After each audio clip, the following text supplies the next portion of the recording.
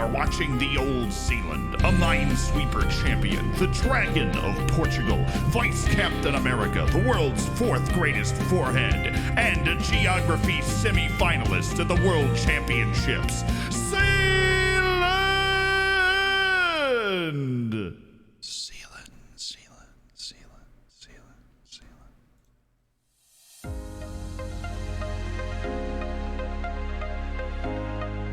I'm not kidding though.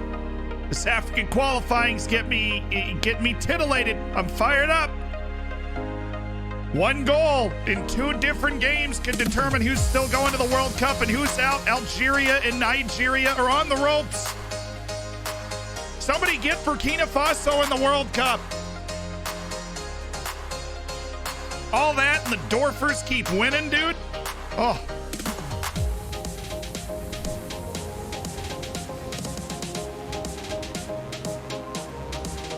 Hello! I hope you're having a fabulous day. I'm clearly not because I'm frozen. But now I'm not. And now you can see me. And so it doesn't, you know. How dramatically affected were you by those 3 seconds of the camera being frozen? You know, just a second. And then it was fine. And then you were fine. I have a disease today. There is a tiny hole in my blackout curtains in which the sun is now resting. So I am particularly well illuminated depending on where my head is. Just in case you were curious. It's a little hole at the top of the blackout curtains where you hang them. And the sunlight is bursting through. Burkina Faso is hype. Up the Dorfs. Yes, Algeria versus Burkina Faso is incredibly hype. Thank you for the 9 months, Link. Ghost Spadar, thank you for the 11 months. Here we go again.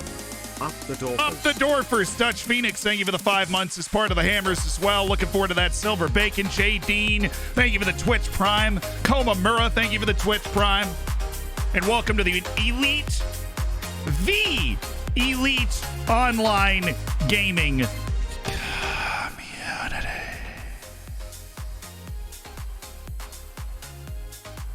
Right? Okay. Robbo, thank you so much for the Twitch Prime and welcome. How can you minimize the chat?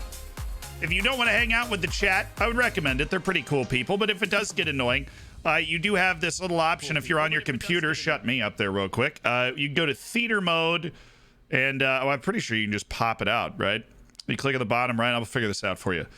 Pop the chat out, and then it's just at the top. You can collapse it at the top. See, I never actually done that before. So you can just collapse it at the top right here. There's a little, you collapse it, and then all of a sudden you're just watching, you're just watching the stream. Be nice, you know. Well, a lot of people can't watch the chat. They're watching on their phone, right? And they're watching on their phone, and they can't really see the chat, right? And that's perfectly fine. Everybody operates in their own mode of social familiar something. All right. Hi, YouTube. Hello. We have to say hi to YouTube, remember? Because these do eventually go up on YouTube. Don't worry. I've caught up on all of the thumbnail stuff that we needed to do for the live YouTube. So when we say hi to YouTube, then we know that the people on YouTube can actually see what's... Hi! Meet! Welcome to the stream. I see you said it was your first time here. What's up? Everybody else has been here for years. Literal years. But we're not gonna go where you think we're gonna go. Okay. Gemma Fact. Up the Dorfers. Malvoga, thank you for the 6 months. Congrats on the silver bacon. Donkey, thank you for the 2 months. 2 months. Much love from South Africa after being kicked out of qualifying because of poor reffing. That was brutal. La Potato, thank you for the Twitch Prime and welcome to the Hammers. Welcome to the Hammers. Watching the African qualifiers in a 4-box on ESPN Plus and Zeeland on the computer. Let's go! Yeah, I think I might even pull that stuff up on ESPN Plus and just mute it so you can't hear it. And then I'll be listening to it and we'll try and hear if something crazy happens because we've got to go right to our correspondents in Zeeland News.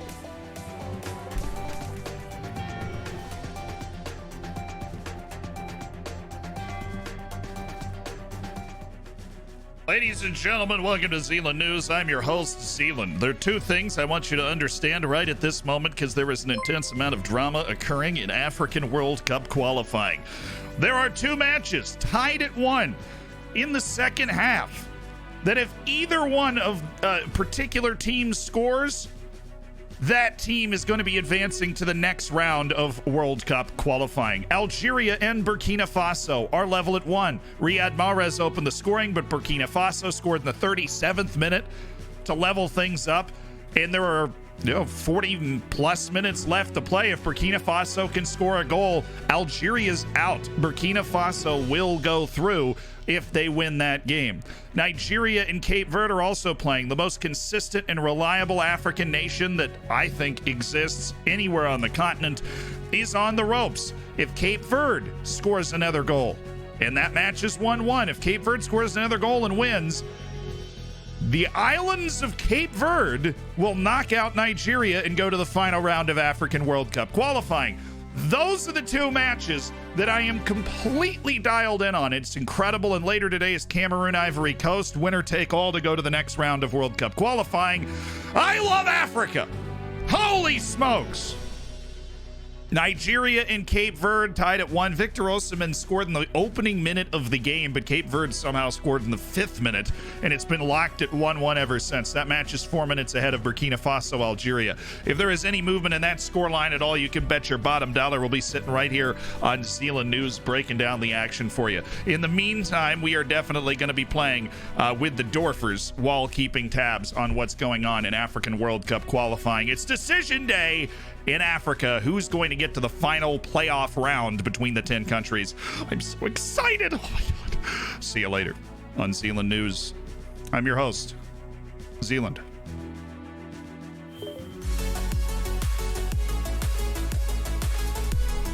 Lightning quick transition. That is the situation, though. I think it's very cool. Hydra, thank you so much for the 2 months. Beat Oriental Dragon 1-0 with Vittoria Setubal. It hurt me on the inside. No, Hydra. Broomy, thank you for the tier 1 as well. Welcome to the Hammers. Enjoy the bacon and the emotes, and thanks for being part of an elite online gaming community. We do have dual wielding emotes that can spell out community. I'd recommend putting those in the chat every 3 seconds for the rest of your life. Just got here. Who do you think will make it out of the groups? Holland, Norway, or Turkey? That, of course, is going down at 2:45 today because this isn't the only decision day.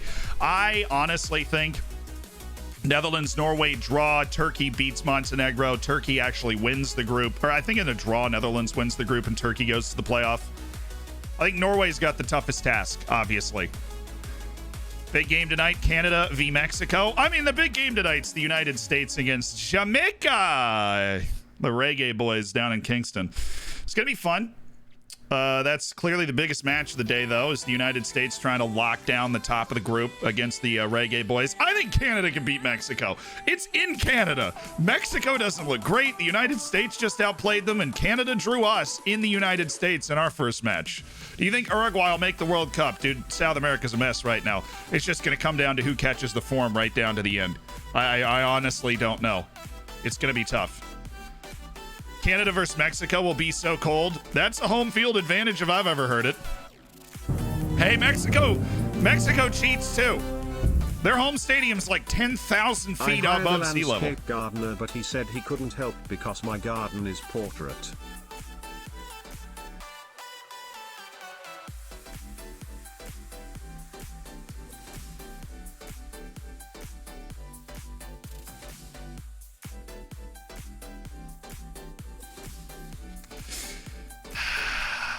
Oh my God, this guy's so fast.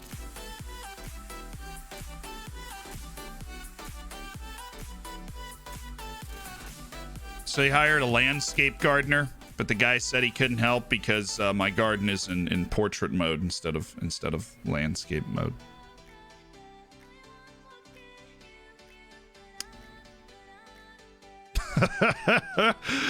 Oh, pain. Your boy Drew, thank you for the 4 months. I honestly, I'm going A-. Chad hated it. I'm going A-. I thought we were banging there. I thought that was money. Covey with the gift. Oh, you're continuing your gifted sub. Thank you. my dude, Mikita Glushkov. Sorry, here's what we've got going on today. We have caught fire. We have gone undefeated through like 9 league matches, and we are 6 points off the top of the league. But with Lofnitz, we're within 3 points of every other team in the league, and so we're right there. We do have our final league match of the first round of league matches at home against the bottom third of the league team in juniors. And then we do have Lask in the FA Cup quarterfinal, because remarkably, we have made it all the way to the quarterfinal of the Austrian FA Cup without playing a team in the top 2 divisions. And it really didn't cost as much in a bribe as you probably would have thought. You would have figured it was more, but I swear it didn't cost us that much. I didn't put the financial future of our club in jeopardy. I just invested in that future by bribing the officials that control the draw. Now, it obviously didn't work all the way to the quarterfinals. That's where they asked for an amount of money that I thought was a little, quite frankly, a little unreasonable. But we've already achieved a lot of the things we set out to achieve in the tournament itself, and so I didn't want to get too offended. I didn't want them to get offended either. It ended very amicably. Chase, thank you for the 2 months. How many seasons do you think it takes to win the Champions League with this team?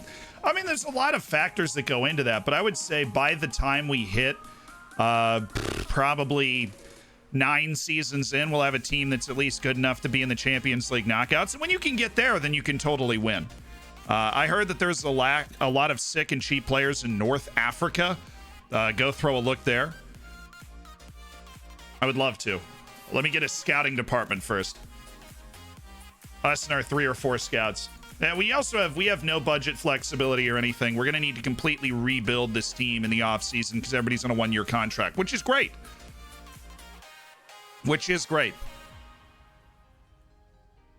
Any news on how to become a staff member? I think we're going to hold off on that this year. We want to wait until we get staff members, people that are on our staff that we believe are going to be there for a little while. Missed the last couple of streams. How has the expensive striker been doing? We did get to praise him for his form recently, so that gives you a good idea of like he's been good, he's been influential. Yo, Rackburger's almost back. That's great news. Scores haven't changed. Still 1-1. I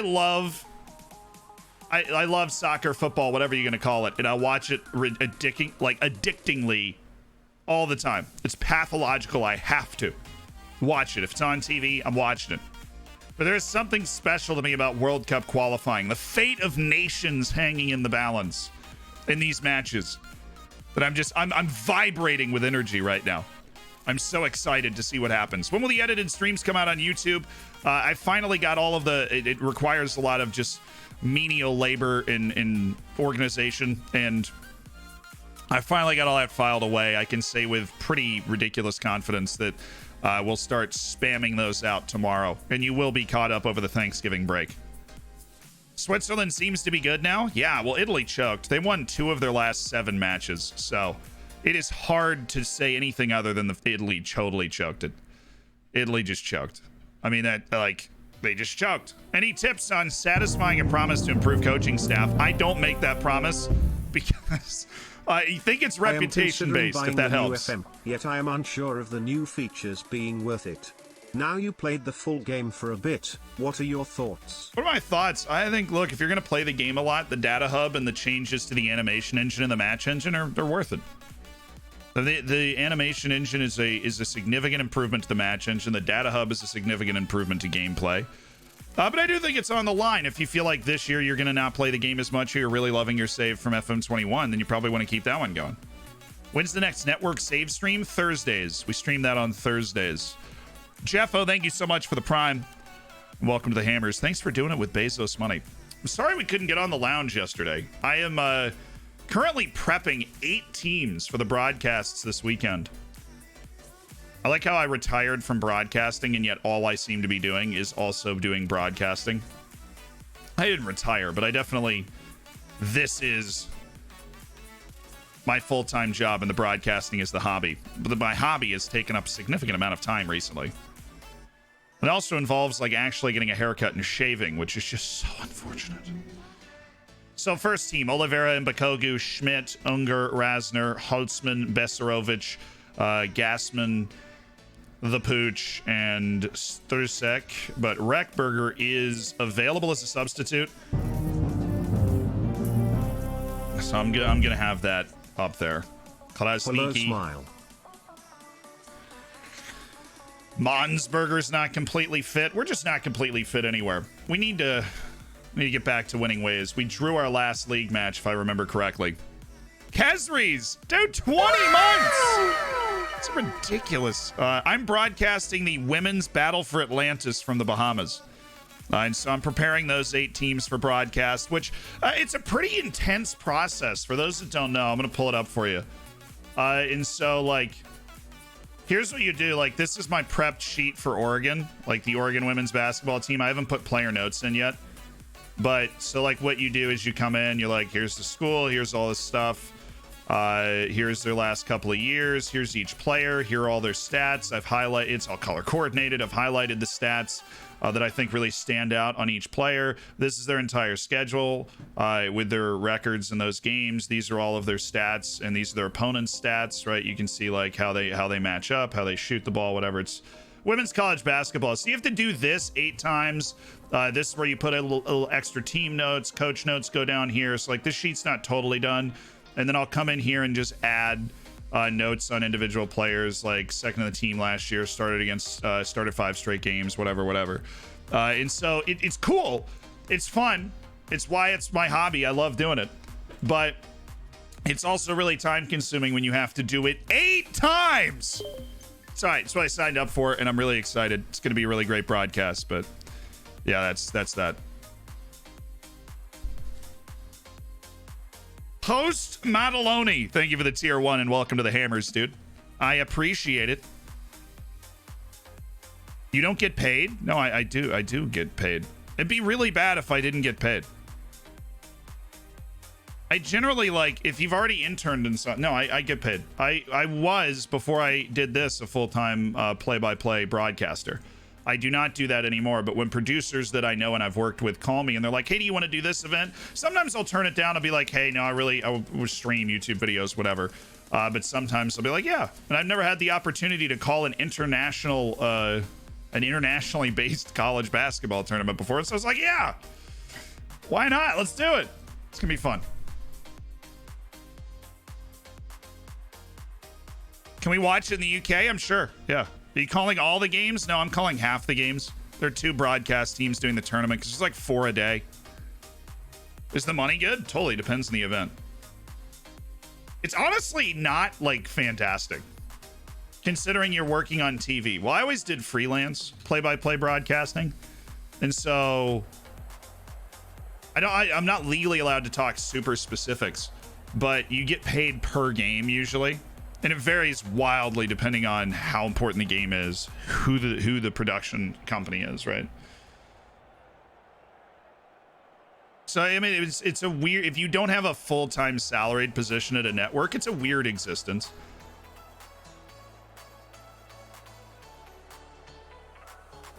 Enjoy the match tonight. Go out there and play your own game. The fans expect a win. That really, I mean, I feel like honestly in the 2nd division, those team talks don't work because there aren't any fans. Like when you're in smaller teams. We need to show everyone the recent praise is justified. Let's win a game, lads. I want to get into sports media. Any tips? Meet people. How did I just say I get all of my broadcasts now? It's I'll know somebody that I've worked with in the past and they'll think of me, hey, can you do this? You know, that sort of thing. It's that's what you do. You get yourself in the door. They go, can you call field hockey? You're like, yep. I'd never watched a field hockey game in my life, but I studied up. I broadcast field hockey for a year, and then all of a sudden they're like, well, we got some room we can broadcast some soccer games. I'm like, yep. Oh, let's go! Anthony Schmidt! Oh, Holtzman. Terrible cross. Almost worked anyways. There are 14. It's true. There's 1,400 fans watching here. One day the Fock plots will be absolutely jam-packed with fans watching Champions League footy. That's what we know we're headed towards. Why aren't these Dorfer streams uploaded to Zeeland Live? Just had a delay in the thumbnail process. Oh, what a ball by Rasner. Oh my goodness, what a miss. Oh no, just turn the music off. Stop. Happy thoughts, puppies. Frolicking in a field. Christian Pulisic. Pasta. Okay. All right, we're good. We're good. This never happened. Never happened. All right, we're fine. We are fine. I feel great. What a shot.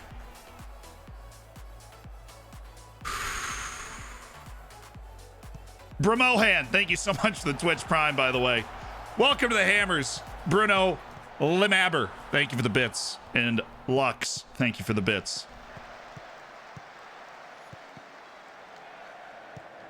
Nice, Pooch. The Gas Man, Unger, Schmidt. Got the overlap. I know it's Holtzman, and that's scary. Ooh, is this gonna work? That's how you start the day. That's how you start. Give me a little. Ha!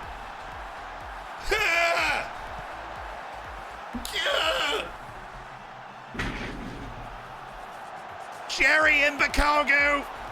He might just be the best footballing Jerry in the world. What a finish.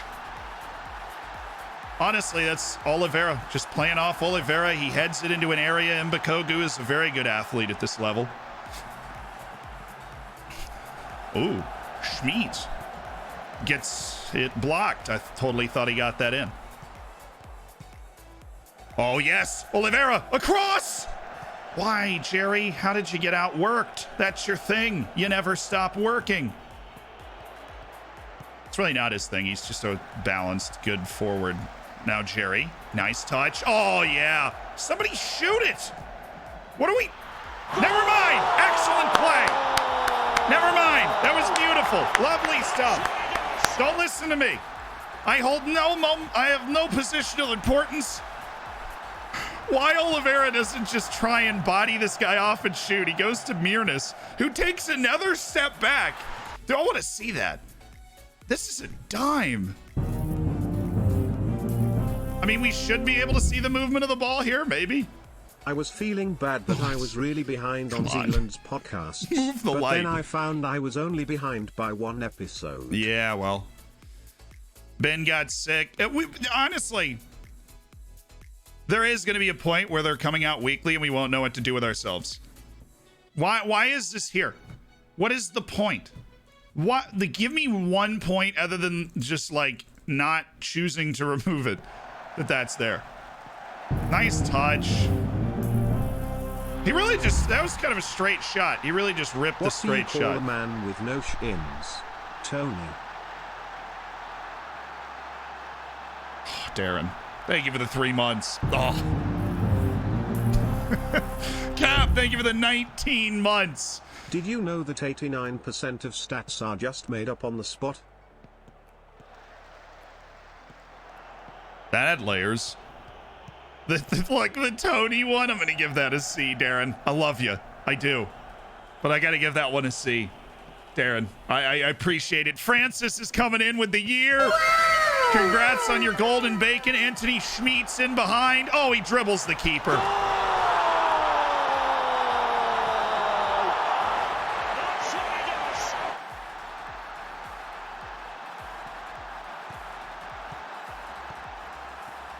Oh, it's a lovely ball from Rasner and Anthony Schmidt. He's made a fool of the keeper. It's 3-0 to the Dwarfs.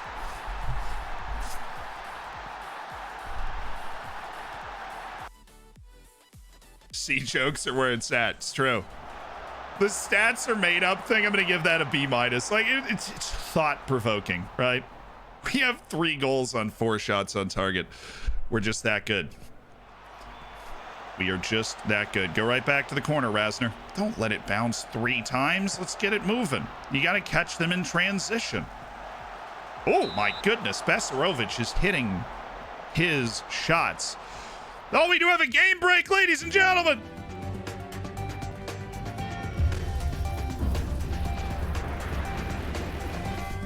Rest in peace, boiled water. Hey! You will be missed. The boiled water joke we heard before. Welcome to Zeeland News. I'm your host, Zeeland. Game break from African qualifying. Algeria looks like it is going to go safely through. It's built a 2-goal cushion against Burkina Faso. It's Algeria 2. Burkina Faso 1, the big goal coming from Fagouli in the 68th minute, and Burkina Faso needs 2 goals to knock Algeria out of the World Cup and send itself instead to the knockout, the playoff final round of African qualifying. I don't think I could have worded that any worse. The other match that we have our eyes on is still hanging by a thread. Cape Verde has made 4 second-half substitutions, with still half an hour to play. Now we have 15 minutes left to play. Cape Verde 1, Nigeria 1. If Cape Verde scores again, Cape Verde will knock Nigeria out and send their island nation to... Oh, God, oxygen, so hard to come by. Their island nation to the last round of African qualifying. Nigeria is still in real danger in a 1-1 game.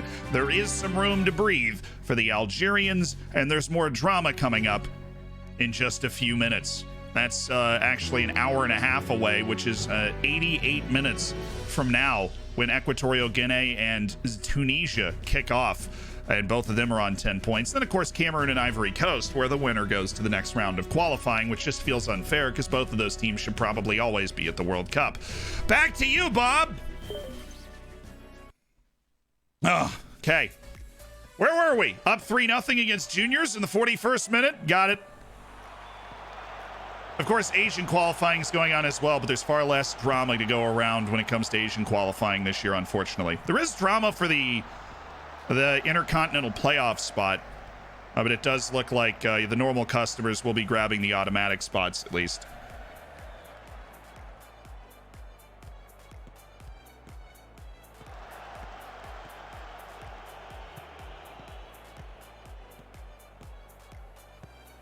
Honestly, all these guys needed to do to make our life tough was drop their line. How did Gudelbauer catch that? He was so far out of position.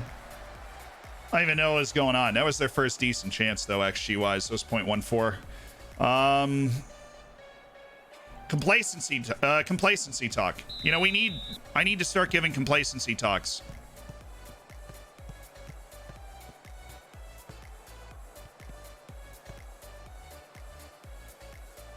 Where does the tie go? We just have a really efficient scene change. As you might have noticed, we change our scene really aggressively, really efficiently. Won the Champions League with ODFC yesterday.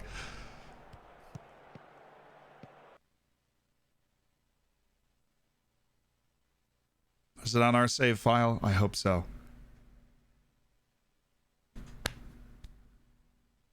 Oh, boys.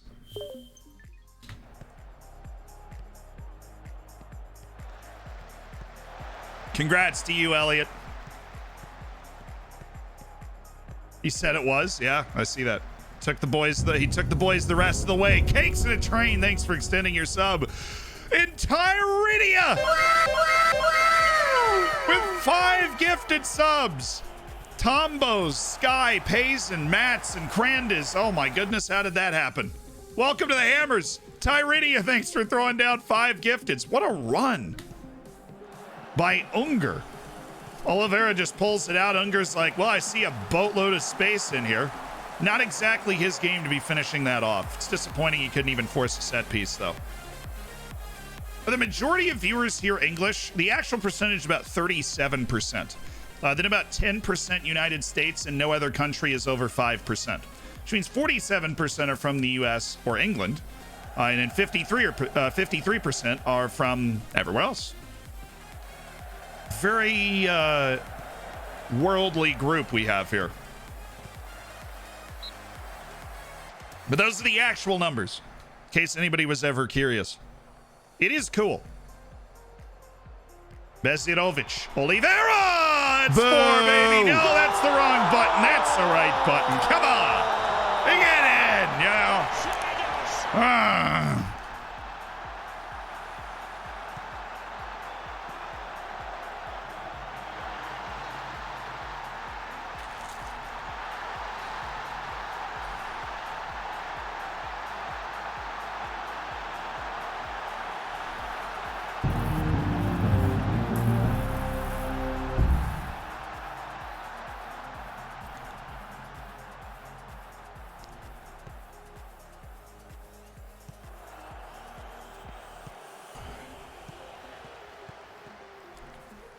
Somebody said that percentage might be lower on the US because of school and work. Weirdly, it's not.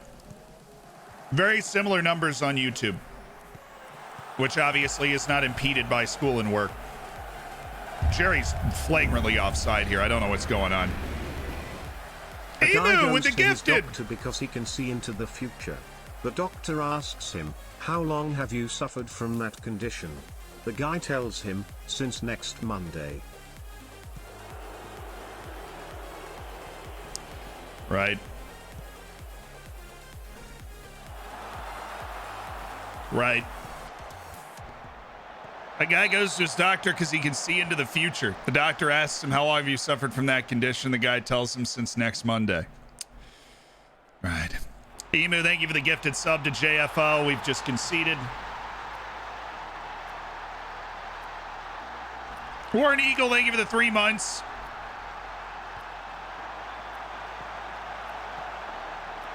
And how did Khrushchev make seawater drinkable? With a desalinization plant. Look, it's not funny, but at least it's original. It is original. And you know what? I'm going to give you a B for historical joking. Since next Monday gets a B+, by the way. That's where we're going with that. And the missed joke is good. But still. Burkina Faso didn't actually score. You guys got me all excited. Maybe they scored and it was disallowed. But right now, Algeria, the, I believe, reigning African champions from 2019. I don't think there's been a tournament since. Still balling. You think Portugal will make it? They'll be seeded. They'll be playing like Finland or something. Like, they should still make it, right? Oh, turn! No, dude! Rasner, look! Here! Play that ball! Frickety frick. Hey, actually, What's the difference between a poorly dressed man on a tricycle and a well-dressed man on a bicycle? Attire.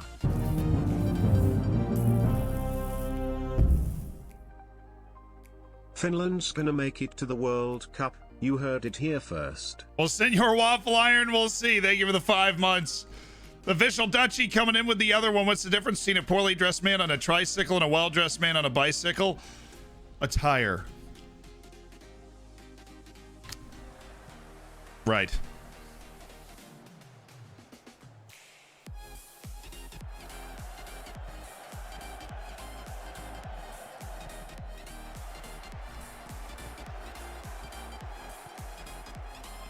I'm gonna go A- on that one. We're doing a seated applause for an A-level dad joke.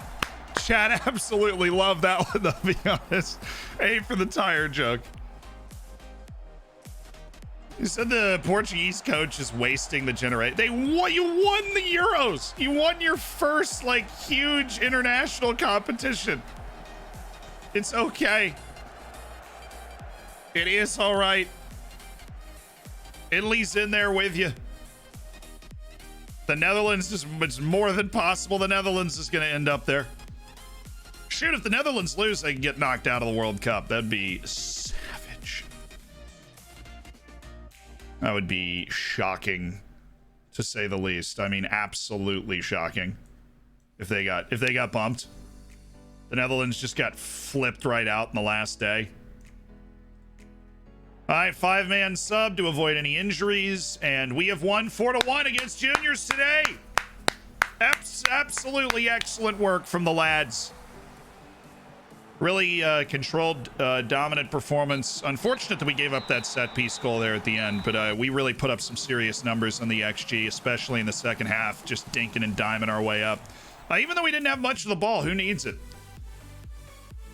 A win and a good performance. We're back to our winning ways. We're padding the goal difference, and would you look at that? Everybody around us freaking lost. So we're 3 points off the top of the league, chasing Lafnitz. We passed Amstetten and St. Poten.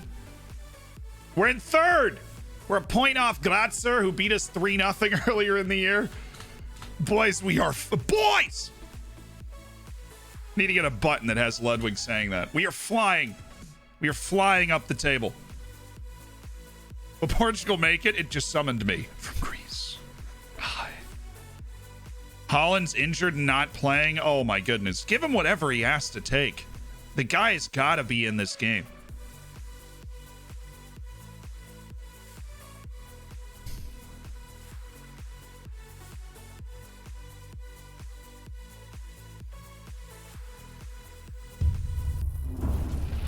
Yeah, we're cooking with nitrous right now. Why can't Cinderella play soccer?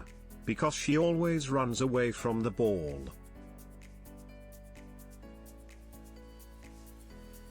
Oh my God, you're right. Holland's out until 2022. Dude, how do I forget these things? Like, I read that article.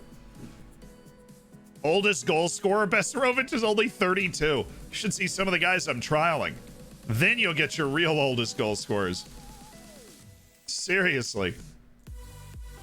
He's only 32 years old. He's the oldest goal scorer in the history of the club. I'm going to go with a B on that one, Dutchy. Thanks for throwing your dad joke into the ring and making somebody's day. She always runs away from the ball, man. She always runs away from the ball. Burkina Faso in trouble. Cape Verde is setting this up for a dramatic 90th minute goal. That's how these things work. Cape Verde's going to shock the world. Can you imagine if Nigeria didn't even get to the last round of African qualifying? Because it's all a whole qualifying process has gotten us to a point where if Cape Verde can score one goal against Nigeria, that happens. That's where we are.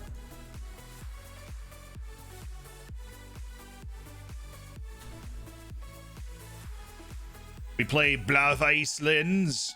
All right, we play Blauweislands away. We just got to keep getting results. How do you get your message read out? There's the command. Touchy's laying the dad jokes down today. What level do you think the trialing doesn't work that well on Bundesliga 2? Most of the players are pretty borderline. I would say that's kind of the line. The best, you know, maybe in the English Championship, you're still trialing some older guys that run out of contract in the Premier League, but I don't think it works that way so far. It's unfair that only 5 African teams get to the World Cup. It is. What do you call a deer with no eyes? But it's changing for 2026. No idea. What do you call a deer with no eyes and no legs? Still no idea. I'm worried because my friend is addicted to drinking brake fluid, but he reckons he can stop anytime. So the first one, the deer one, it's a no idea. We've heard that one before. It's still a good joke. The second one, my friend's addicted to drinking brake fluid. He reckons he can stop at any time. That's one we need to discuss. But Dan, thank you so much for throwing it in. A lettuce.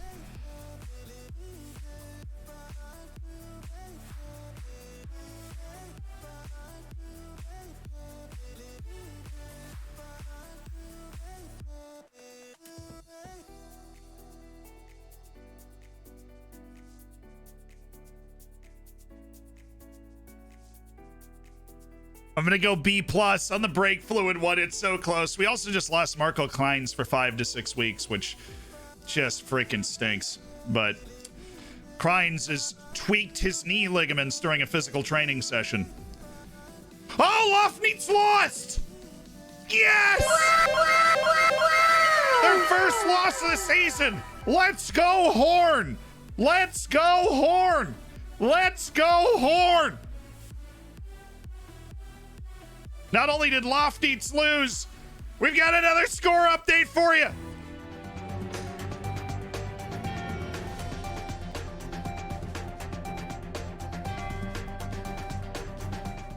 Ladies and gentlemen, welcome to Zeeland News. I'm your host, Zeeland.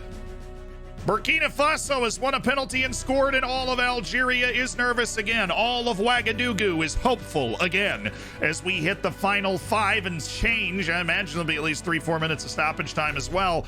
Another goal for Burkina Faso, and the unthinkable happens. The African champions will not get to the final round of World Cup qualifying. Nigeria and Cape Verde still level at 1 in the 89th minute of play. Where are they playing exactly? I don't know. They're playing in Lagos. So this is a home game for Nigeria. You couldn't even imagine the scenes if they conceded at home this late. Algeria and Burkina Faso are playing in Blida, which is in Algeria. And so those are home games for both of them. I can't even imagine what would happen if they let it slip away. But right now, Algeria and Nigeria are hanging on to qualifying spots by the literal skin of their teeth.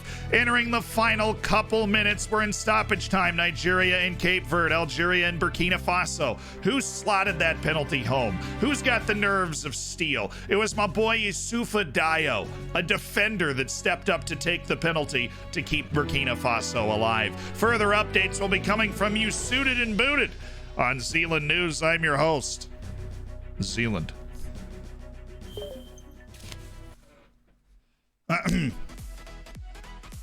Personalized message. This one goes out to Rhine Stars. Scotland will make the World Cup.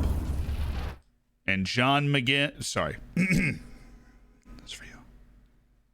Scotland will make the World Cup, and John McGinn's behind. We'll see to it.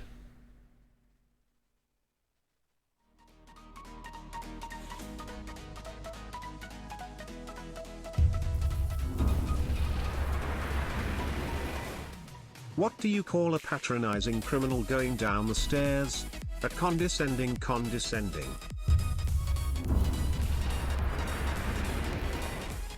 What do you call a patronizing criminal going down the stairs? A condescending.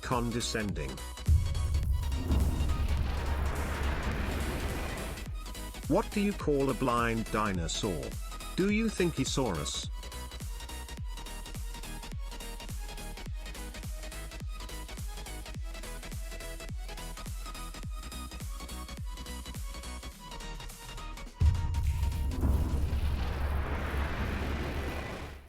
I saw a microbiologist today. He was much bigger than I expected.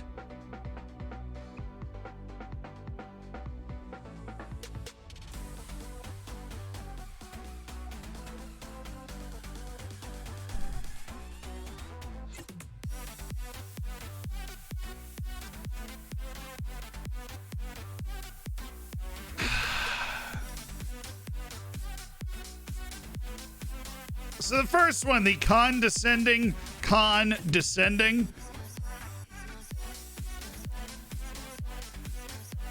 It's an A- for me. The do you think he saw us? What? We're going up.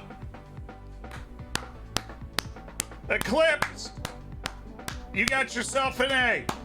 That is an A joke. Tom, and you were definitely A level, absolutely no doubt about it. Caffeine and debauchery, the microbiologist. I weirdly feel like I've heard that before. And so I'm going to go ahead and say that it's a B+ for me. For the microbiologist joke.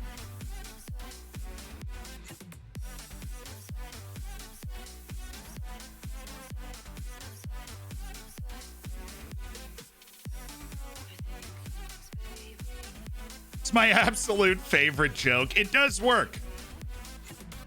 You have probably a couple of times. Okay, good. I didn't want to put it on the A level because I suspiciously knew where it was going, and I knew where it was going because I have heard the joke before. I like how I need somebody to tell me that I've heard the joke before. Let's switch the vibe up. Where are we? Let's just let's go here. Here. Can I click, please? Is that illegal? I can't select a song. That would be too much, right? It'd be way too much if I could select a song.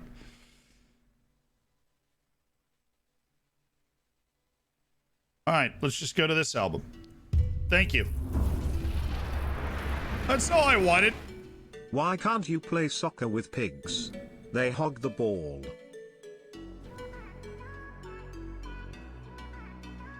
They hog the ball. TTS didn't do you justice there. 4 cats have a swim off. English 1,2,3 cat.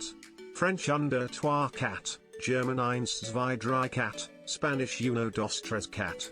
Spain's 1 2 3 cat wins.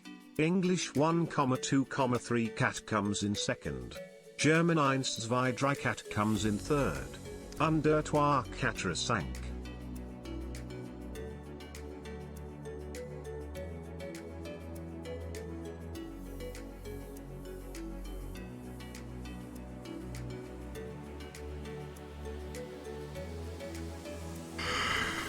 So it's 4 cats have a swim off. English cat, 1, 2, 3 cat. And then the French un, deux, trois cat. The German ein, zwei, drei cat. The Spanish uno, dos, tres cat. Spain's uno, dos, tres cat wins. The English 1, 2, 3 cat comes in second. The German ein, zwei, drei cat comes in third. And deux, trois, quatre, cinq. And I can't read French. Right? But what that says is basically, I have no idea.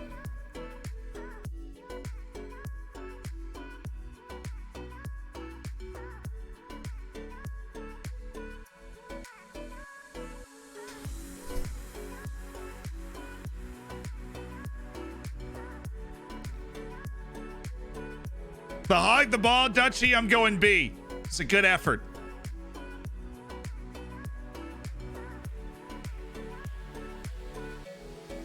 Tyrannia, it's 500 bits to hit the TTS, but since you've used 300 bits twice, I'll read it. What does an evil spirit wear when it's raining? A cagoule.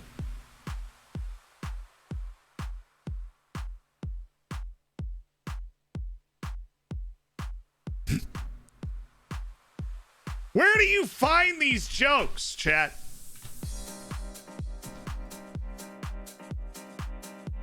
Where?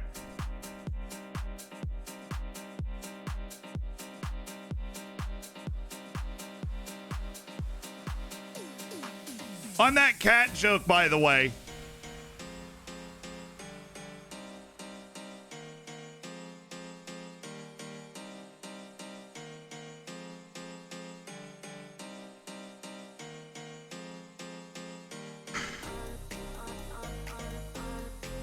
There's a book that has 1,000 dad jokes. Oh, goodness. We're doomed, chat. We're doomed. The Nigeria Cape Verde game is done. Nigeria is going through on a 1-1 draw at home. Algeria and Burkina Faso are still playing at 2-2.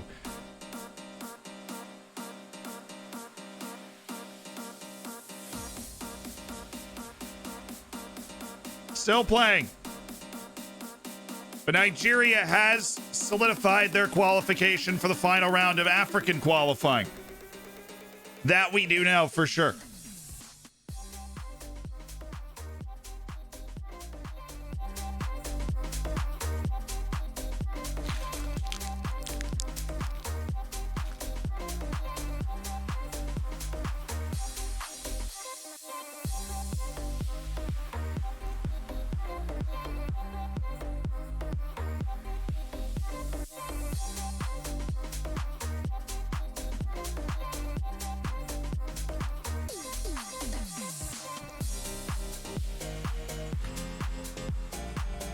All right, if we win, we are a point. Wow, Lofneats just went out and drew their next match, too. If we win, we are a point off the top of the league. No pressure at all.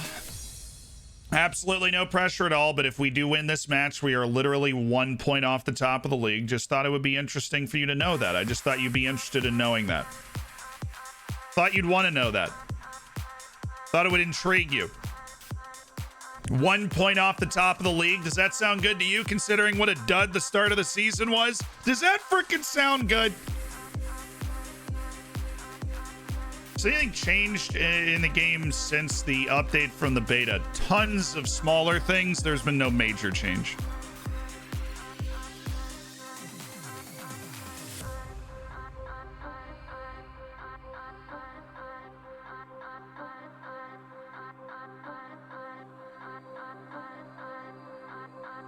Do I use the instant result thing? In only very, very rare instances. I don't manage friendlies, but that's really those are the only matches that I actively skip. So Rackburger's still only cleared for 45 minutes. Holtzman's really getting a handle on this whole left back thing, but we don't have a match in a couple of months, and so I feel like just throwing Rackburger out there is a good idea. What could possibly go wrong? Usage. Get out there, Yosic. So starting lineup: Gudelbauer, Sturmsek, The Pooch, Gasman, Besarovic, Reckberger, Rosner, Ungar, Schmidt, Imbakogu, Oliveira. We play our game. We play our game. Here we go. I think we need to be more narrow. More narrow with a fullback close down. All right. PSG and the Navy had one thing in common. They both spent over $50 million on a sub. It's true.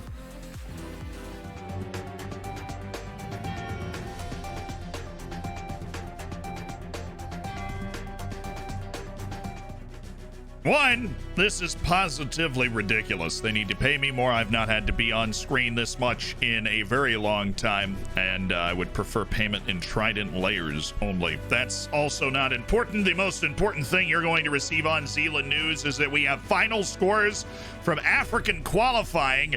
Liberia beat Central Africa Republic 3-1, so a big win for those in Monrovia, but that's not why we're here. Algeria has held on to draw Burkina Faso and will advance into the next round of African qualifying, the final round, the playoffs. Nigeria holds on at home for a 1-1 draw against Cape Verde, and despite the fact that one magic moment could have changed the tide, Nigeria will also advance after a serious scare from those in Cabo Verde.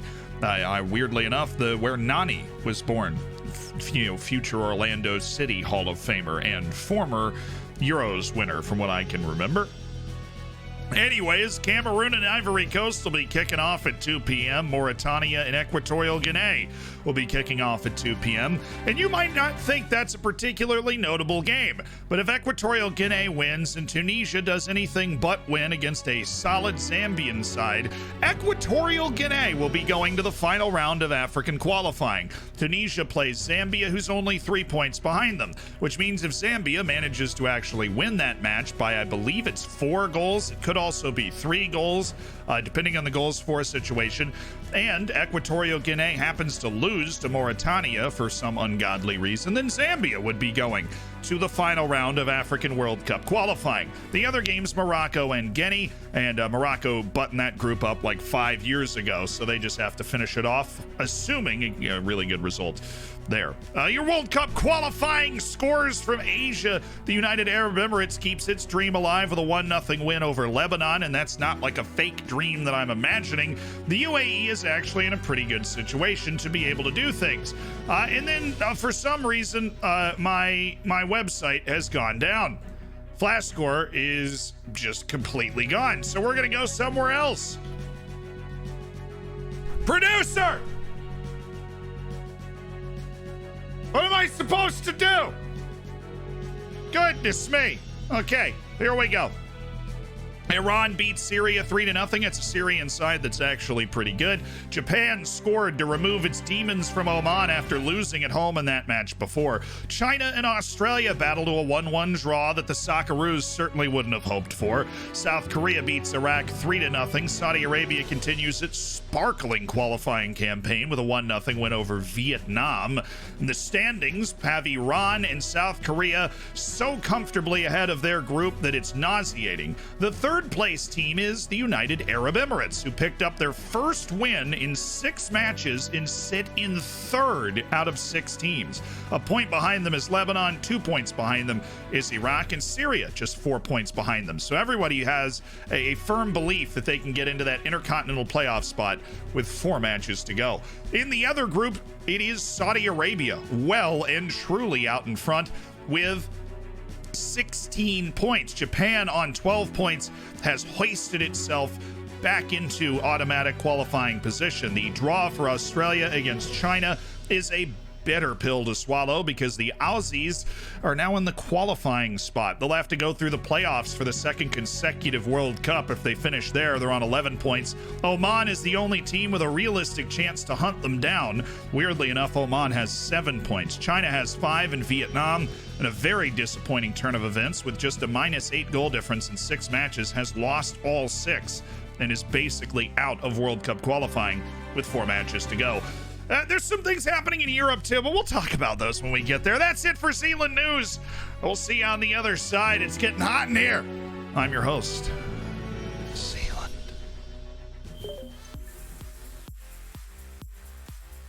A number of other sites are down too. That's fun. I mean, Google works pretty well for that sort of stuff too. Plain dumb question. Forgive me for asking, but this skin isn't backwards compatible. No, I don't believe so. You're welcome to try it. I don't know what would happen. I've never really tried that. Syria didn't qualify for the World Cup. You can't be serious. I'm really interested to hear how TTS actually reads that. Give me that again. Give me that again.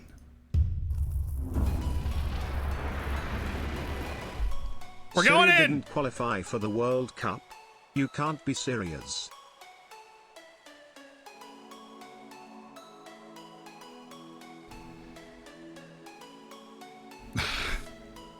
That's tragic. That's tragic right there.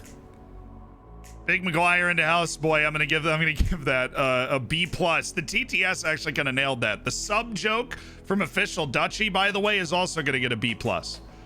The only reason we're not going A level there is I don't know what the, it didn't quite have the dad joke twinge to it.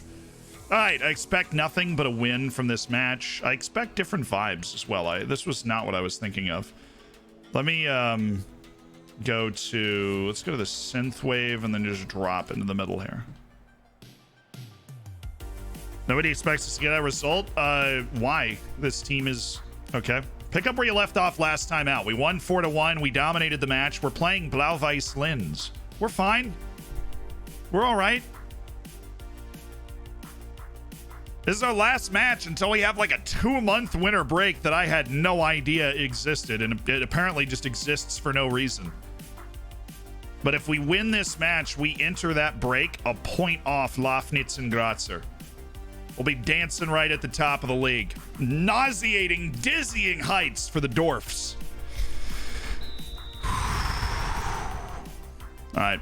Well, that just won't do. How is there a pole in the way of the sideline view? I can't zoom in anymore. Why are there poles to begin with? Every director view at the FOC plots, we're looking right at a light pole too. It's crazy. Oh, lovely. Rackburger. It's really outdoing himself there. It's good early pressure. Why is it always raining? I didn't know it rained this much in Austria. The Austrians in the chat are going to be like, obviously, it's basically the Seattle of Europe. Reverse the angle. What do you call a nun on a bicycle? Virgin Well, Mobile. that's weird. I never knew you could do that, and this hurts my brain. Okay, good call, though. I had no idea that was possible. I have just learned something new about the game. Thank you.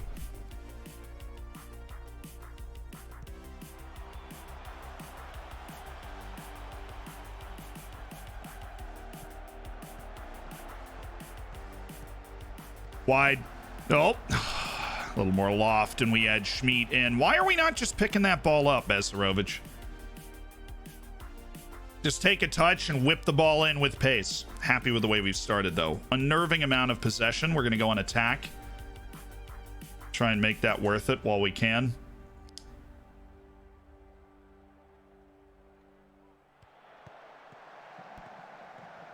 While we are in complete control of the game, want to go for something, but apparently that control is waning.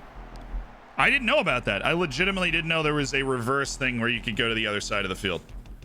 Doesn't change the fact that the poles probably shouldn't be there, but that is a neat, nifty little thing they've included. Is it new?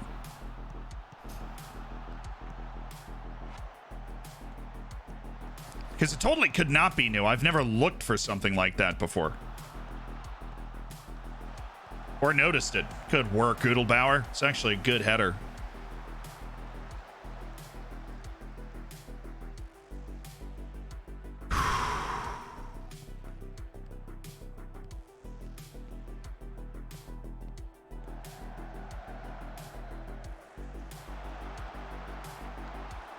Well, now aren't we just getting cracked?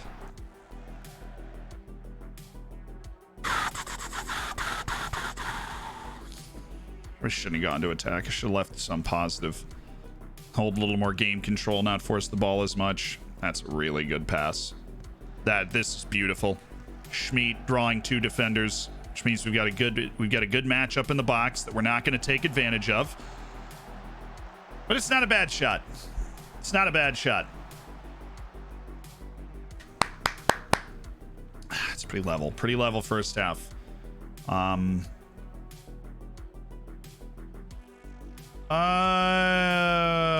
not happy with what I've seen from the team. I'm gonna go with the I have faith in you on Schmidt, but I'm really not happy. I have faith in you, Jerry. But you're also on a 6.4. What does an Arab boxer do to win every match? He jobs.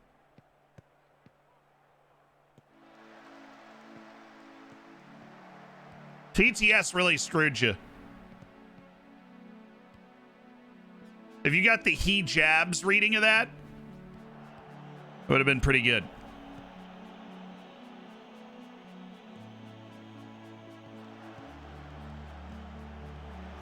Because of the TTS issue, I gotta go B plus though, Lato. I gotta go B plus.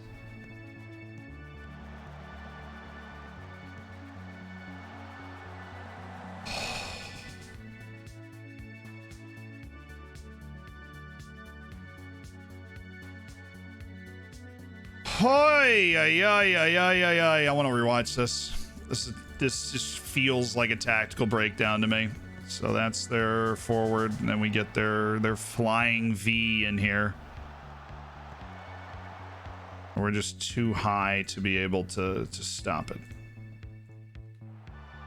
We got to close down a little less.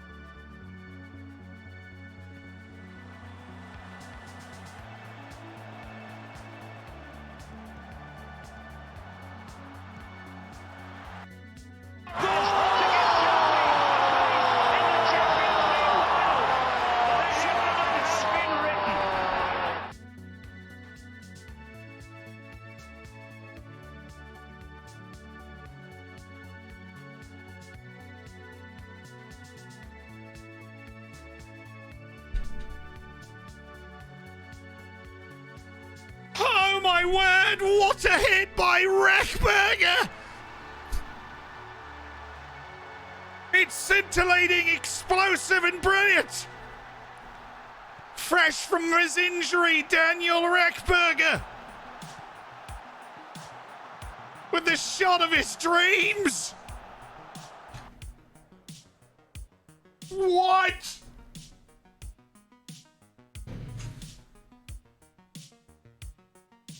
What? Dude just got back into the lineup. What a freaking shot. Give me the behind the goal. Rechberger. Boom. Oh.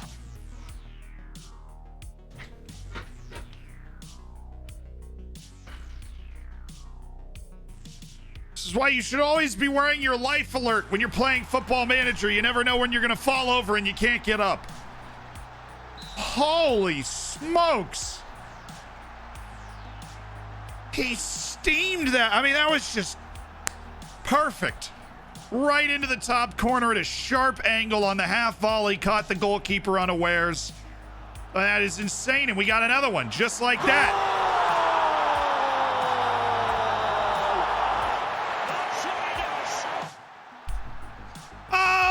Baby.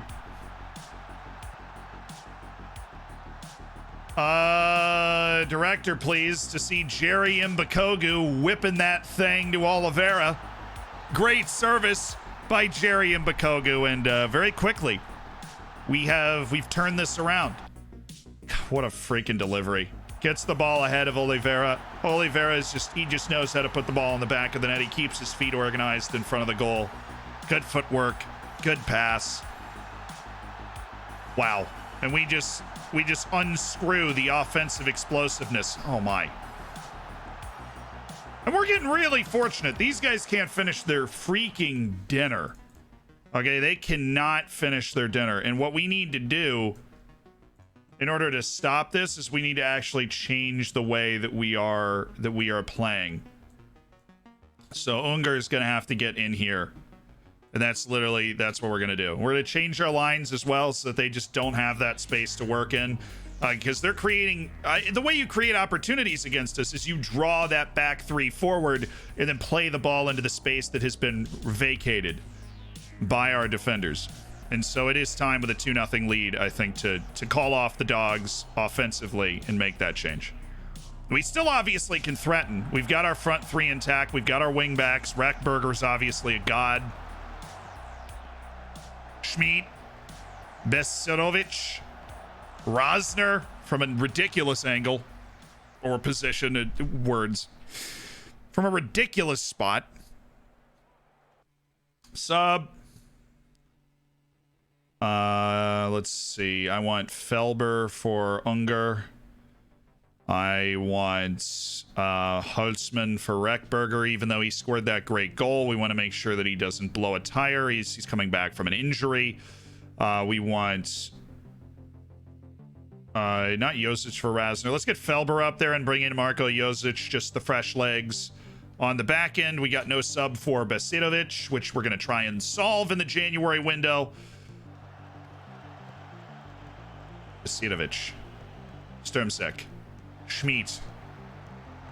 Take another one. We take one for the road. Now that we're a point off the top of the table. We've got our boys playing a tremendous style. Holtzman. They're not in a million years is that ball going in.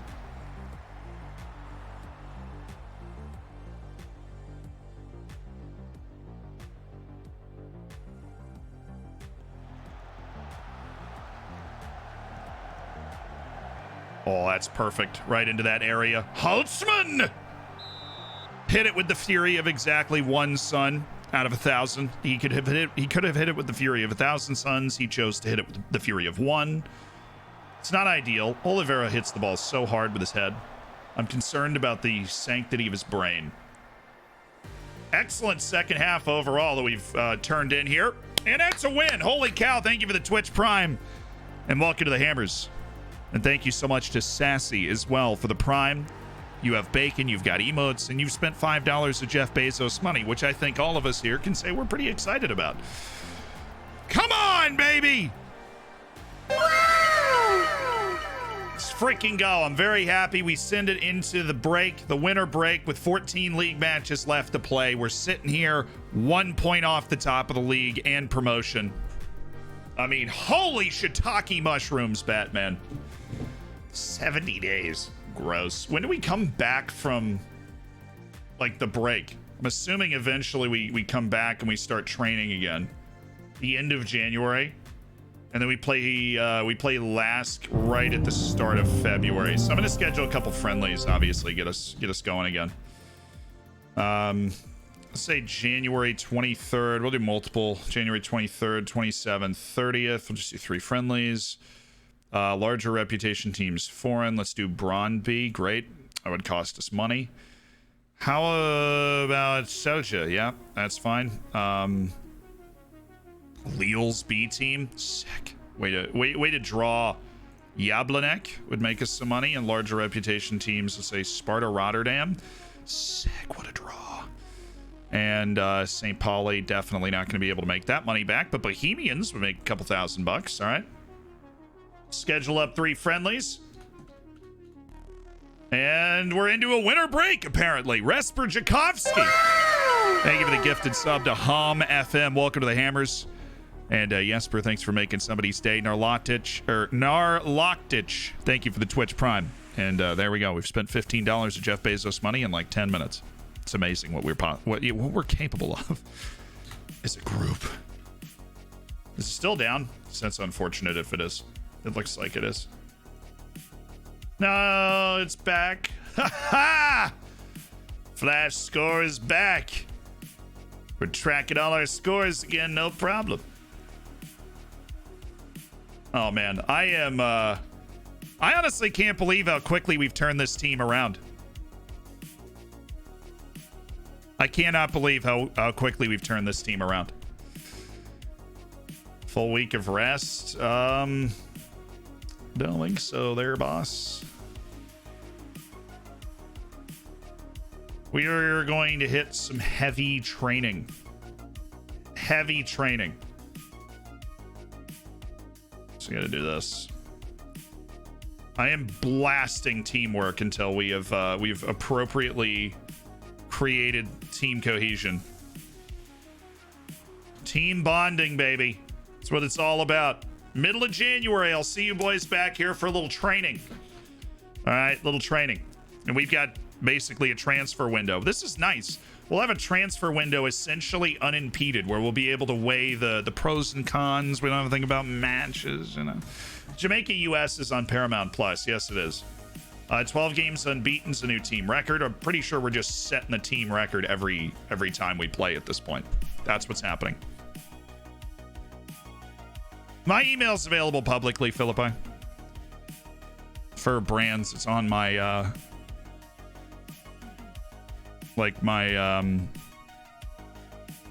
Twitter.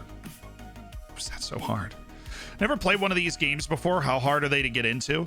There is a high barrier to entry, Coffee. That being said, if you want a game that you can just be playing all the time, right? It's not an FPS, it's not an RTS, right? You hit continue, you get the addiction to, we just gotta hit continue one more time. And then all of a sudden you end up doing it for a living. Couldn't be me.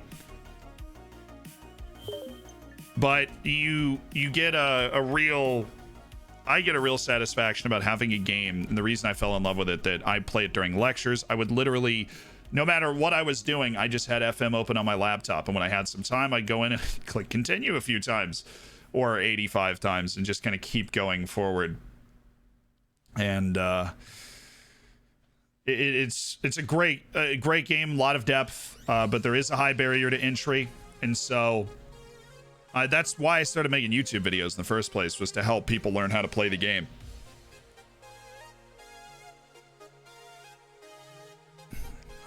I do have a whole playlist for beginners designed to make it easier.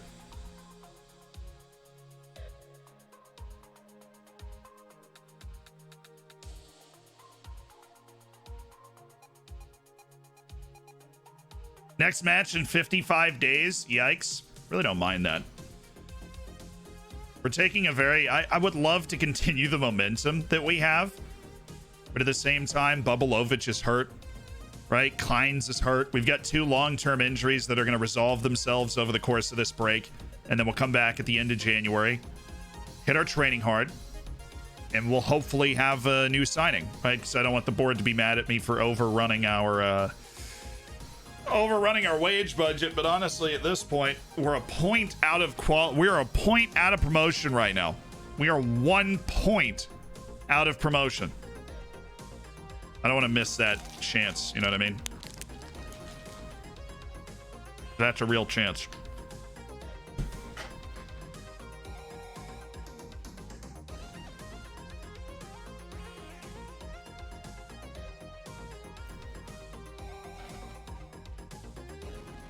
This is my first FM. Jump straight into a Norwich save. What was everybody's first save in Football Manager? Because my recommendations always start with a good team in a bad league. A Celtic, Dinamo Zagreb in Croatia, right? Somebody that you can make a lot of mistakes and still really end up at the top of the league. But it looks like, you know, reading this, looks like people's first save in Football Manager is kind of all over the place. And you guys all ended up here, which means it looks like you probably got into it. Always the team I support in real life, right? Fulham up to Liverpool to Anderlecht to Roma to Salford to Feyenoord, right? To Coventry to Man U, Dulwich Hamlet. Whatever tickles your fancy, I guess, is the best recommendation. But what I always figured was the best direction to go was you manage a team, a good team in a bad league. Whoever that happens to be. Whoever you'd want that to be. Good team in a bad league.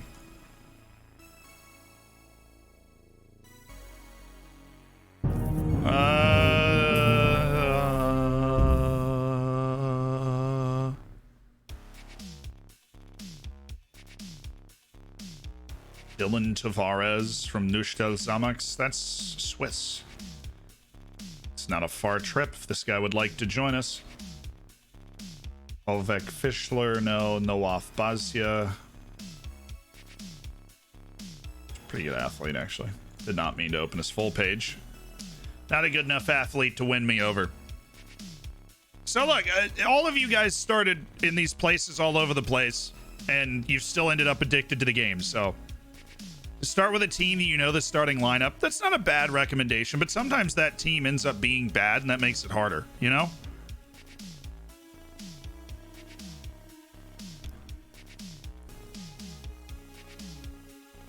So Zeeland got promoted. No, yeah, well, we're 1 point off promotion in the winter break right now. So we are basically like right there. You know what I mean? We're like right there. We're just not quite there yet, but like we're so close. You know what I mean? Like we are right there. We're just right next to it. We can see it. You know, we're just that close to it. Right? We're just like right there. You know what I mean? You know what I mean? Yeah, we're just right there. So I think we'll totally be there in a hot second. We'll be promoted.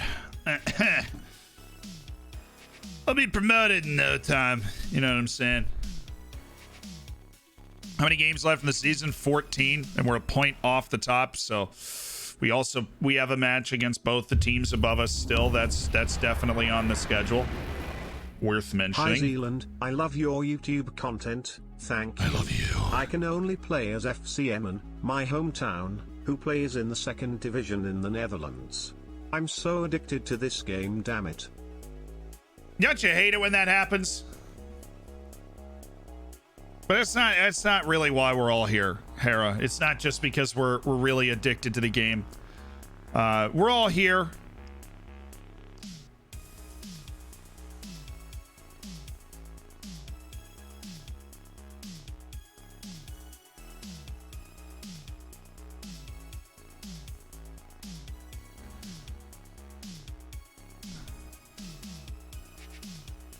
We're all here to to feel the love.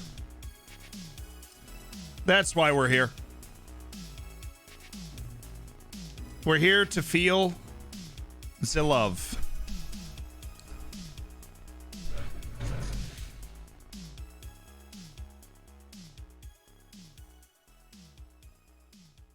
Thank you. Thank you. Appreciate it. Juicy Flow, thank you so much for the 3 months as part of the Hammers. And Teminers, thanks for spending $5 of Jeff Bezos money. That's a good move. It's a good move on your part. Absolutely. All right. What were your recommendations? Inside forward. See the reports. Nicolas Herkberger.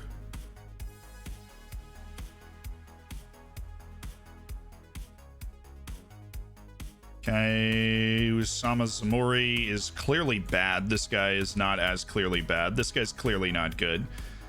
This guy is definitely not great. And we're looking for people that, elevate our team. Alexander Yushin looks like somebody that's going to elevate our team. So we'll throw him on there. Nico Karger. We're looking at a team elevator there. Ball-winning midfielders. Next, Bjorn Zimpelin. No. Victor Gustafsson from Mjölby. His contract doesn't expire for a while, but I think he might be worth throwing a scout on. Pablo Ruiz, definitely worth a trial. Tomislav Gemelt. Definitely thought that dude, his work permit in Australia might have been rejected. Yikes. That's a fat yikes for me, dude. Nah, this guy's not the bee's knees. Advanced playmaker. Next, Dean Koolhoof. This man is the coolest horse in the shed. What? Did you say something? I thought I heard something. I'm just gonna blow right past it. Pretend like it never happened.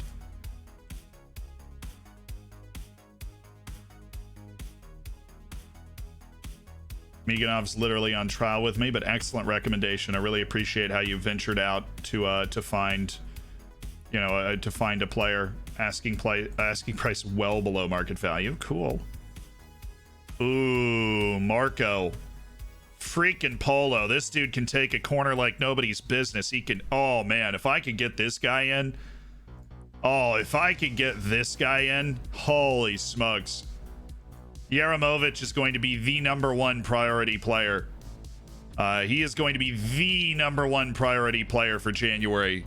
That dude is a set piece maestro. He plays the left back position with free Reckberger up as a substitute on either side. Mexico's going to play Canada in the snow. Look, Mexico plays on top of a mountain. So anytime somebody can create a home field advantage against them, I'm all for it. All right? The legal way to watch USA Jamaica is to pay for Paramount Plus, because CBS has the broadcast rights for that game, and they put it on Paramount Plus because, you know, money. So you have to have Paramount Plus. That's right, y'all. I'll share my login. Just kidding.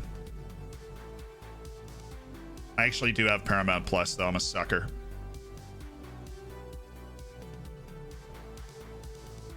Patrick Schmidt has he's asked to leave, but I don't want to be a part of that. I don't want to encourage that sort of behavior.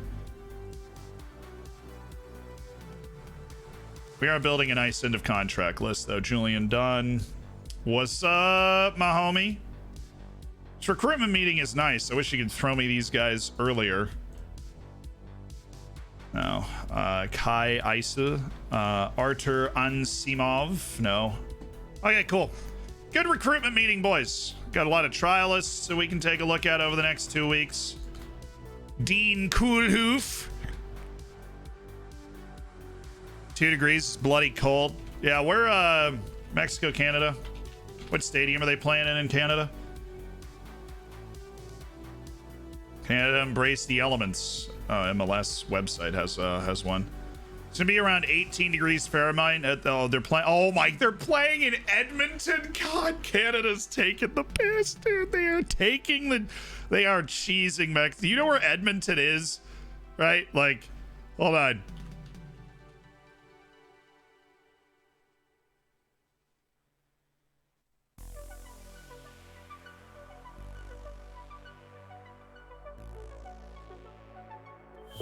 All right, ladies and gentlemen, welcome to Google Maps. All right, here is Google Maps. You might recognize it, okay? They are playing in Edmonton. Just as a reference point, this is Canada. Okay, you probably should have known that. This is the Estados Unidos. This is Mexico. This is literally the rest of CONCACAF. Very lively continent to play in. Now, if you're thinking like, well, where are the big cities in Canada? Let's start with Toronto. Literally lower than the top half of New York, roughly on the same latitude as where I went to graduate school in Syracuse. I am down here right now, not too far away from Toronto. Now that's still a pretty significant drive. Not lying to you. Then you work your way up this kind of coastal road. You're essentially in Maine. If you go to Ottawa, you go to Montreal, you go to Quebec City. Quebec is just generally very cold, right? This is definitely a cold area. If they were playing in Quebec City, I'd still be like, dude. But this is like the corridor of probably more than half the people in Canada live right here. But now if we zoom back out and we go over here and then we just start zooming in, and then you might notice there's like this road that makes it, well, there's Winnipeg. They've got a team in the NHL. There's Saskatoon. And all the way up here is Edmonton. That is where they are playing this game. Oh, Vancouver. Vancouver's over here. It's like Seattle North, right? You've got Seattle, Portland, and then you've got Vancouver as this port on the West Coast. That's the only really significant, and then you get into Alaska. That is Edmonton. This is where Canada has chosen to play Mexico. They have gone into Alberta, and they have gone to Edmonton. Not even Calgary. Edmonton.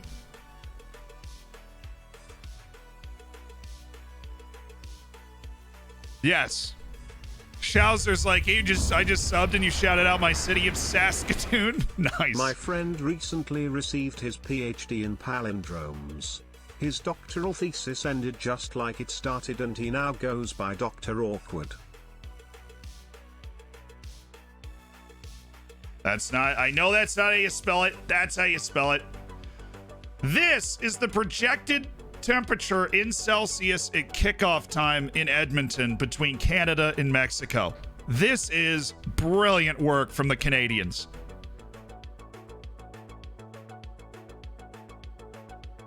-7 with wind.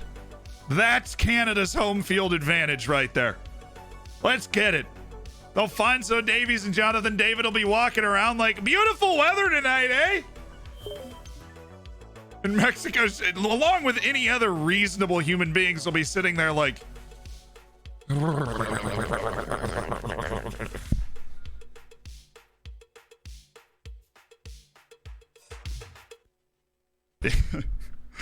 Oh, it's a little snowy today, huh? Shut up. Why are you happy?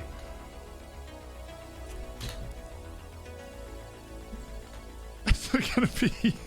Yeah, walk up to Fonz. He's oh, it's a lovely day in Edmonton, huh? It's amazing. What about you? You feel good? What?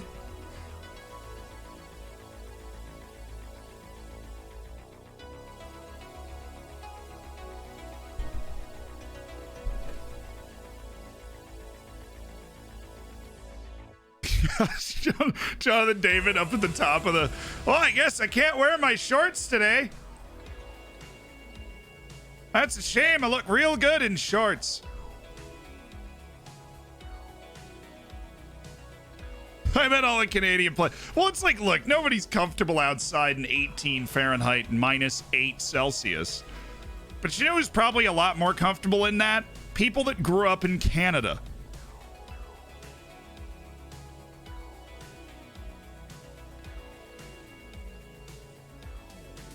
It's the same reason that if I ever end up in a swamp, I'm more comfortable than most people. Because I grew up in Florida, on a lake, next to a swamp, right? Like there's something ingrained in your childhood about what is normal in the world and then being able to interact with that. And for people that grow up in Canada, it's freaking cold all the time.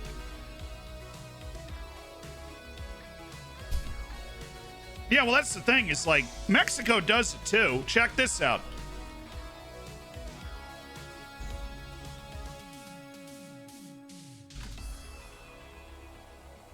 Mexico's stadium is over 7,000 feet in elevation, which is it's 2,200 meters above sea level. It is really hard to play in Mexico City. When the United States is going to play in the Azteca, they go train in Colorado, right? Like they go and train in Colorado. That's how high it is. And that's the way that they can get themselves ready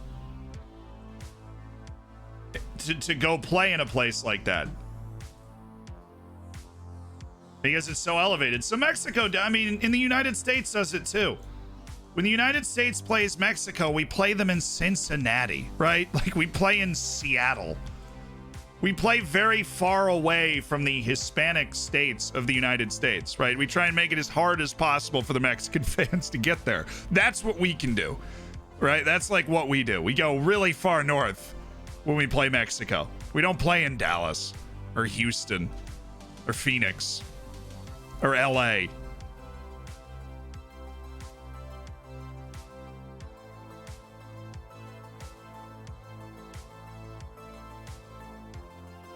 They play in Maine, yeah. USA versus Mexico and Fairbanks, Alaska win this summer, hopefully.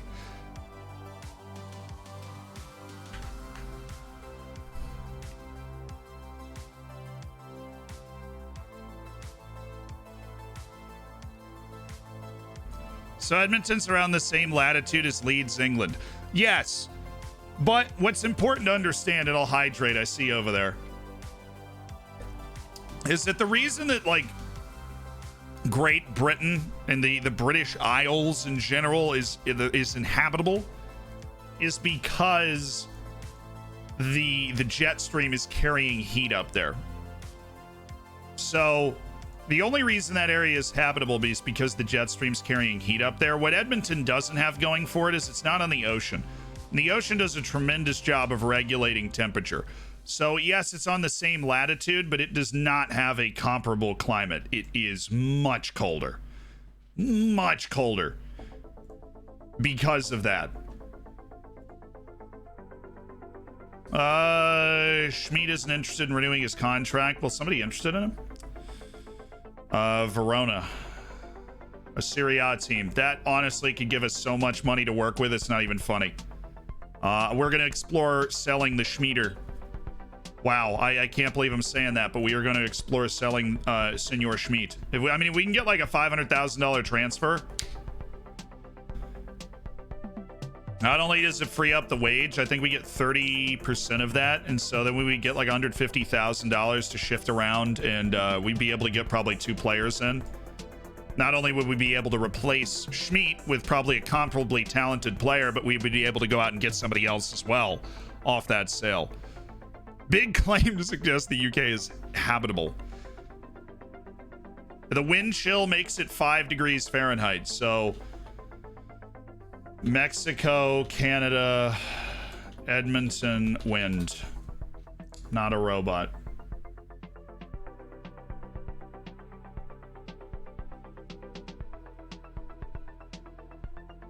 Toronto Star. Canadians wanted Mexico to have to deal with Edmonton's weather, but 20 centimeters of snow.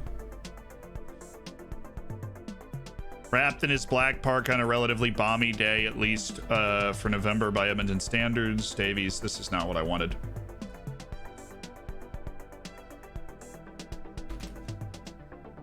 Alrighty. So, snowfall warning for northern Alberta. It's going to get down to -17 at some point tonight. And of course, we need our Celsius converter. So negative... Is that Celsius? Yeah. Let's go Fahrenheit. It's going to get down to 2, which is -16. This is hilarious. I can't believe they're doing this to the Meg. I totally can. This is totally reasonable. Plus 18-mile-an-hour wind.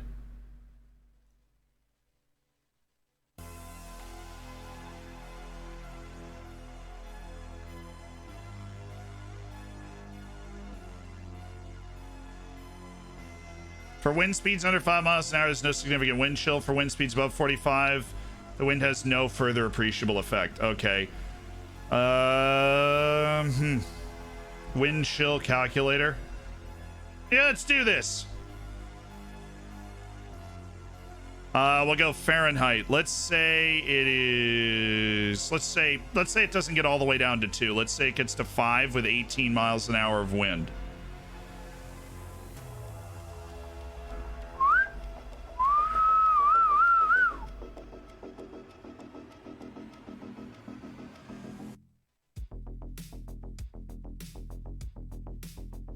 We're talking about -25 with the wind chill, -26 Celsius, -14.5 Fahrenheit with the wind chill.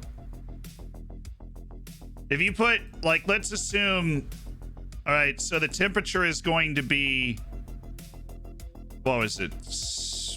What did they say the temperature was going to be at kickoff? It was going to be -7 Celsius at kickoff. Honestly, your wind chill is going to be kind of probably -20 Celsius when the game's being played.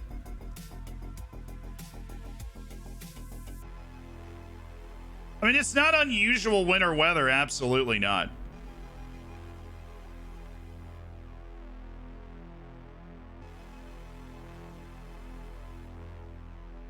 It's not unusual winter weather for Canada, but that's what you're going to want to watch that game tonight.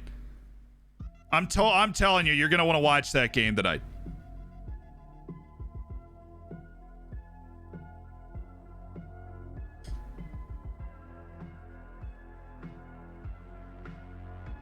Hey, Canada, you want to know how we can tell Canada really wants to get to the World Cup? That's how we can tell Canada really wants to get to the World Cup. They're sticking that game out there. Leo Kleimel is being removed from the shortlist. He is going to be removed from the loan shortlist and is under contract till 2023. Let's get a scout in. Kleimel does look good. I just don't think we're going to actually be able to work that loan out. Ochoa is going to be a... No, that's who I really feel bad for. You know what I feel bad for is the goalkeepers. I feel bad for the goalkeepers.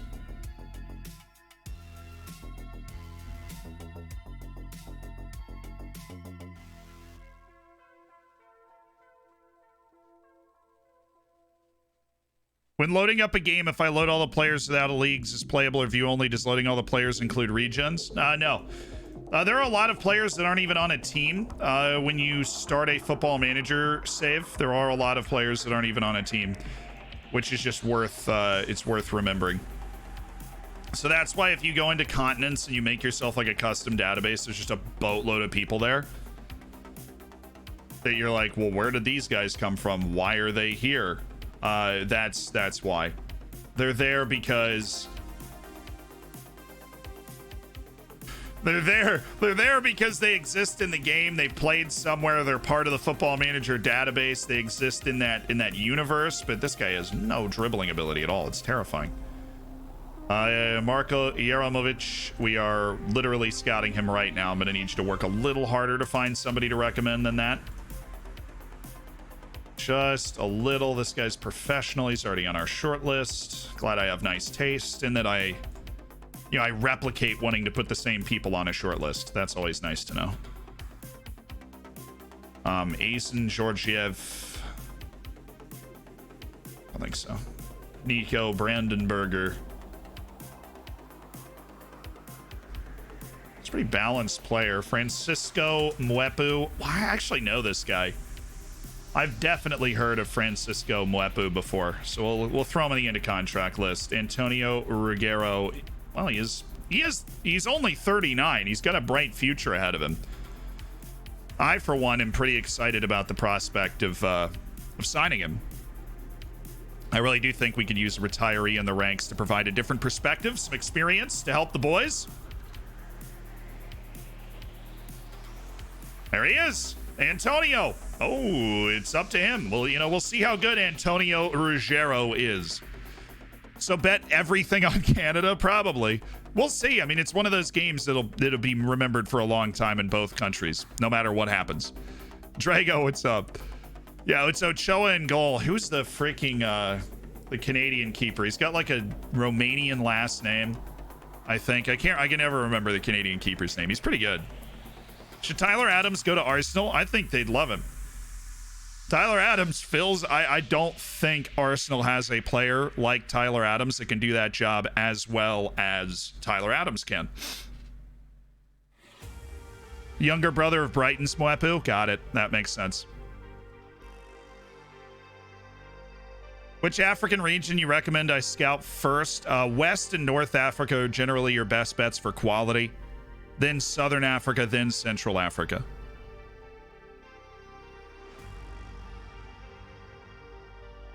Ferguson, I appreciate the 5 months as part of the Hammers, dude. All right, here we go.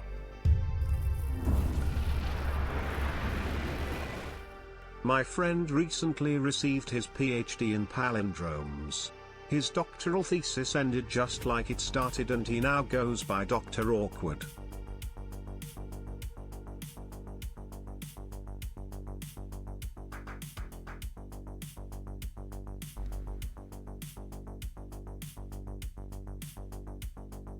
Borhan's Serbian, not Romanian.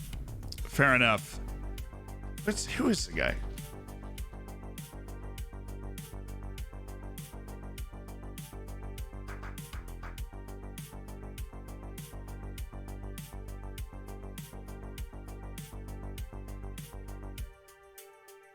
It's Milan. I was thinking of Crepu, but Milan Borhan, I've heard that name before. I was thinking of the Crepu guy. Crepo or whatever it was. To be honest, Chris, I don't get the joke. I wanted to get the joke. I thought I was cool enough to get the joke. My mother told me I was cool enough to get the joke, but I don't get the joke. I wish I did, but I don't get the joke. It's clear that we need a midfielder, in my opinion. Calvin Phillips, Bissouma, Tyler Adams. Like, all I'm saying is Adams can play at the level that Arsenal's playing at right now. Absolutely can play and contribute.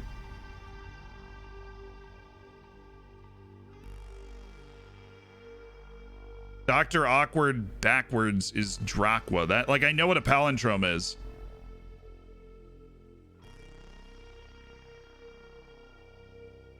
Oh, you have to add in the doctor. That's the part that I didn't get, is that his doctor is part of the palindrome.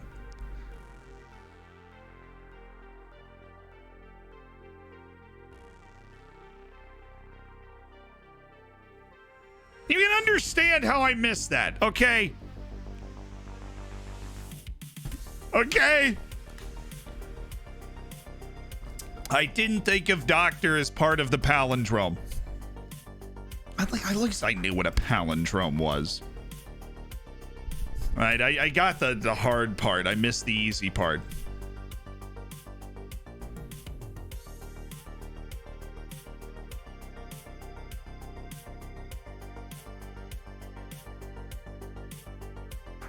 Well, that was awkward. Nice. He goes by Dr. Awkward. Or he just doesn't get the joke. Should focus on signing Vlahovic first. Yeah, everybody and their mother wants to sign Dusan Vlahovic. You're gonna have to pay over your skis for him. Yeah, we just spent a while breaking down the weather for Canada, Mexico. Can you explain your list making process? Yeah. You want to have a list for loans, players that are loan targets. You want to have an end of contract list so that when somebody pops up whose contract expires the next year, you can throw them on that list. And when all the contracts expire, you can go to that list and offer trials to everybody that's not on a club. Because at some point you thought that guy was good enough to be around your team and you would like to take him in on trials, see if he's good enough. The player's now available. Then I have a very large short list usually. This short list is going to be, in this game, I title it something different every game, but it's usually, when I'm at peak level of operation, it'll be a couple hundred players. And the reason that's the case is I don't want to use the player search. I want a short list of players that I have a full scouting report on at all times, so that if I lose somebody, let's say I get a big offer for my star left back. I can go to that list and look at a bunch of left backs from the we need a replacement level guy to this guy is a young explosive prospect that just is a little unreasonable. But now all of a sudden, because we've come into cash, it's totally reasonable. It's totally reasonable for us to make the move. A wealthy, but frugal, owner of a cruise liner was found dead in the clearance aisle of a department store. I guess you could say his ship has sailed.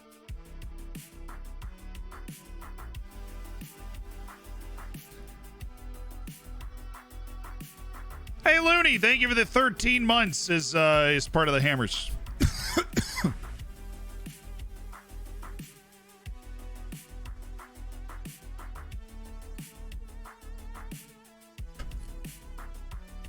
His ship has sailed. I don't know, Looney. I don't think it's quite connected. You know, I don't think it's connected. I don't think it hit. And so I'm going to go with a C+ on this one. I just don't think it quite hit, Looney. I just don't think it quite hit. I'm sorry, man. I'm sorry. All right, Say Love. We have finished our scouting report on Say Love. I spent the morning down at the seaside feeding pop to the birds. I left no turn unstoned.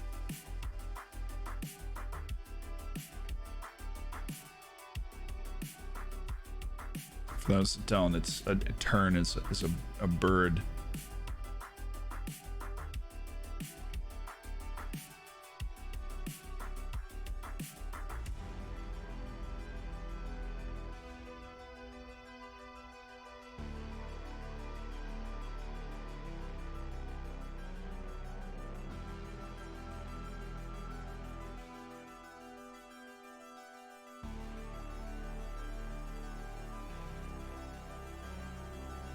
You know what? We're getting rid of Cool Hoof. He's not good enough.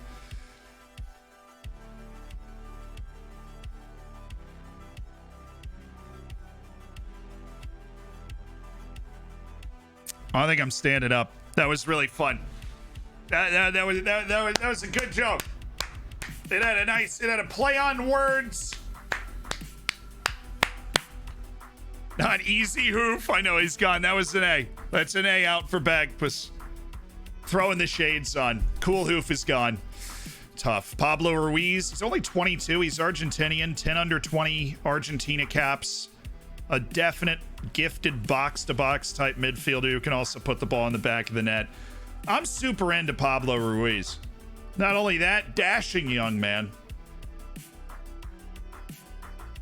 Julian Dunn. Still at 21 years old. That improvement's not coming. Jack Barmby. Talk about a guy that can score the ball from the center of the park. My goodness. Jack, I'm interested. Tomislav Gemelts, a player that we were interested in before. He couldn't get his work permit to move to Australia, but he's going to stick around. Ismail Ryan. Well, you're not quite it, are you? 27-year-old Israeli winger. Daniel Rios. A poacher. Sorry, boss. I would be looking for an improvement, really, and I think he'd just be more of the same. I don't think he'd be a regular starter for us. Nikolic gone as well. Is that? Have we made it? No, there's one more guy. Kai Eisele. Definitely not. This dude's the prime of his career as well. Definitely not. But Say Love sticks around. Super balanced forward. Can pass it. Can make plays. Komornik fails to adapt his game. Probably because we're not in training right now.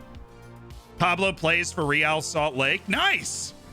Big fan of Royal Salt Lake myself. Is League TV money dynamic? Yes, yes, yes, yes. League TV money is dynamic. Basically everything when it comes to leagues rising is dynamic now. Except for game importance, which might already be dynamic, but I don't know if it's dynamic. Everything else is dynamic. Your TV money, your competition money can get thrown up, like your sponsorship money, right? Your stadium's freaking dynamic. All of it's dynamic. And so you really can push them. You can push them up. Those attributes for Barmby are crazy. He was garbage for the tenders. The tenders, you know, sometimes you're just really thinking about chicken tenders and you just have to talk about it, you know.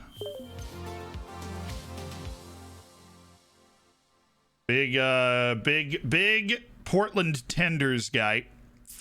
Huge Portland tenders guy. Charmaine Housel, you know, actually a pretty good athlete. So he's gonna make it onto my end of contract list.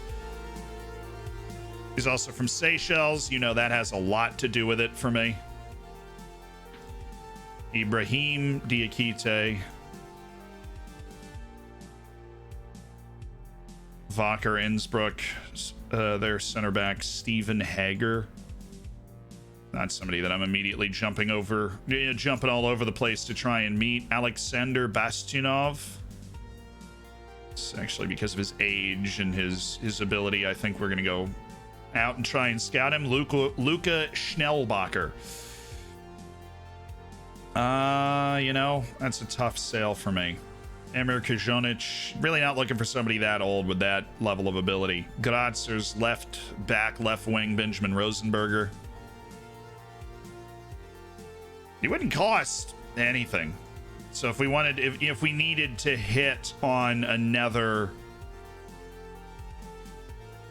if we needed to hit on somebody at left back and we decided that we just needed to go get a left back right now, it's not a bad guy to go get. Robin Becker just doesn't have the burst I'm looking for on the right side. Marchenko. You are far too good to be playing for the Young Violets, my friend. We do have a scouting underway on him. We're not going to put him on the target side. I don't think he's there yet.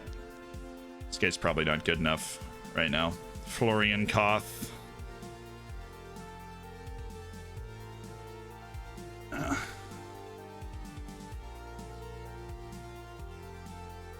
Feeling good though. I feel like we're gonna be able to really improve the team over this stretch. But it's all on being able to sell Schmidt for like 500,000, maybe even $1 million. It's all on being able to do that.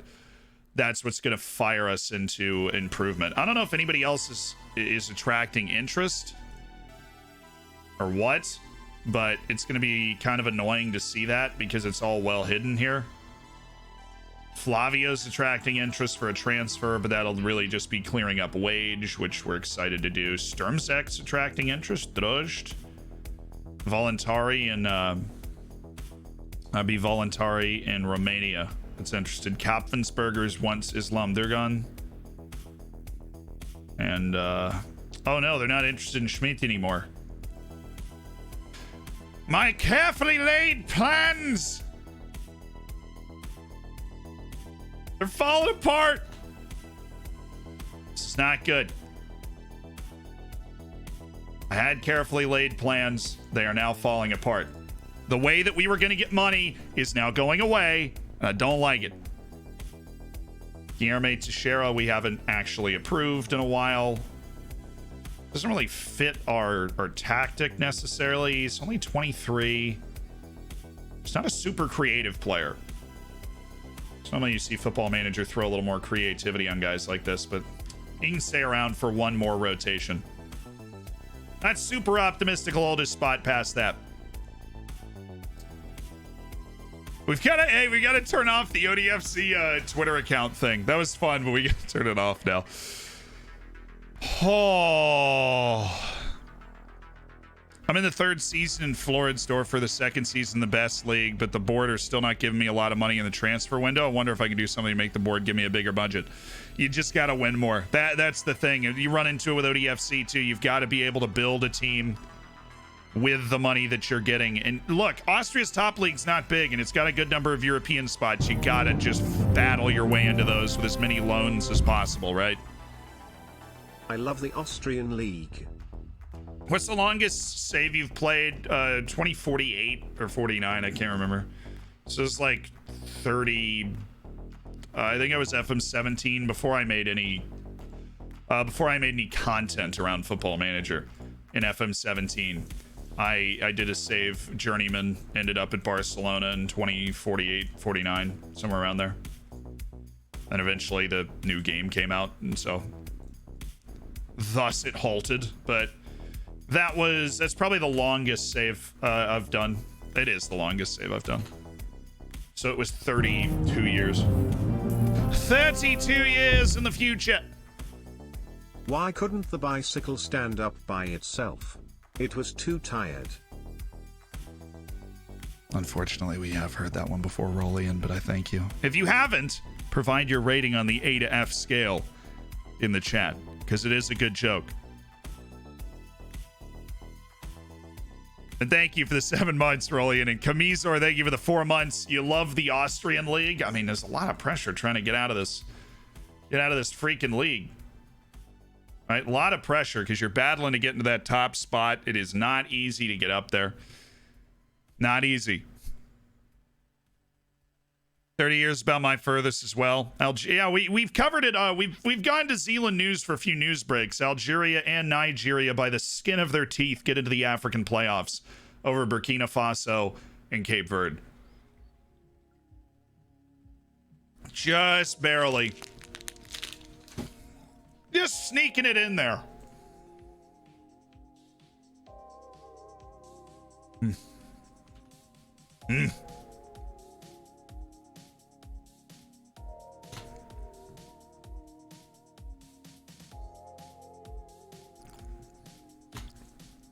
We don't care about players for the future right now.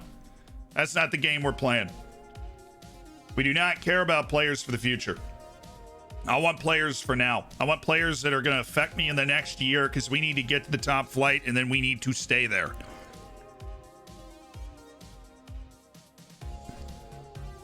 World record's like 330 seasons. Kind of surprised it's not. I mean, I know for a fact that Ben has simulated a save 1,000 years into the future, so. You know? But I don't, like, Ben has simulated a save 1,000 years in the future.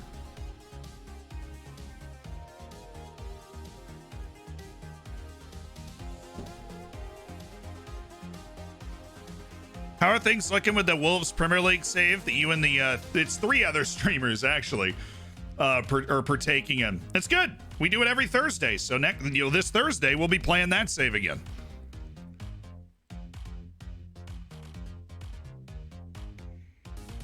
When's the new game generator going to launch? It is the version for 2022 is already out. The updated UI version for 2022 is already out. What I will say, hush, hush, don't tell anybody. We are working on making an even better collection of faces, but the UI that applies to the UI that applies to the Football Manager 22 is already out. We've been informed.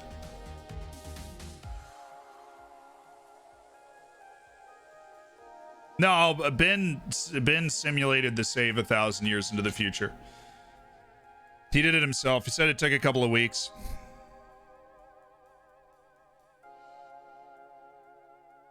Do you still need the editor for it? You never needed the editor for it. We created a filter where you can pull out the regens.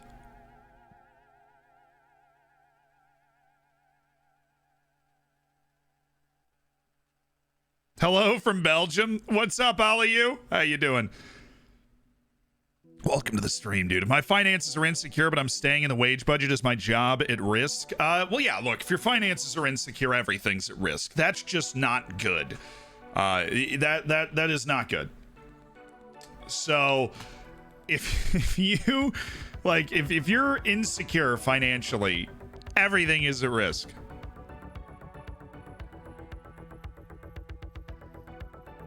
Everything. You need to find a way to cut coaches. Go well below the wage budget they're giving you, or just commit to it. If you feel like you're about to accomplish something that's going to change your financial situation, just commit to it and push forward. Equatorial Guinea can qualify for the next stage. I would almost make Equatorial Guinea favorites to qualify for the next stage, which brings us to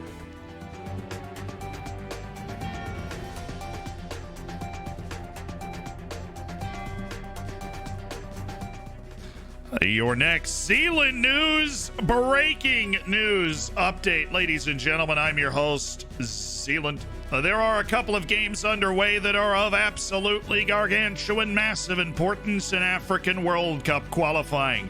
Equatorial Guinea is playing against Mauritania. That has kicked off. We are 5 minutes in. Nobody has scored yet. When a goal has been scored, you'll be the first to know. The situation is as follows. Equatorial Guinea and Tunisia are tied. Tunisia has the tiebreaker. That tiebreaker is, and we can check on this right now, a rather not tenuous +7 goal difference to a +1 goal difference, which means even if Tunisia wins by 1 and Equatorial Guinea wins by 5, Tunisia is still going to go through.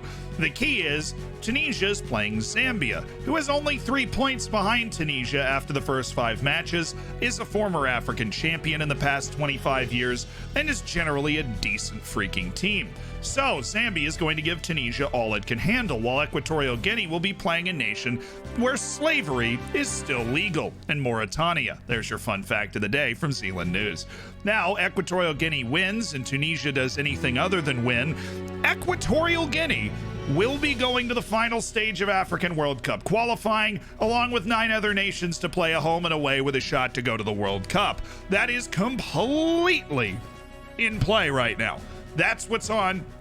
The other game that is going on that we will be tracking is a really ridiculous showdown between Ivory Coast and Cameroon. Ivory Coast is on 14 points. Cameroon is on 13 points. If Cameroon wins against Ivory Coast, Cameroon will go to the next stage. If Ivory Coast manages a win or a draw, Ivory Coast will go to the next stage. This group was brought about, I believe, I actually know because I'm me. Ivory Coast was not in the first pot for the draw in Africa because they've been fairly poor recently. They didn't go to the last World Cup. And so Ivory Coast, despite all their firepower, created a super group between them and Cameroon before even the final round of African qualifying. But they have a chance to redeem themselves. With a win or a draw today, they will eliminate the indomitable Lions of Cameroon. If Cameroon wins, they go. And that's the situation. There is a lot of different ways there are a lot of different ways that this can play out, but we'll keep you updated on the scores. Europe is kicking off at 2:45, and some wild stuff is going on there too. But that's it for this News Blast. I'm your host, Zeeland, on Zeeland News on the Zeeland News Network.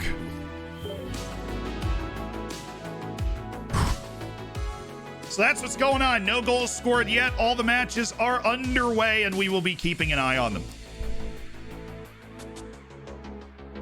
The Zeeland refers to slavery as a fun fact. No, that is, while depressing, it is something more. It is slavery is legal in Mauritania.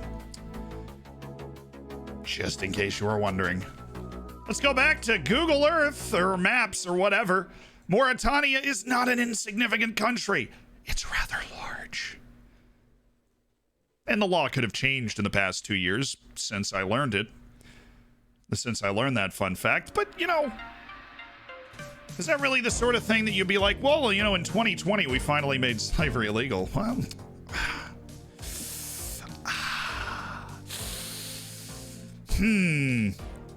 let me think about that for a second. Ruggiero, our 39-year-old goalkeeper, is not quite good enough.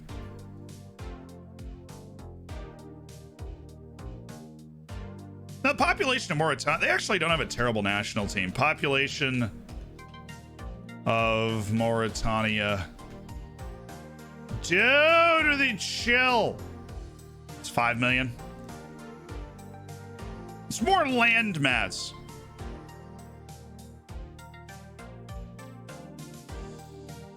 What's the difference between giving someone $5 an hour and having them as a slave? They can't afford rent and food with that anyway.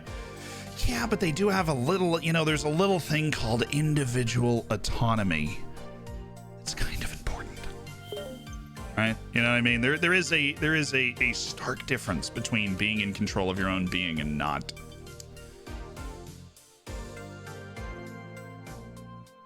Where's the Nugan Face UI update? I can only find the 21 version on FM base. Well, we got to put the new one on shoot. Is the new one not on FM base yet? It might just be on like the link when you go off site. Oh, Akabuchi just signed a deal somewhere. So I guess I've been fine with Goodelbauer. I guess we're not grabbing a new keeper. Mirnas Besarovic. I mean, he is turning 33 this year. He's been a great contributor, but I know physically he's going to start to deteriorate. He's not exactly a happy guy. We're doing really well in the sand department. That is true. They have a lot of sand.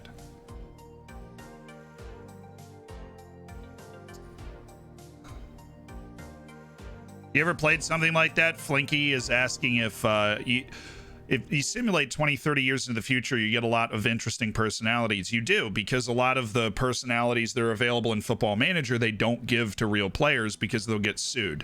You can't call a real person spineless without their agent being like, hey, bud. Right? So a lot of real players are balanced. You notice that. But as you simulate forward in the game, this is something that maybe you never thought about that you'll find interesting. If you do decide to sim 20, 30 years in the future before you start your save, you will see a lot of people that end up being spineless, gutless, jovial, all these different things that... Not gutless. Gutless is not one of them. Low self-belief is one of them, though, which is it just cracks me up. It's just a little on the nose, you know. So always available for loan. Ullman. Love a scout there. Sean Counter. Plays for Cottbus. Would want a gross pay raise to come play for us. Jamie Yayimpai. Why'd this guy pop up? The loan list notification. It's not bad. All right, throw him on there. Renee Hellerman. Dude, he's got 7 finishing, man. He's not exactly a facilitator. What do you suppose we do?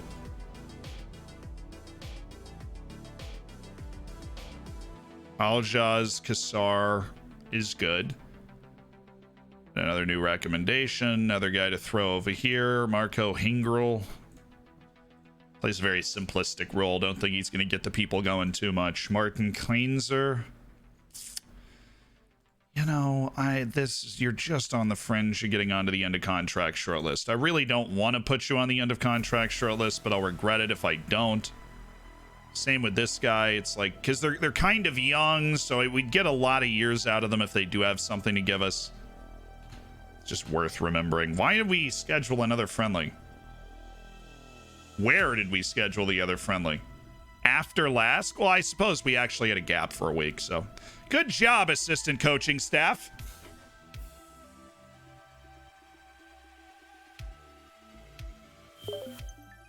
Good job.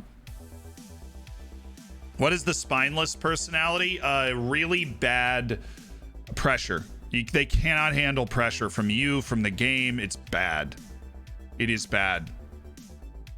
TT is jovial. I find very hard to interact with him in the game. He seems to react negatively to almost anything I say. If Origi's not jovial. No, see, the thing about the personalities is what they do is there's a bunch of hidden attributes for these. There's a bunch of hidden attributes, from pressure to professionalism, to ambition, to controversy, sportsmanship.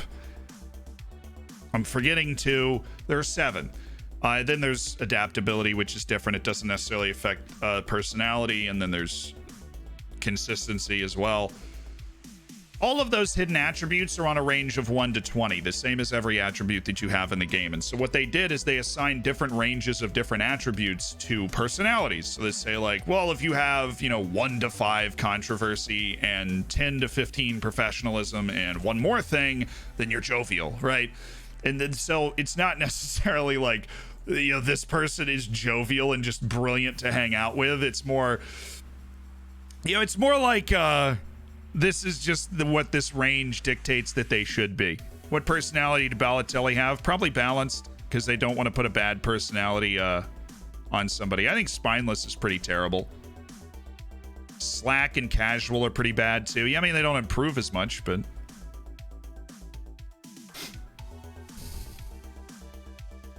uplifting. Yeah, uplifting on the pitch. Exactly. Well, there goes a lung. So enthusiastic about keeping both, but we have to cough one up. Stanislav Nesterov. No. Denis Markaj. Why are you suggesting this guy? He's not even... His contract doesn't even run out this year. He would cost no money, so I'll throw a scout his way, but, I mean, come on. Hasdic, no. Kevin Kuntz.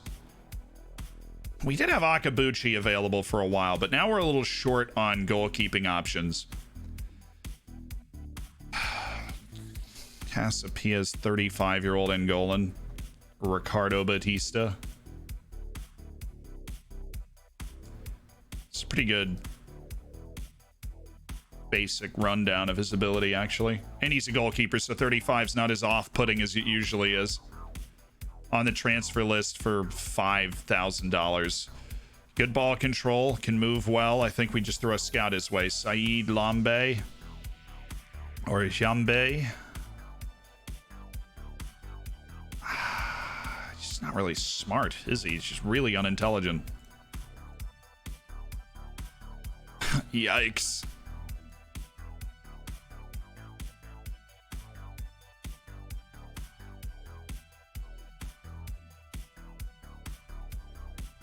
We're just building for the future. Romish Ivy isn't... did we not scout him? We just put him on the short list. I feel like if we do move on from Schmidt, he's a guy that makes a lot of sense as like a direct successor at the position. if Anthony Schmidt does get a move on. There's the opening of the transfer window. So on the 1st, we're going to check our offers. Excuse me, scores. No goals to report. No goals.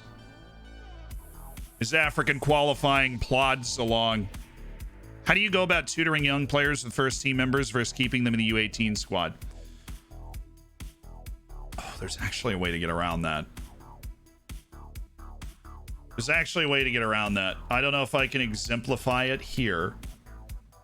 Add and remove reserve or youth team players from first team training. So you can keep them playing with the U18s, but then go to your U18s, for example, and let's say Ernst Weiss is just a beast. I can add him to the attacking training unit, or right, like, or and add him to the defensive unit. There's nobody I can add to the defensive unit from the U18s. You see what I mean?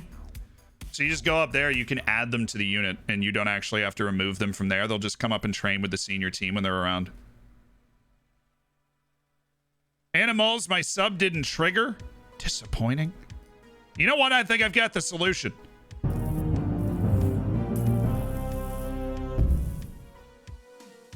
I did a lot of martial arts in the past but had to stop. Muay Thai hurts.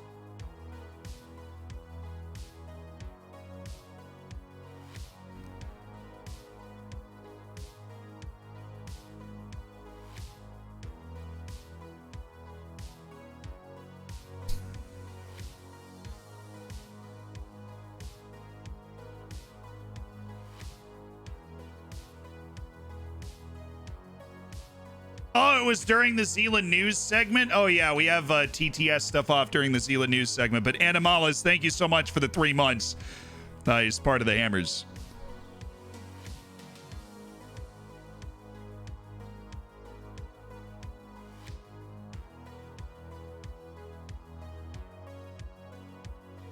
I don't get it. I like to give myself a good 30 seconds to see if my brain is catching up or if it's just not going to catch up, but I don't get it. I really don't get it. My thigh hurts. My thigh. I know Muay Thai is a fighting style. I assumed there was like a double entendre in there. Like there was a double, you know, the jokes doubled up. I just didn't know what it was. Oh, the drama's beginning. I think it's a little far away. I think it's a little far away from my thigh. And the TTS certainly didn't do you any favors. The TTS certainly did not do you any favors. So Anthony Schmidt wants to re-sign a new contract. Imbakogu wants to sign a new contract. Besirovic. I mean, if he wants to do another year, I'll do it. But I won't pay him as much as I did before. Top division promotion salary rise, relegation salary drop. Okay, he'll take less money. He's gonna come down and be reasonable here. 73,000. Full-time through the end of next summer for Mirnas Besirovic.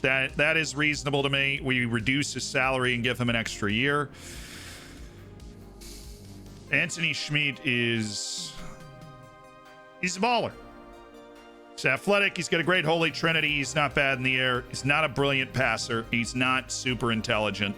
Actually, he's got 15 decisions. So he's able to make the right decision in most situations.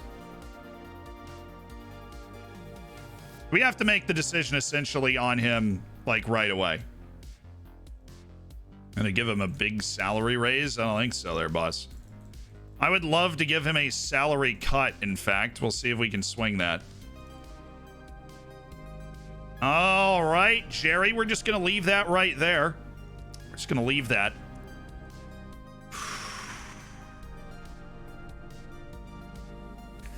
we're gonna have to weigh a couple of things. We are gonna have to weigh a couple of things.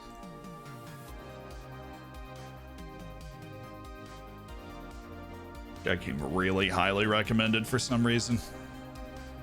The things we are going to have to weigh are, one, we got to make sure that we've got somebody that can be a replacement for Schmidt, because the moment we offer him out, we could just never see him again.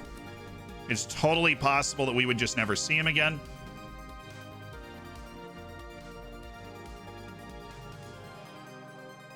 Because if we offer him out, somebody could come in with serious interest and he'll want to take that deal and then it's over.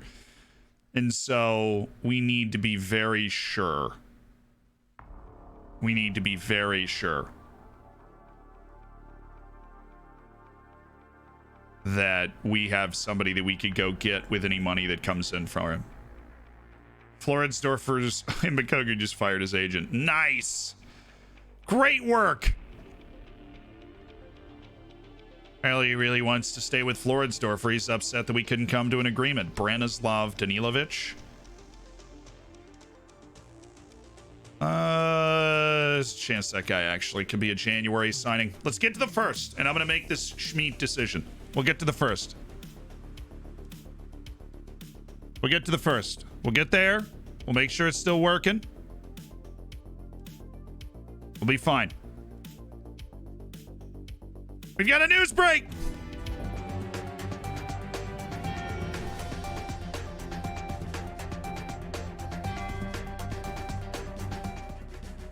Ladies and gentlemen, welcome to Zeeland News. I am your host, Zeeland. There are 2 goals that have been scored in African qualifying. Tunisia needs to win, and Equatorial Guinea need to win in order to go through. Well, it's not looking good for Equatorial Guinea. Tunisia's got to be feeling very good about where they are right now. Tunisia scores the goal against Zambia and leads at home 1-0 against a really solid Zambian side. It was Laiduni who scored the goal. How about this? Mauritania hasn't won in this round of qualifying yet. It just scored. Mauritania just scored at home against Equatorial Guinea. They are up 1-0, which means Equatorial Guinea needs to score 2 goals, and it needs Zambia to score in order to advance to the next round of African qualifying. Cameroon and Ivory Coast are level after 20 minutes, which means that Ivory Coast is still going through as long as that draw holds. If Cameroon scores, Ivory Coast is out, and Cameroon would be going through. But Mauritania, 1 point from their first 5 matches, defending the home turf against Equatorial Guinea and doing it well.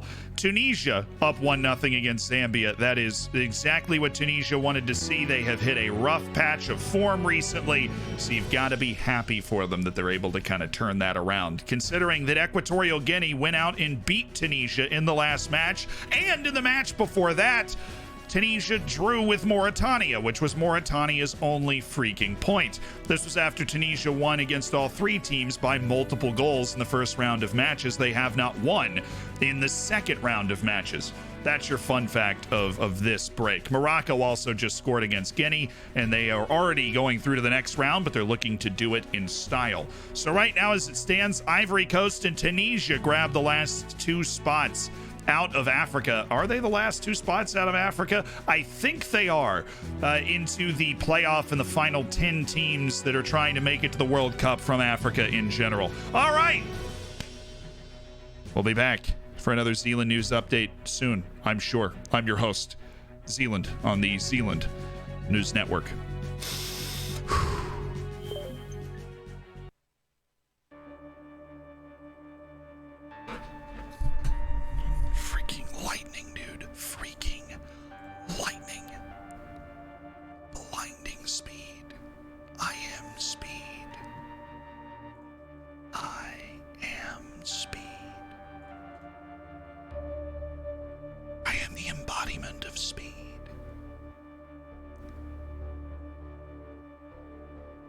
Morocco has absolutely smashed everyone in their group, including Guinea.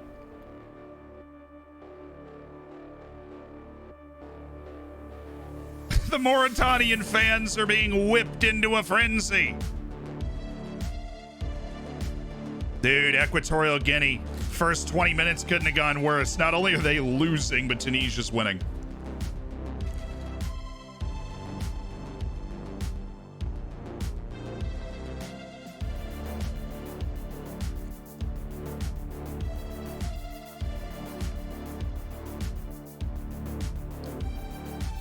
Somebody said Cameroon scored.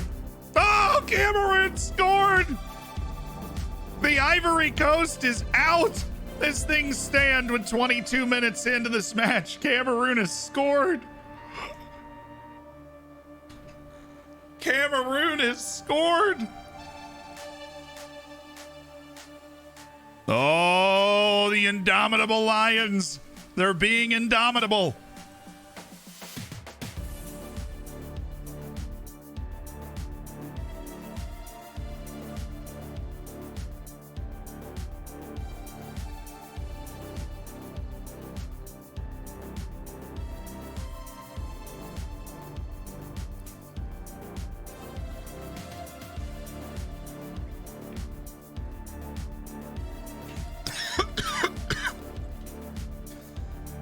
Score check.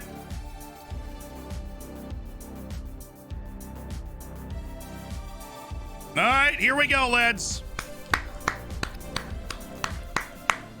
Transfer window is here. Are Pakistan going to make it? No, they are officially out. I'm pretty sure they're out before World Cup qualifying starts. How did the Spice Boys do in their qualifiers? I honestly don't remember. I think they lost in their group in the first round. Where are the Spice Boys? Someone tell me where the friggin' Spice Boys are. Is it Grenada? They finished with 3 points behind Antigua and Barbuda and Montserrat. And El Salvador managed to finish ahead of them in the group.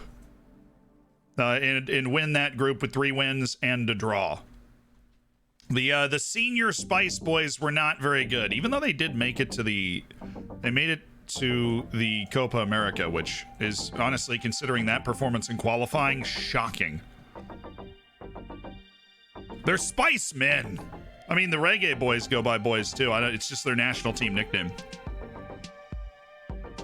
I think Reggae Boys is probably the best national team. That or the White Wolves of Uzbekistan. I think that's a sick nickname. That's like Mall Ninja type nicknames. Like, what's your nickname? The White Wolf. Yeah, the first round of CONCACAF qualifying is a peach, dude. It's quite fun. A lot of random countries playing it.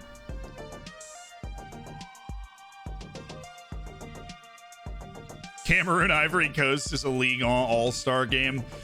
Kind of true, though. A little sus. Kind of true.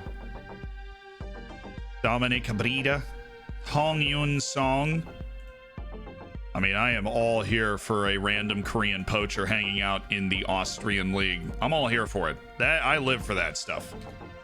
Okay, transfer window should be officially open, which means that our moves are on tap. Just found a North Korean superstar. Let's go!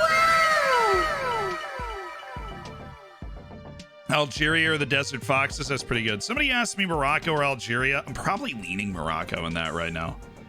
Morocco obviously had an easier time with the qualifying as well. So let's look at our short lists. Not futures. Let's check out targets. Guys that aren't on Floridsdorfer would be my preference here, because those are guys I actually added to this list. Benjamin Rosenberger, Batsanov. Do we have any like wing players that have been added to this list? I don't think so.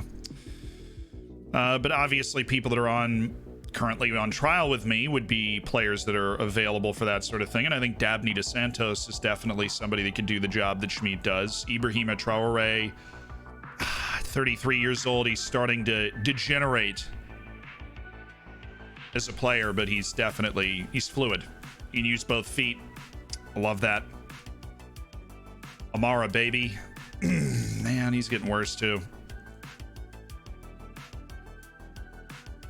Guido Vidala. Yeah, we do have replacements for Schmid. I think Guido Vidala is definitely somebody that can fill Schmid's shoes pretty comfortably. And then Say Love is actually able to play off the left as well. He's got a pretty good balance between the 2 feet. Teixeira can't step out. He can, but not super well. But I do love me some Schmid, but he also, I think, is going to be the only guy that can... they're interested in end of contract now. Dang it. Yeah, see, he couldn't actually get us money because his freaking contract's about to run out. Oh, there's no way he takes this, right?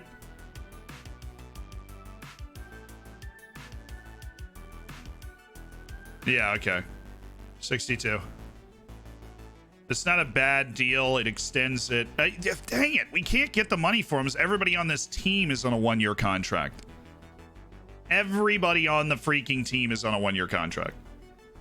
Let's offer out Flavio. Let's see if we can get Flavio off the team. What price are they interested in putting down for Flavio? Of course, they can just wait to the end of the season if they really wanted to.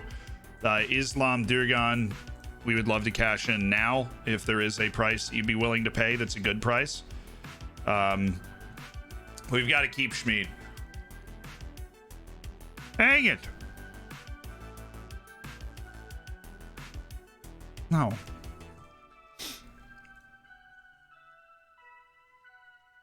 That's stupid.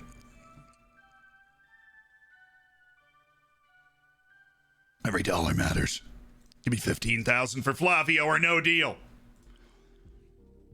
Where in our squad could do with some strengthening? With a fat no comment on that. Probably should have just turned down the conversation to begin with. Ooh, I think they made the offer. 30,000 or no deal. Right, sorry, I sneezed and accidentally hit send. That was not the value I was looking to get. I'm actually looking for 30,000. Oh, come on, dude. This is negotiating. Shush. You're not being treated unfairly. Flavio, quiet. Pipe down back there.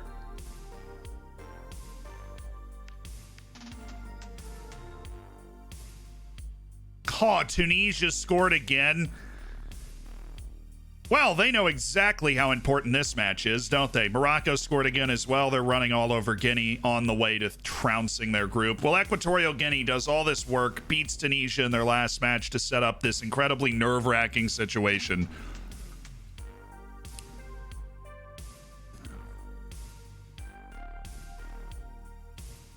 And then all of a sudden, Tunisia's like, yeah, nope, we're good. We're fine. We're going to run Zambia over today.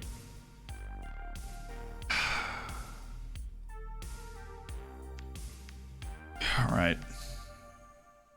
Let's continue this negotiation. Flavio, this is asking price. It's a little steep. 25,000 for Flavio, please. And then he's all yours. 25K from my boy Flavs.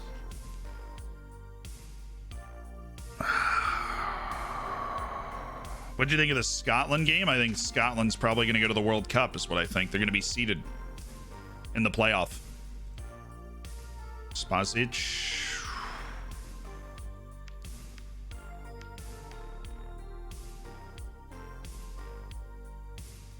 And just put him in the end of contract group because I don't think we'll make a move on Milos Spazic at this time. Damir dos Santos is going to stay. Migonov is going to stay.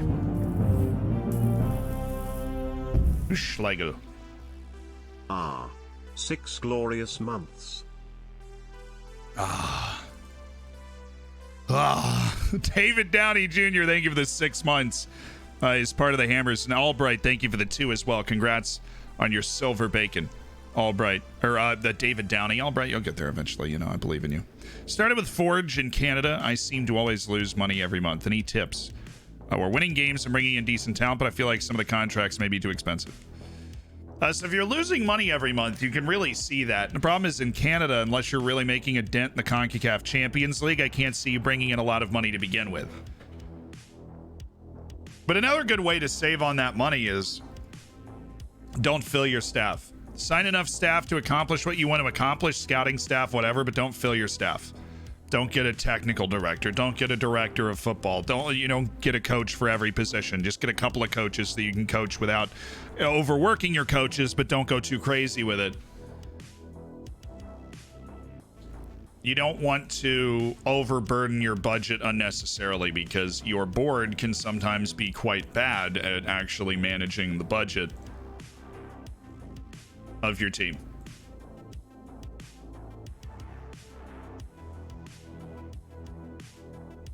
Emilio and Sue.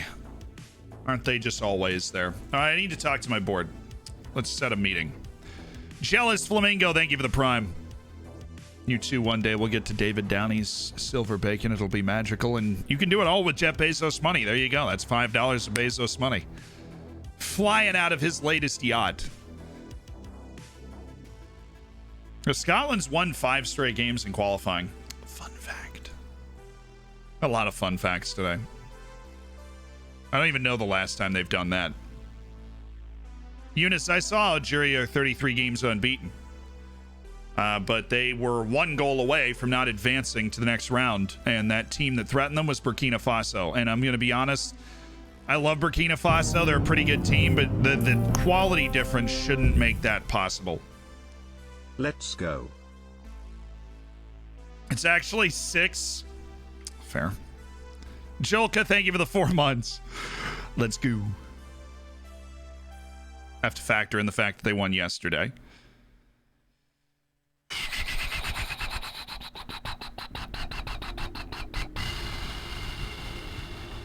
Last time Scotland won 6 consecutive competitive fixtures was 1930.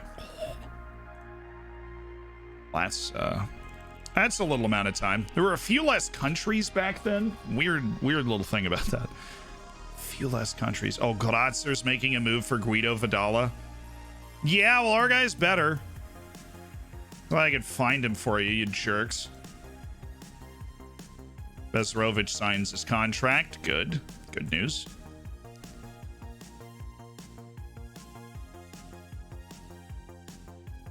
Weird player. Doesn't move well. He's got outstanding hair. Golden explosion at the top of his head. All right, Morris.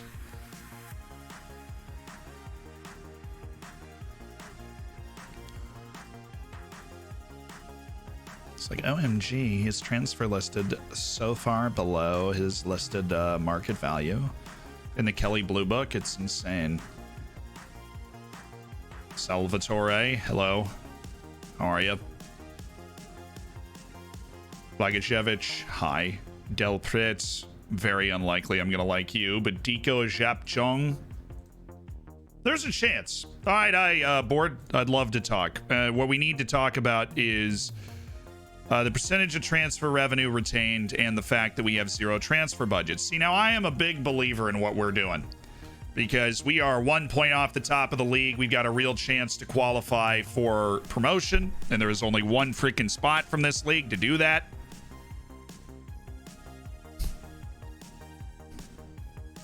Only 2 Connors have ever played for England's first team. Both played on Monday. I love little stats like that. Shay McAdams is the salvation. Well said.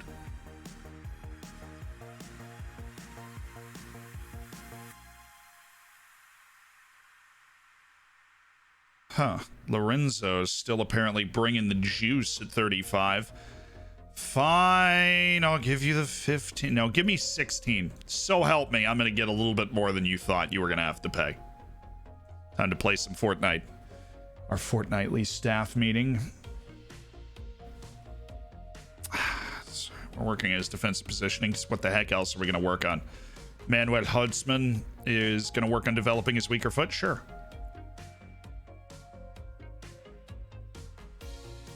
Doubting, okay, you're doubting extending contracts, and so that's your concern. Flavio might be concerned. I mean, I really feel like we've dealt with this. Oliveira's making progress in training sessions. That's great. Elias Falber's got a chance to be a key player. Simon Spari's got a chance to be a key player.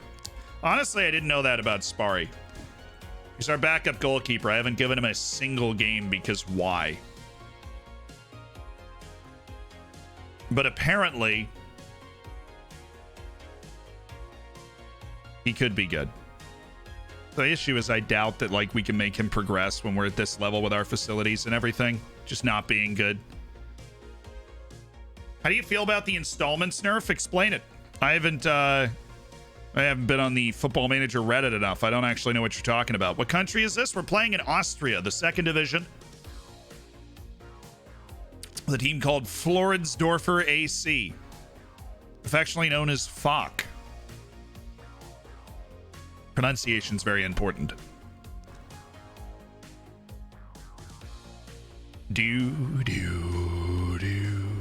So we gonna get this money? It doesn't look like it. I think they already rejected us. Installments now add extra the upfront cost. You can't do 30 and 50 million in installments. It'll be like 45 upfront. So I guess because what they're doing is pulling it from your transfer budget for that year of the installments already.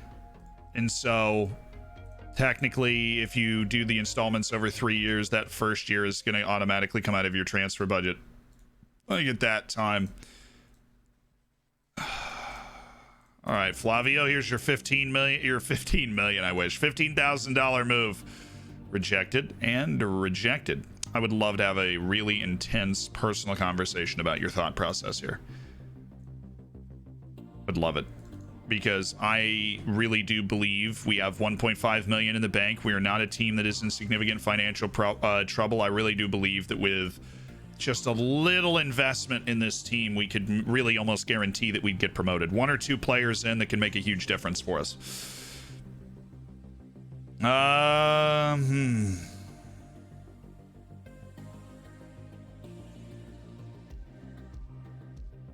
Give us an edge in the battle of promotion.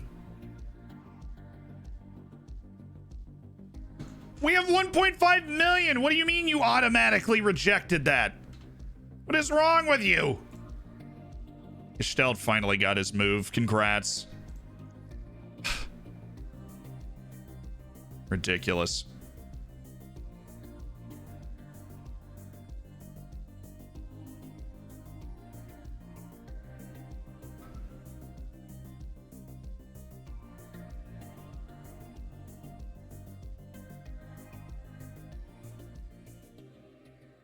How do you feel about a region improvement nerf? I simulated a few years into the future, and there are way less already developed amazing regions than an FM21. I mean, that's only 5 years, so technically the oldest regions you're gonna get are gonna be like 21 years old. I mean, I haven't heard anything about them coming out and saying it's a giant nerf.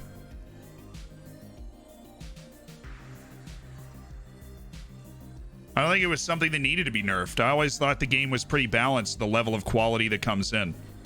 This is not the off season, it is the winter break. Correct. I'll keep the people informed. New suggestion. He's under contract for 2 years. What do you want me to do? I can't make any moves. We don't have money. Money? Oh wow, Amara Baby was negotiating a deal with somebody. My email wasn't working this morning, so I asked my Magic 8 Ball why. They've done their said deals. Outlook not so good.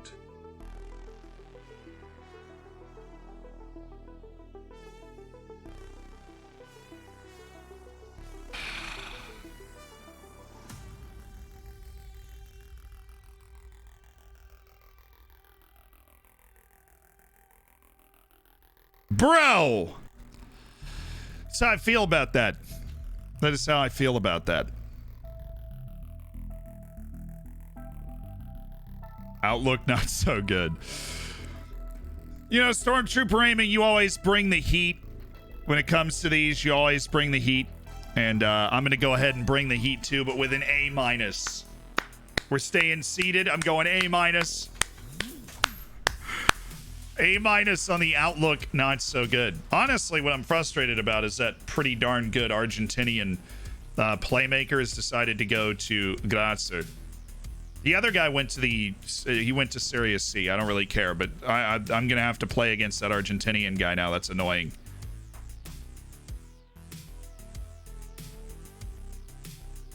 I've set my own bar too high. I suppose you have. Do we just go flying by our budget anyways? Is that what we're just gonna do? We're just gonna go flying by our budget.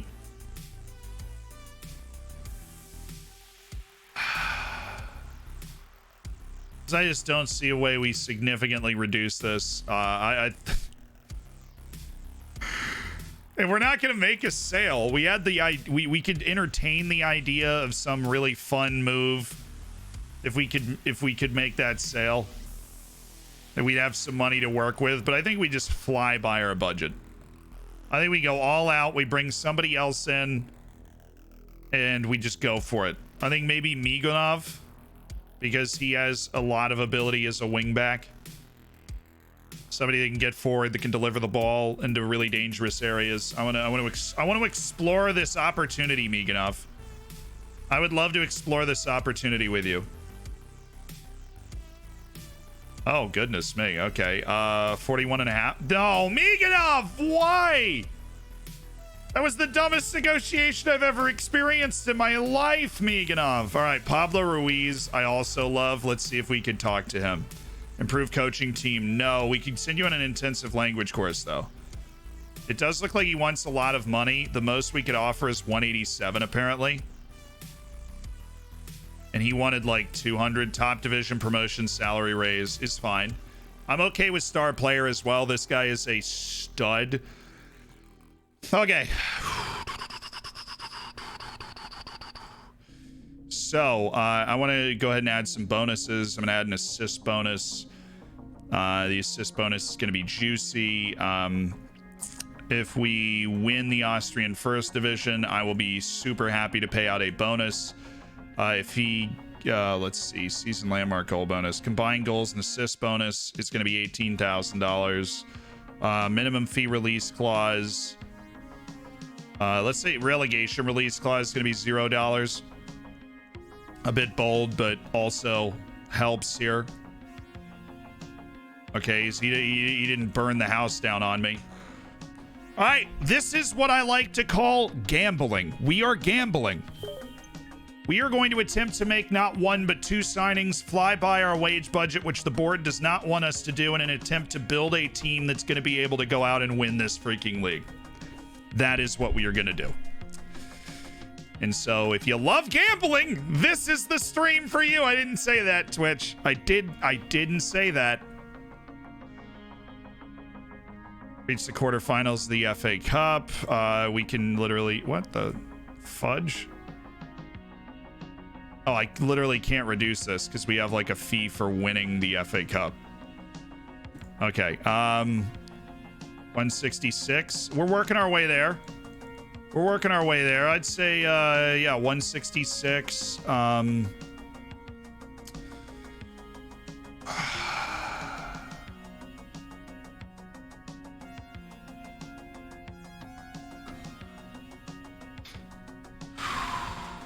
Stonehands, thank you for the Twitch Prime. I appreciate it. Welcome to the Hammers and Moondog. Thanks for the 2 months. Hey, Zeeland, you made me my pants picking this team. Greetings from Floridsdorfer. That is awesome. Dude, Floridsdorfer, the team, has been messaging me nonstop. Those guys are great. Apparently, they're showing, like, at their team get-togethers, they're showing, like, they showed the initial video of me choosing the team, which is insane and funny and awesome. Oh, no.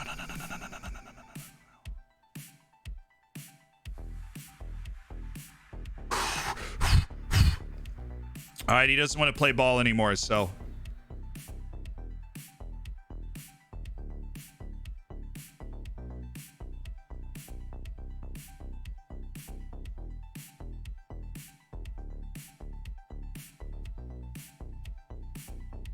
Payout for first division victory is, let's say, 31. Like, we get promoted, I'll pay you a $30,000 payout. I will pay an agent fee of 8.75, since that's what I know you're super into. If we win the Austrian FA Cup, I will literally pay you the max amount of money. If we reach the quarterfinal, I'll pay you $20,000. Every appearance, I'll pay you 1.5K. I will also add a goal bonus to your contract that checks in at 1K. This is going for broke.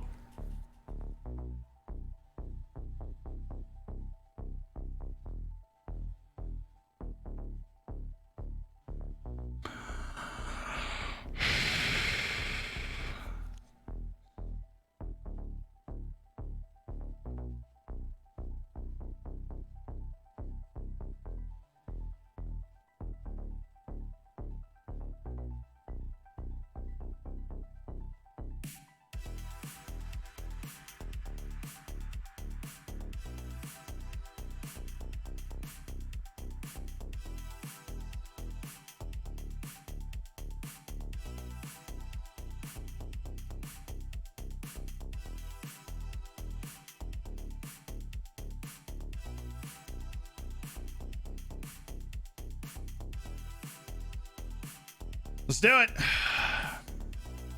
Pablo Ruiz, stone cold baller, does everything well, plays defense, passes the ball, moves well, right? He can get in the channel. He's a box to box all day long at this level.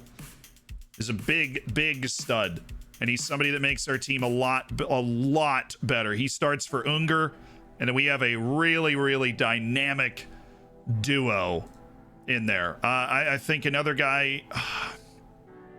I want to sign that left back. I'm not gonna lie. I think that we have Reckberger. Who can support both fullback positions, which means we don't need to go make a move for that. I think Alexander Miganov is the guy that we want after that. It's not a 6-month contract. It's an 18-month contract. It expires June 2023. It's an 18-month contract, which is why I didn't give him match highest earner. If I gave him match highest earner, then if we get promoted, which obviously that is our goal with the money that we're going to throw here. If we get promoted, then we are hopefully going to sign people that we end up paying more than that. You know what I mean? Don't want to deal with that situation. Amadou Dio was the guy that we were hoping we'd be fine on. Miganov, we're gonna have to wait a little while. Oh, for freaking frack's sake, man. That club that wanted to pay $15,000 for him's gone. Anthony Schmidt has signed his tender, his contract. Sticking around. Naeem Arab opt. Will explore his options at the end of his contract. I've never seen that before. Your skin got over 30,000 downloads on FM Scout.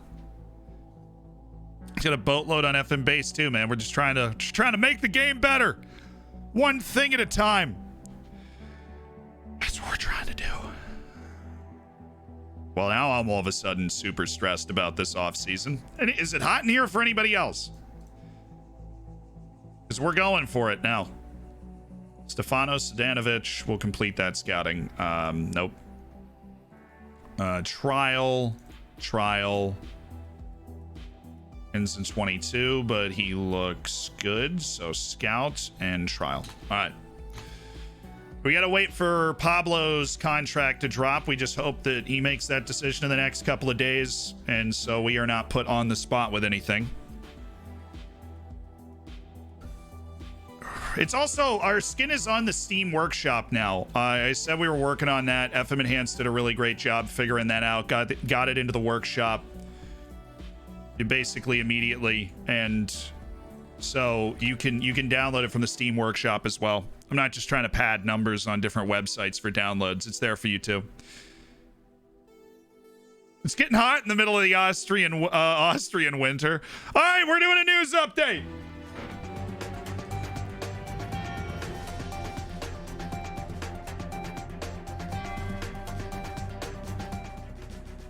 Ladies and gentlemen, welcome to Zeeland News. I'm your host, Zeeland. We check in on African qualifying at halftime, and it's a heartbreaker for Equatorial Guinea. They were level on points with Tunisia going into the final day and playing the easier team, but Tunisia's turned on the nitrous and leads 3-0 at halftime against Zambia. Equatorial Guinea needs 2 goals and a 3-goal comeback from Zambia in order to make it to the final round of World Cup qualifying, as Mauritania leads Equatorial Guinea 1-0. In the Cameroon-Ivory Coast contest, where the winner goes to the final round of the World Cup qualifying process, Cameroon leads Ivory Coast 1-0, and that's a heartbreaker for Ivory Coast, who just need a draw to go through, which means 1 goal from the Ivorians from Les Elephants will completely turn the outcome of that match in terms of qualification. Now we go to Europe, where there are plenty of results up in the air. There is Ukraine, who need a win against Bosnia and Herzegovina to put pressure in their group for qualification. That is against Finland, who play France. And right now, Ukraine and Bosnia are 0-0. France and Finland are 0-0, 11 minutes into the contest. But we take a look at Turkey playing against Montenegro, and my goodness, you want to talk about surprise and heartbreak. Bekaraj of Montenegro has scored against the Turks, which means that currently with a 0-0 between the Netherlands and Norway, it would be the Netherlands with an automatic qualification and Norway going into the playoff. Wales and Belgium are locked at 0 as well. Belgium has already guaranteed qualification, and the Welsh are hanging on in front of Czech Republic. Interesting note here, even if the Czech Republic were to win and Wales were to lose, which would flip the results as they stand and Czech Republic would go into the playoff, both teams would still have a chance to go to the World Cup. That's because, and I want you to understand this, I am a nerd for international competition. Czech Republic and Wales are both teams that won their group in the Nations League. The last two teams to qualify for the playoff are the best two teams that won their group in the Nations League that did not finish in second in their qualifying group. Both Wales and Czech Republic qualify as that team. Right now it's Czech Republic because they're in third in their group, but if Czech Republic happens to go out and beat Estonia, which you'd imagine they would, and Wales loses to Belgium, which they currently are, Belgium just scored and it's 1-0, then Czechia qualifies as a seeded team and Wales qualifies as an unseeded team, but both will be going to the playoffs no matter what happens. Do you understand?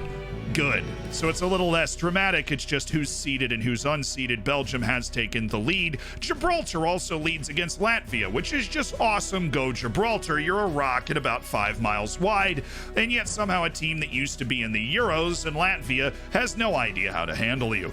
Belgium. Who the heck scored? It was De Bruyne. Of course it was. Back to you, Bob. That's all from the Zeeland News Desk. I'm your host, Zeeland, on the Zeeland News Network.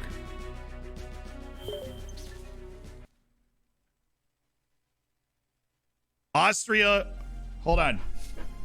Let me show you. I'll show you the European thing. There's a Wikipedia page. That's not what we need. That's it. So here's the whole group thing, right? Austria is getting it right now. Right, but here, this is literally the ranking, right? So Wales, if Wales ends up behind Czechia, then Czechia is going to be here and Wales then gets the spot. But Austria is actually in that spot. So they'll be all right. They're right there. Hungary is actually the first team missing out. Hungary's the first team missing out. Yo, Penguin, thank you for the 4 months. It's part of the Hammers. Welcome back again. And Quoth Raven, thanks for the Prime. Dude, I know you've been around for a while. I appreciate you jumping in the Hammers with your Twitch Prime. Bada bing, bada boom. These are all the Nations League group winners, so Hungary is the only group winner from B that is actually too low to make it through. Hungary just needed to pick up a result. They would have been fine. That's basically... That's it. But like Wales is here and Czechia is here. So if Czechia goes into second, then they turn yellow and Wales turns blue. Austria is going to be in the playoff as an unseeded team.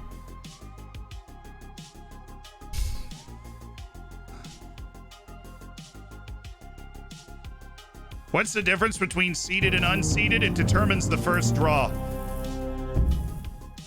It determines the first draw. Oh, no. That's not fair. It's completely fair, and I'm offended. Pablo, you better sign for me. I knew that was coming. Why did I know that was coming? That all of a sudden there were going to be a bunch of offers for Pablo, and we've negotiated our way to being able to somehow afford to bring the guy in. And then all of a sudden they're going to be like, oh... Here's 85 offers from my boy Pablo. Why can't I trial you, Raul? That's annoying. Give me a month. I'll trial you again if you don't sign with somebody. Can trial this guy, apparently. That's not offensive to anyone.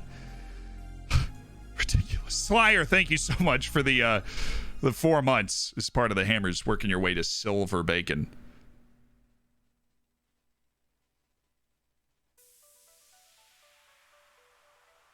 So it would have been better for Italy to get third in the group instead of second. No, I don't think so. I think the people that get in from the Nations League are unseeded, not seeded. The people that get in through Nations League are unseeded, as far as I understand that. So Italy is going to be seeded. They're going to get an easier draw in the opening round, like maybe in Austria. And they can still lose that, right? But they'll get an easier draw.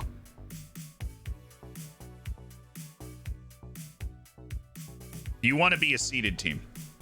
So it actually should show you the seeded teams. Yeah, it's Portugal, Scotland, Italy, Russia, Sweden, Poland, and Wales is right here right now. They're slipping. Poland and Wales are right on the line right now. And North Macedonia, Turkey, Finland, those teams are unseeded, but still going through as it stands.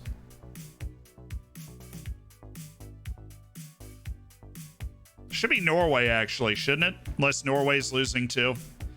They're not, which means that just hasn't really updated. So it would be Norway instead of Turkey as an unseeded team right now, because Norway's holding on to a draw. It's really simple, guys. I have no idea why you're struggling to understand this. It's not an entirely fluid situation that's going to change 20 times from now and the end of the 90 minutes. You know what I mean? Goodness. It's Austria in World Cup qualifying. Austria is perpetually awful in World Cup qualifying. For whatever reason, that's just the case.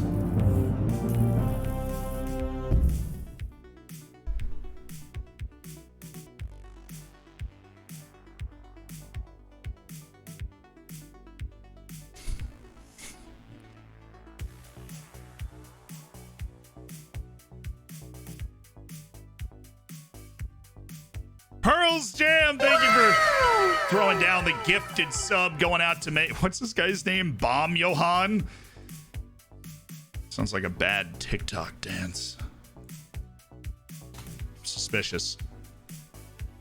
I'm worried. I'm gonna get ambushed.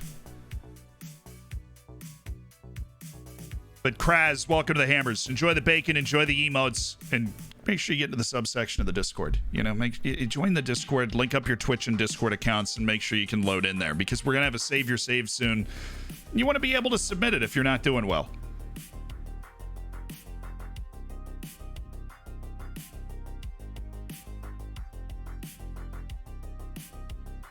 It is possible that Scotland and Wales could go up against each other. The Welsh are through already. They're going to be there. Yeah, Gibraltar's winning. Don't worry, we covered that on Zeeland News. So how is Grazzer signing so many players?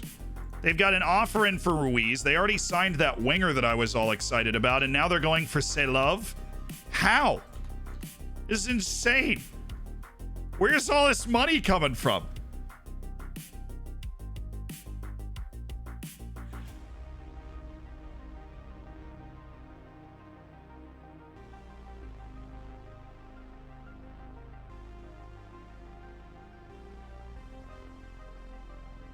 Speaking of Subsec, when are we playing Fistful? You didn't show up last night. I know. I talked about that at the beginning of the stream.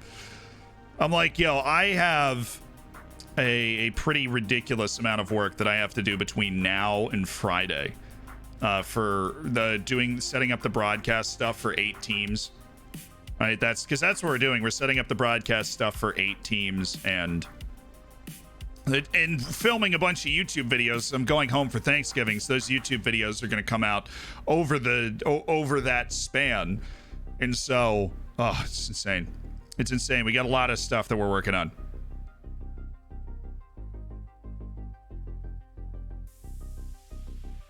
A lot of stuff that we're working on. Hi, Zeeland. About 2 years ago, I watched your streams and talked about the Russian Premier League. I'm glad you're doing well. Yeah, Yassarian, I weirdly remember that. I feel like what we were doing, I feel like we were talking about who's behind the different teams. It's like the different teams in the Russian Premier League, you know, one is for the policemen, one is for the... I feel like that was the conversation that we had. And it was a very interesting conversation, because I've attempted to recall it since, and I forget most of what we talked about. But I really enjoyed the conversation. Oh, now it's like, well, you don't have the money to offer anybody money, but Yeah, I can't give Marco Josic any money because we're now hamstrung by the idea of the offer we have out for Ruiz, and he has to take his time to make his decision about what he wants to do. With all due respect, don't really care what he has to say. It's my decision. And David Scheider, I'm not going to comment. I'm not trying to start a row over a 17-year-old third string on my team. When are you going to rebuild West Brom? Probably not so often. We have 14 matches left in the season. Sukov has signed a deal.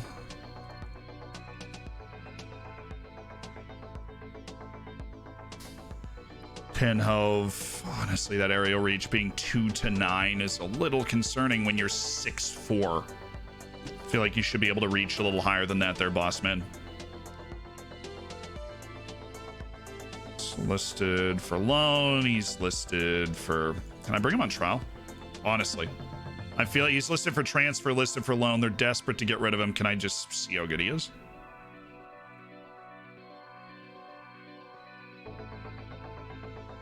Yes, we do have a loaned-in goalkeeper in Gudelbauer right now. Not afraid to loan that position in.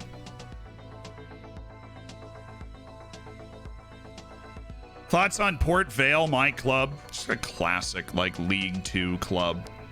And I say that just because when I would get on FIFA and the, Port Vale, they've got the old-timey badge. Right? The club just looks and feels old.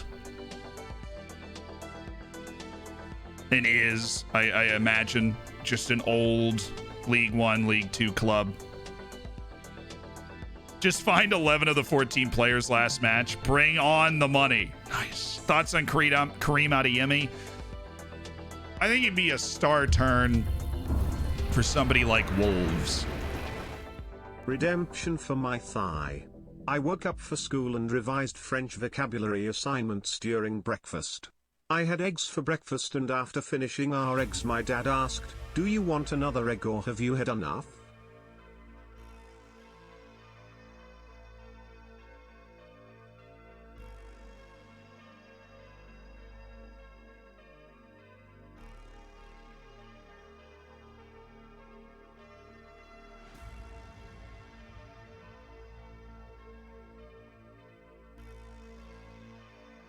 So apparently Anof means one egg.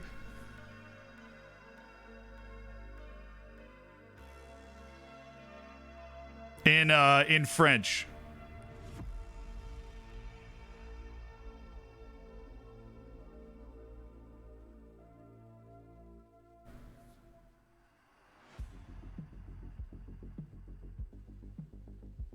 There has been a lot of French in the jokes today, but we'll leave that to one side. Animals throwing down 655 bits. You know what? Chat, you can't influence me. I'm giving that one an A. It's got everything we look for in a dad joke, and you can't convince me otherwise. Right? It's got the play on words. It's got double meanings. It's snappy. It's not too long of a joke. Dang it. Oh, and we just give it a dad joke an A. Oh. That is unfortunate. That is the guy that we basically went out and went, well, oh, this guy's gonna fuel our season here.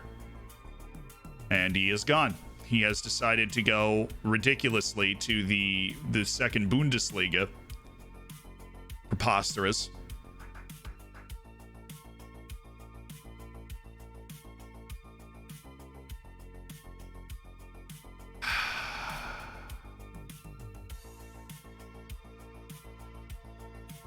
It's a lot of people that want Dabney dos Santos Souza, but he's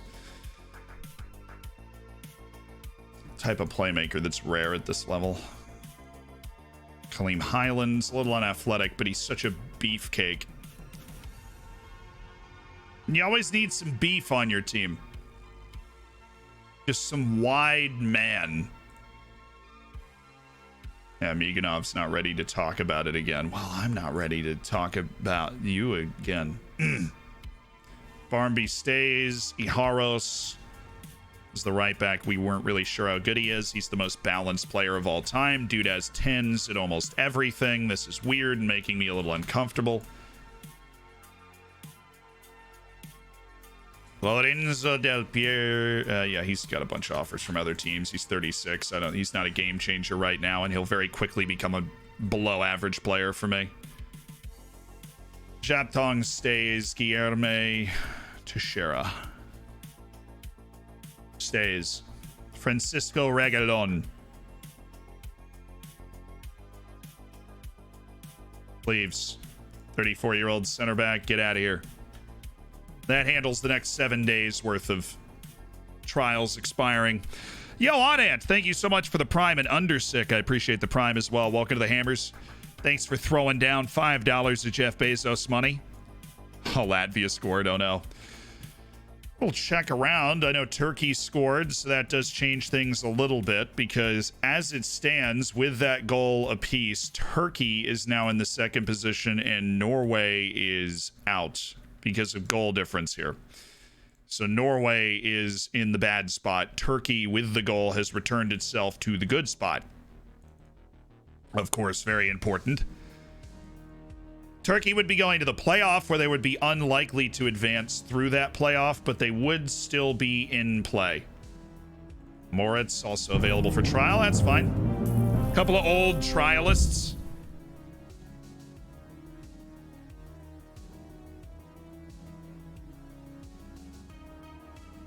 Dyson, thank you so much for the 4 months as part of the Hammers.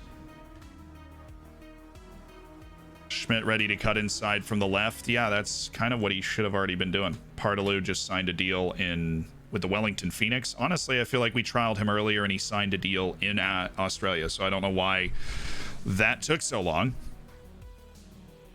I trial players for 2 weeks, and then if I bring them back, for 4. You want to sign Teixeira? I don't know if he elevates the team enough, and I think he's going to ask for a bunch of change. Zedili.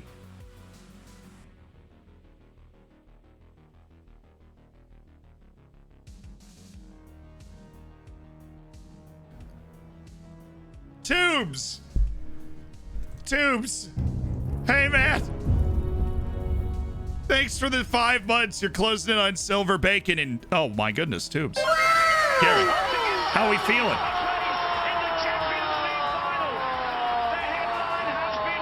5 gifted subs from Mr. Tubes. Tupac, Zoid, Dunfleets, Vanacane, Mandria Prada. You are now in the Hammers. Tubes has gifted you a sub. Welcome back. Welcome back. Mr. Tubes, thanks for making 5 people's days, dude. That's really kind of you. Make sure you throw the emotes around too. If I just read your name out, say thank you. You know, check your notifications. Oh, look, I got gifted a sub. And then make your move. Well, the boys come back to training tomorrow, and then we play a schedule of 3 friendlies, and then we play our Austrian FA Cup match against Lask in the quarterfinals. Yes, we're in the first season, Bonchu. So we are in the second division. We're in the first season, and we are a point out of promotion right now. We're a point off the top of the league. Only top of the league gets promoted. So we're on the move. Say Love is gone to Grazer. Awesome. Dabney Dos Santos Souza's got an offer from Adelaide and Maribor. How much money does he want? Now we might as well enter the Thunderdome and consider this.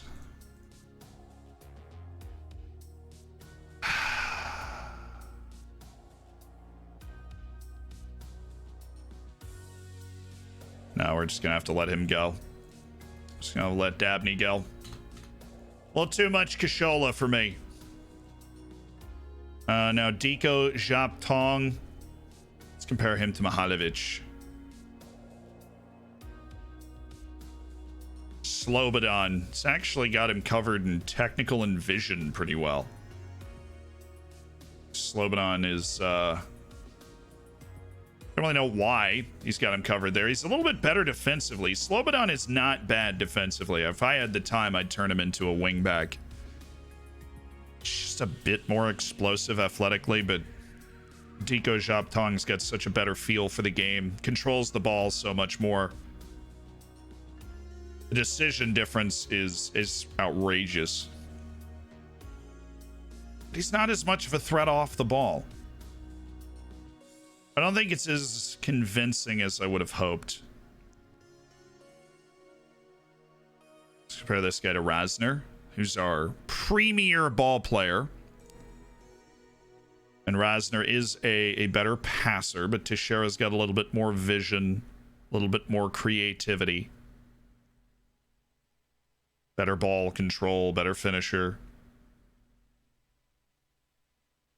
He's got the stamina, but his work rate's a little lower. It would be like signing another Martin Rasner, but I'm looking for those people that just take the team to the next level. That's what we're trying to do. We are trying to take the team to the next level. This dude's 37. He's not transcendent, so we're not interested. Bruno Dordoni is a center back that honestly it'd be great if we could have, but honestly, we've discovered, I think we can check what wage he would want without us. So we're 57 to 85. That means we could sign Dordoni and somebody else. If we wanted to add a little depth to center back, which we have exactly 0 depth at center back right now. If we wanted to add a little depth to center back, that's how we would do it. Schrammel's just too slow. He's just too slow for me to be able to trust him for a full 90 minutes on that wing. How are you so bad at dribbling? He's an Nganch. That is how. Alexander Baum-Johann. He's got 221 caps for Germany, so he peaked in high school. Happened to all of us, really. Miganov, you ready? Nope. Cool. So I want to figure out how much he wants, like 40,000. So if we sign him, we can definitely sign somebody else too. We have basically 180,000 to play with until the board officially nixes it and we can't sign anybody. But I think we wait for Miganov because he's just this perfect attacking wingback guy. He's got a great feel for how to make plays, and we definitely want him. Wait, Wales have tied it! Oh, Welsh! Czechia in the mud. They still haven't scored against Estonia. We'll do a halftime kind of ring around the rosy. Equatorial Guinea has scored, which means if they score again, then all they need is 3 Zambia goals, which, okay, it's more possible than it was 5 minutes ago, which is nice. He has 3 dribbling. Babies dribble better. I mean, I've seen it on YouTube. You see compilations of small children running around with the ball. I feel like that counts as 3 dribbling. I want Reckberger and Pooch as regular starters. I'm good.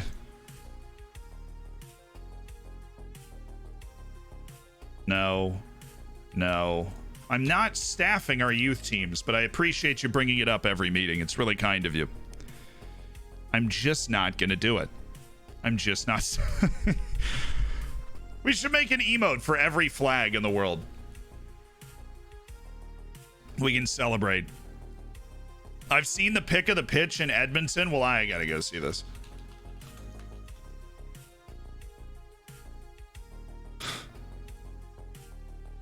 Canada's taking the field for warm-ups. Ooh. This is going to be an interesting field for the game. Yeah, I think so.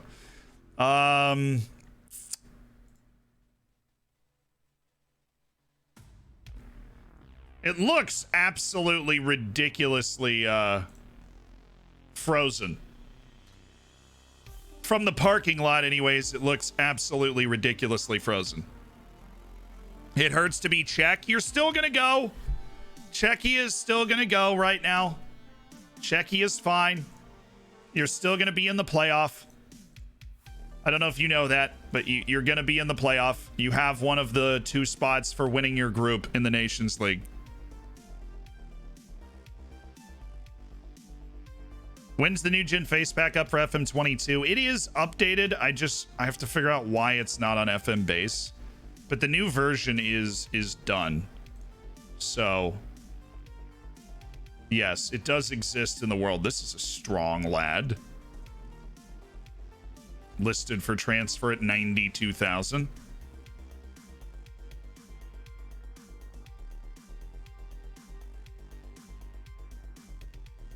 Tomislav Grudelj. We will redo this team with these players. I make an inquiry on this guy. He seems to be a super stud muffin at right wing back. This guy is definitely a target and will be scouted. 40-year-old. Great. Let's bring him in on trial. Hopefully he wants absolutely no money and he can be deep cover for a year, because he's a 40-year-old with that kind of ability. Consider my interest completely piqued.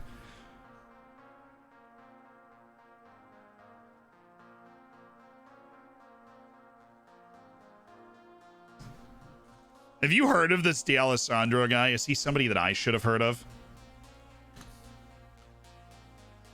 Andres D'Alessandro. Oh, he's so slow. Who's he played for? Oh, he's been playing in Brazil forever. Played for Wolfsburg 15 years ago. Made his move over to Europe. Did a loan at Portsmouth when they were in the Premier League. Goodness me. This dude's been in South America for like 13 years. He's trying to make the move back to Europe at 40. What is his agent doing?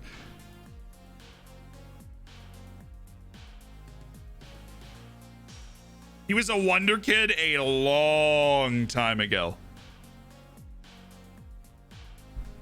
He's famous in Brazil.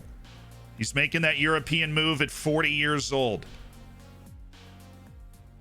He could be a super sub for me. I could totally see myself using that. Hey Dad, can you tell me what happens during a solar eclipse? Dad, no sun.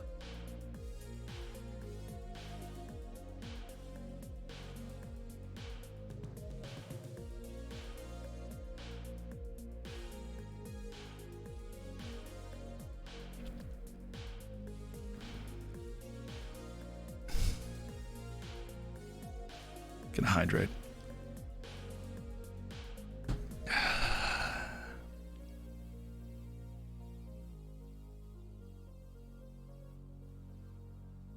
You know what? I agree with what somebody said. It's simple, straight to the point. It literally, the joke is a question answer between a dad. Right, between a dad and oh wait. It's like if we can get $45,000 for him. Then sure, but Kopfenberger have got Marko Josic coming in. Which, you know, good for them. Excited for them.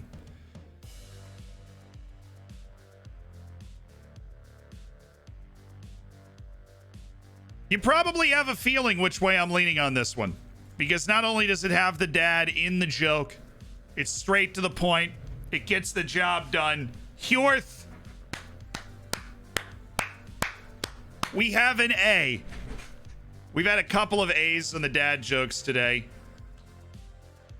And we have an A before us now. We have an A before us now. That's a dad response at its best. It's funny, sassy, right to the point. Absolutely nails it. How many leagues did you have? I play with all the leagues.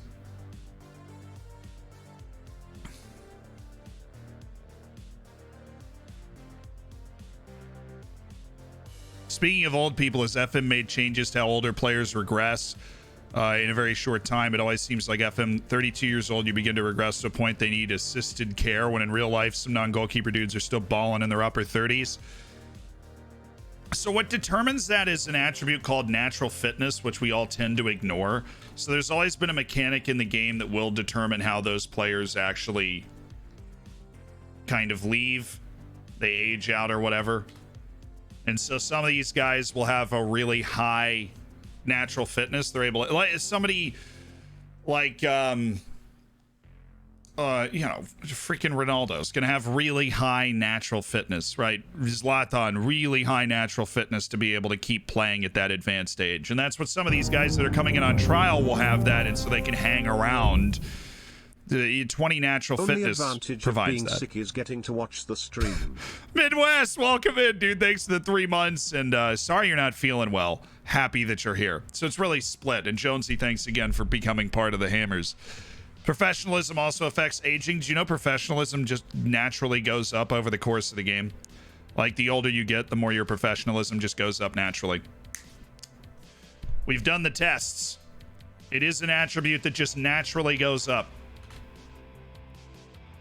Rackburger, dude, what are we doing? He's able to perform well at his new position, which is good. Disappointed in your development. Even though you've learned that position, disappointed. Flavio, somebody make an offer, please. Dordoni is going to stick around. We like Dordoni. Jabril Bojang coming in on a trial. All these guys coming in on trials. That's what we do. Bo Geens. Unfortunately, I'm not going to be able to actually spend money on anybody. So even though you look like a darn decent goalkeeper. Bojang's made a move. Dordoni's made a move. So we lost the good center back that we had on trial. We are just waiting for my boy Miganov to be ready to negotiate. All right, Miganov, let's talk.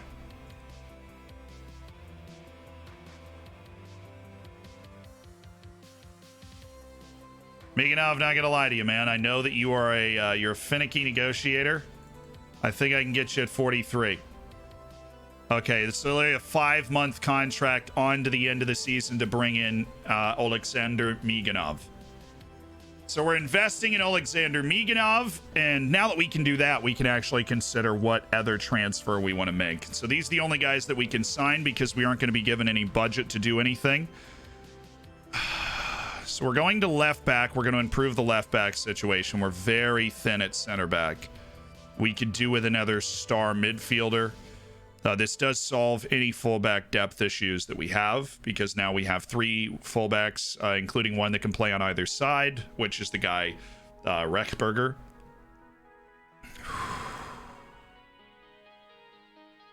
No, not you. Guilherme Teixeira is the potential facilitator. He's not nearly as good of a defensive player as that Pablo Ruiz guy was, which I don't like relying on him as the guy that comes in. We could go with Kaleem Highland, somebody that is definitely very good at defending, but he is old and he's not an athlete per se. He's just a solid player, literally just wide. There's Moritz, but I think we've let him go from this stuff before because he's a little too old. Then we, of course, have Andres D'Alessandro, who is just, at best, a super sub, the 40-year-old. He sees the field well. Certainly can open things up. Did I tell you the joke What do you about want? the guy who ate a clock?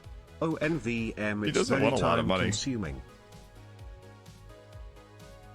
Oh, tubes. I'll play that again. I was talking in the middle, you know, we don't want to disrupt the jokes. Did I tell you the joke about the guy who ate a clock? Oh, NVM, it's very time-consuming.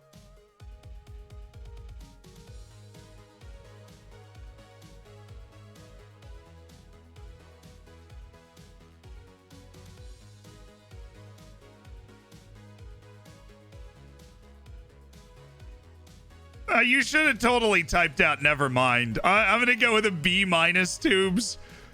You should have totally, you typed in NVM for never mind. Just shorthanded it, and it really didn't help the, it did not help. You just shorthanded never mind. And it was a problem. Then we have Baumjohann, who is basically a worse man's D'Alessandro. So I'm gonna go ahead and drop Baumjohann. And you know what? Andres, who else is interested? Cerro Racing de Montevideo are interested in Andres D'Alessandro. How about Guilherme Teixeira? What do you want? Let's compare him to Unger.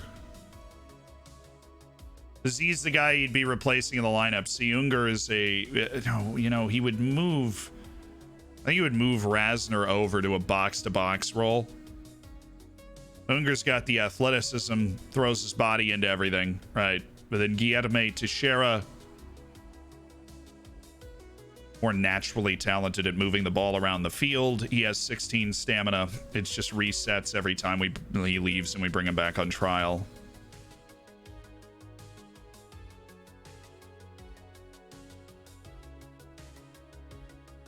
We could try and spin 3 signings out of this.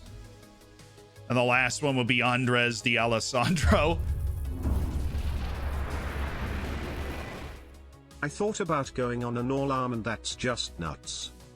I think we hold. I think we just do the 1 signing right now. D'Alessandro, we don't want to be our 2nd signing, but maybe he's our 3rd. I gotta hear that again. Hold on. I thought about going on an all-arm and that's just nuts. Oh, you typoed it again! Oh, it's a nightmare for Tubes. You didn't put a space between the period and the word but. So it just skipped. It says, I thought about going on an all-almond diet, but that's just nuts. But it skipped the word diet and but because it's diet, period, but straight through. Oh, that's brutal.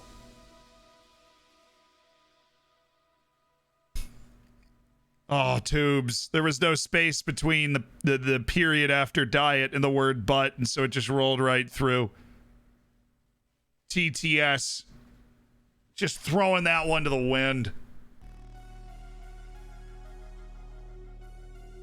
Maybe Valdivia is a little slow. Alexander Baumjohann. Sia. Flavio. Oh, come on.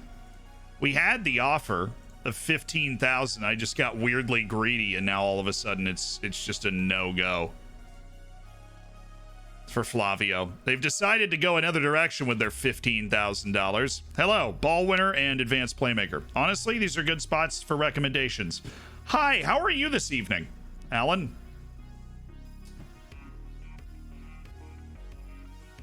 Alan Cruz, would you like to trial with us?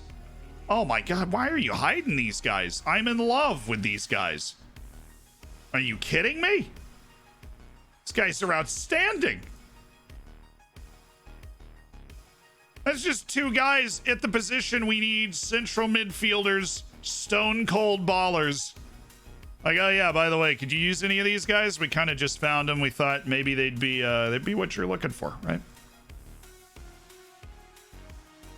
I mean, I wish they'd told me about them earlier. I'm going to have to wait right up until the end of the transfer window to know exactly kind of how good they are.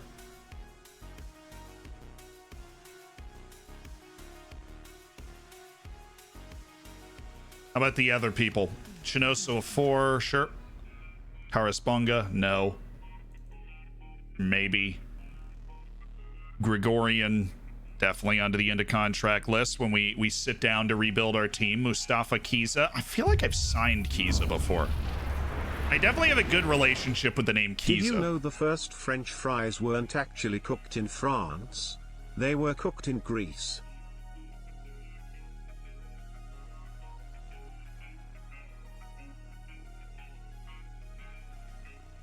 Interesting. It's very interesting. Interesting fact there that we didn't know. Very interesting. By the way, before we move on, Tubes, I love the effort. Respect the effort. Thank you for throwing the dad jokes down.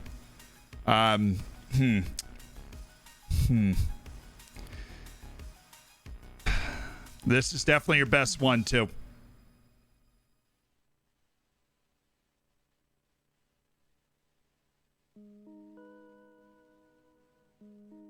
It's not an A, but it is an A minus. We're going to go seated applause on that. It's not an A, but it is an A minus. It's an earned A minus after 2 typo errors just absolutely torpedoed his previous efforts. Barmby has made his move to Dundalk. And his trials with us are done. We need to put Bubalovic back in the starting lineup here. Bubba! So there is Joseph Manala. It's not actually great at marking. Physically, he's okay. I don't know if I'm super sold on Joseph Manala. He's a ball winner. They get a little overhyped. Alan Cruz. You, my friend. You are a bit more offensive, yet not bad at defense, yet bringing the athleticism, but also, you know, being able to find a play here or there. What level are you playing at? He was playing for Cincinnati in the MLS, so this is an MLS level player. That's good. Jamal Blackman, we've got a new goalkeeper available. No. Okay, those are the moves we're looking to make. We want Miganov. Dang it, got to put Bubelovic into the lineup. We want Miganov. And we want a central midfielder. Just throw him in for Strimsek so that we can run essential. Yeah, we'll just run our starting lineup in these friendlies so these guys can get some fitness. Some sort of match sharpness.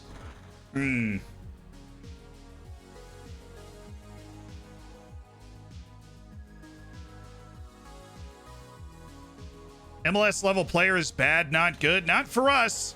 An MLS level player is a godsend for us. Yo, Chuck BX. Thank you for the Twitch Prime. And thank you for the 2 months and welcome to the Hammers. My dude. Que paso? Manalo was a meme for Lazio because he looked suspiciously older than 18 when he was there. Hey, look. Sometimes you just lose the birth certificate, all right? That is not, that's not my fault. All right, it is not my fault. Transfer deadline is in a week. We'll get all 3 of our friendlies done before then. Oh, it's going to be another tight deadline day, isn't it always?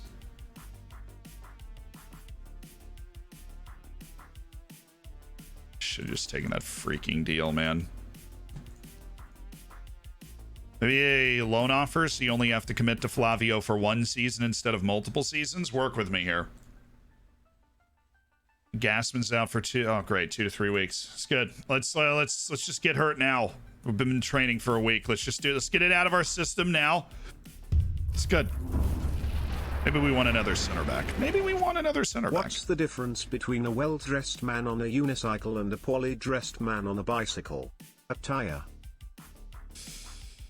Oh, we heard that one earlier today. I'm sorry to say we heard that one earlier today, Jonesy. It was a good one. It got a good rating, but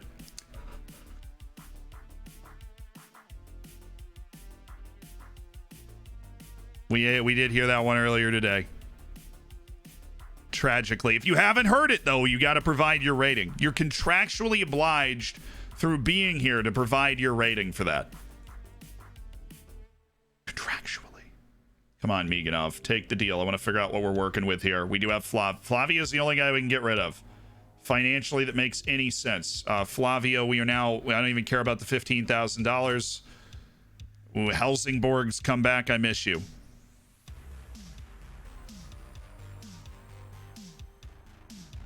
What happened to the team? Nothing.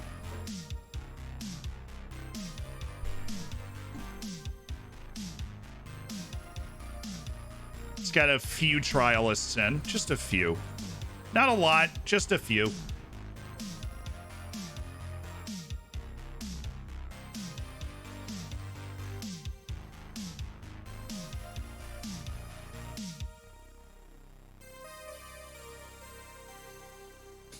Flavio, you got to find a new club, man. You go out, talk to people. You got to find a new club. We want you to go play somewhere else. Please, for the love of all that's good and holy, man. Some clubs want you. You've got a nice first step. You can be lively on the outside. Some clubs do want you. Hulk is making a move to Newcastle. I love that for Newcastle. Rural Turtle, thank you for the tier 1. And welcome to the Hammers. You got it, Giorgio Galizios. It's actually not unathletic for 35-year-old. Traore has done the deal, actually pretty inexpensively. Some of these older guys will take a lot, only a little bit of money, and we can really round out our depth with a couple of old dudes. If we can move Flavio, or if the board would give us literally any more money, but I don't see that happening.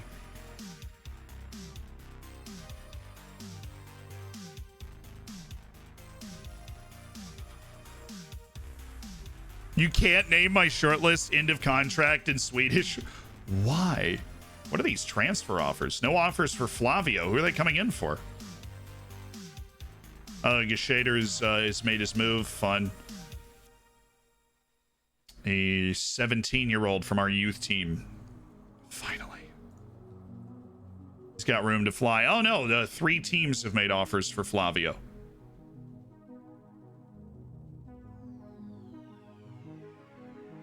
Okay, are they gonna pay his wage? I don't want to pay any of his wage. Oh my goodness, it's delayed. Decision will be made on the 27th. Never mind, it'll be made tomorrow. That's fine. I am okay with a decision tomorrow. That's fine. Mihaljevic has got food poisoning. That sucks, but whatever, man.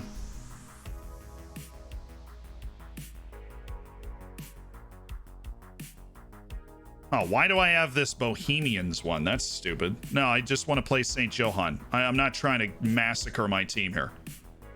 I'm literally just trying to get the starters fit. That's all we're doing. And I cancel this, please. Get out of there. Get out of there. I'll accept the cancellation. It'll clear out in a day or two on the training list, and then I'll be able to actually put some real training in there. Schweiner.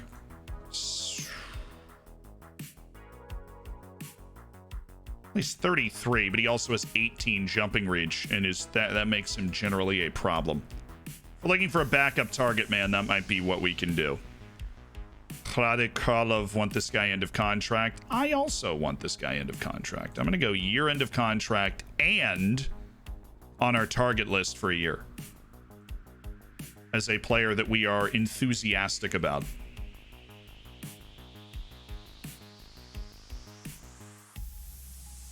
Thank you. Oh, chill. Why is this the thing that takes forever to load? Whoop. Stromshek's being offered a contract. Amadou Dia, that's unfortunate. Simon Spari has been offered a contract.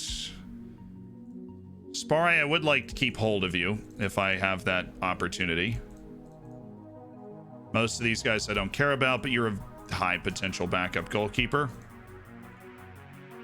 Oh my goodness. Oh my goodness. Simon, if you want to stick around, I got you. Wow, the Russian First Division. Okay. They got more money than I do. Alan, how are you looking? We haven't really refined your attributes yet. Really hoping that changes in the next 4 days.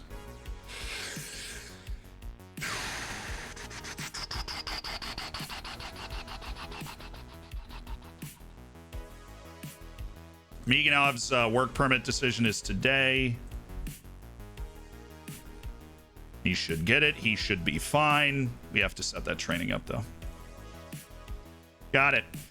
All right. First signing of the window. 27-year-old Alexander Migunov. A very gifted offensive wingback on the left side that's got a great first step. Can whip the ball in with pace. Isn't shameful defensively, although he is not good. But this is finally somebody that can take care of business here on Limcopi. I'm glad you like the skin. How can I get access to it? It's on FM Base. You just go on FM Base, download it. It's also in the Steam Workshop. You can grab it there too. Welcome, Alexander Migunov, to Floridsdorfer. Signs a 5-month contract to help us battle for promotion. Yeah, we're making moves. He's very okay. He's good for us. We've been teaching a guy to play left wing back the whole season, and that guy is going to welcome him to the club, which is just nice and wholesome. Insue's made the move away. Kaleem Highland will stay on trial. And with that in mind, now we can move on to other projects like Andres D'Alessandro. The Engage, the 20 minutes to go in the match guy that comes in and tries to make all the difference because he can receive the ball and then unlock the opponent. I put him up behind the strikers and he just gets fed the ball. As fun as it sounds to game plan a whole tactic around a guy that just has passing and vision rarely seen at this level. Joseph Minala. We're waiting on Minala and Cruz. We want to see what they can do before we make any moves. He is actually he should be the dictionary definition of Enganche. You're right. I mean, he is just an Enganche. All right, where were we working on? Ball distribution. Well, then let's work on transition press, transition restrict. We'll build ourselves our own little shindig. Work on some teamwork on the backside of it. So I imagine our team cohesion still aggressively average. Playing top flight teams around Europe. We've got a win and a draw. Like it. And Kaleem Highland, he's been on trial with us for a while. You might have heard of him. I think Cruz might be our guy. He's going to be a little expensive, and we wouldn't be able to sign D'Alessandro or his center back. But I would love to get D'Alessandro a center back and Cruz. But I think in order to do that, we're going to need to move Flavio before the deadline, because that's 50,000 in dead wage on our team. Hello? Talking about Miganov. I'm confident he'll deliver. He plays well. Do we have too many players at left wing back? No. I disagree with that. We have quality and depth. That's the way I look at it. Are you hopeful of being able to help Miganov realize his potential? Could help it come together for him. How will you get the best out of him? Well, you know what he does well. Exactly. We're going to put him in a position to succeed. He's just going to be an offensive weapon. It always helps to have a familiar face or two. Just not really going to comment on the bringing other players in. We don't have bringing other players in type of money. So who are my center back options if we do want to get a center back? Jesus Olmo is 37, so I would consider him probably not an option, even though him being 37 would make him cheap as center back cover. Hassan Ndam's 23. He makes sense as center back cover. He's an athlete. He's strong. Not a very good passer, but in terms of somebody that can just play defense, I would definitely want to explore how much money he would want to get. But we'll wait until the last day, so we give them every chance for their attributes to be revealed.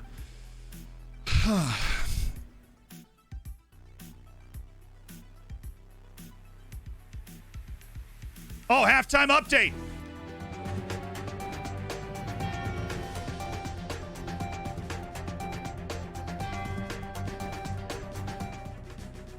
Ladies and gentlemen, welcome to Zeeland News. I'm your host, Zeeland. A lot of dramatic World Cup qualifying action to go around.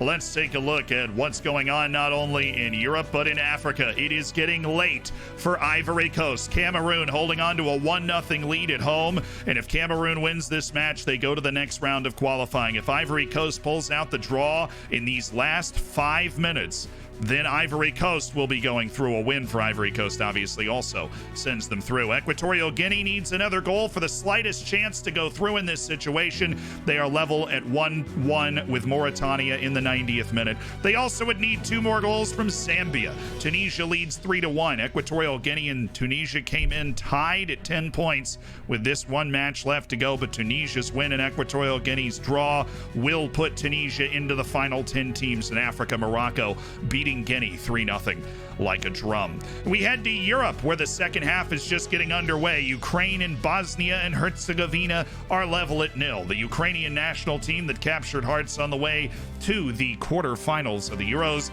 are on the outside looking in of World Cup qualifying right now and are in desperate need of a goal, which would put them level with the Ukraine. Remarkably, with Finland. They would be level with Finland. You cannot, in fact, tie yourself in World Cup qualifying. Fun fact about Ukraine, they have not lost in qualifying, but they have only won once. It's one of the weirdest qualifying runs you'll ever see. If they end up drawing Bosnia and Herzegovina, Ukraine will have 1 win in 7 draws in 8 matches and will end up missing out on the World Cup despite not losing in European qualifying, which honestly cannot have happened a lot of times in history. Finland is 2 points clear right now, and they are still level with France, which makes things weirdly complicated because if Ukraine scores, then both teams have 10 goals for, 8 goals against, 12 points. I don't know what the next tiebreaker is. I have no idea who would be in the second position, but it would get really weird really fast if Ukraine goes up 1-0 against Bosnia, and they have to go for it. Finland will be defending with all their life, trying to hold on to the 0-0 with France to at least make things interesting on that tiebreaker. It goes to head-to-head, and honestly, I don't know who has the head-to-head. I would assume, because Ukraine has not lost, that at the very worst, it is level on that head-to-head result. But Ukraine actually has its only win against Finland, because of course it does. Ukraine has the head-to-head. With a goal, Ukraine would go through and Finland would be bumped. That's just something to keep an eye on. There's also a very important scoreless draw going on in the Netherlands, between the Netherlands and Norway. Right now, Norway hanging on to that draw. They're going to need a goal, though, because they are 1 goal difference behind Turkey. Turkey is also drawing. They are level with Montenegro. And as long as Turkey holds that result and Norway doesn't pull ahead of the Netherlands, then Turkey is finishing in second. Norway, tied at 19 points with Turkey, needs a goal as it stands against the Netherlands, which would pull them to 21 points and would pull them into second position. Now, the Turks would then be bumped out in that case. So to be safe, Turkey should score against Montenegro again. So it's all a bit nervy right now. Wales and Belgium are level at 1, and Czechia and Estonia are level at 0, which means Wales is hanging on to its seeded qualifying position in the playoff, and Czechia would go into an unseeded qualifying position. A lot of tension, few goals. Final result for Tunisia, they are going through. They've won 3-1 against Zambia, which means Tunisia will be in the final 10 teams. Either Cameroon or Ivory Coast will be joining them. The goals scored in the last couple of minutes, we will go crazy. That's it for Zeeland News Update. The Zeeland News Update. Sorry, that's what our sponsors mandate we say. I'm Zeeland, hosting Zeeland News on the Zeeland News Network.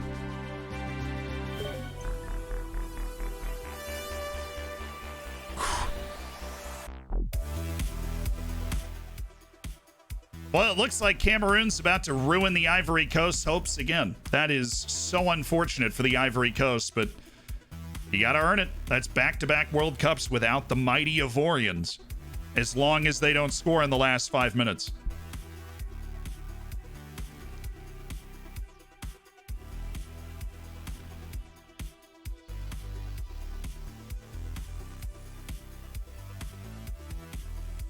If Ukraine wins 1-0, Finland needs to draw France 1-1. True, because then they'd have more goals for.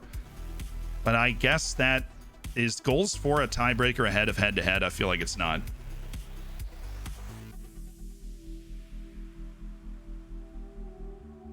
All right, Polievka. As we refocus on our impending transfer clock, ticking down. We've made the one signing of Alexander Miganov. Polievka, I think we throw this guy on the end of contract list. The Scouts have honestly done a bang-up job here. Our Scouts have done a tremendous job. They have served up a lot of different options for us. And we have done our absolute best to try and sift through them.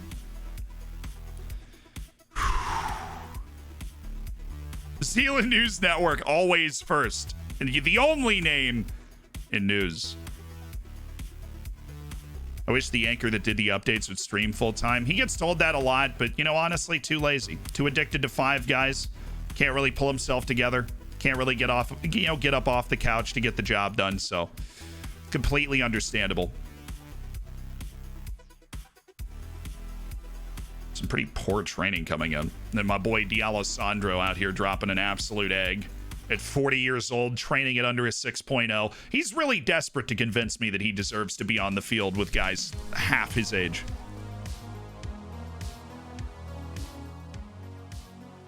Let's see. It's Moritz who's expiring today. Should we keep Moritz around? I think so. If some of the other options fall through, I think Andre Moritz is definitely a good option. Probably wouldn't want too much money. He's 35. He's not fast, but is somebody that can spell a few games in the midfield and somebody that can ping the ball around, control it well. Probably wouldn't want a lot of money. I'll tell you what, though. We're going to get super weird about this. Just so we don't forget what his attributes are, because we're going to have to reset the trial.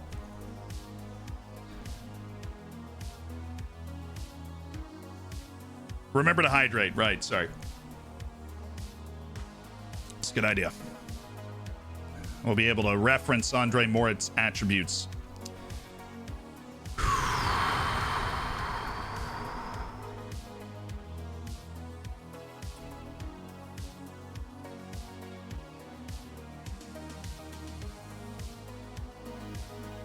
kinds. We have a couple of guys that just, that's what they look like. Their development just tanking.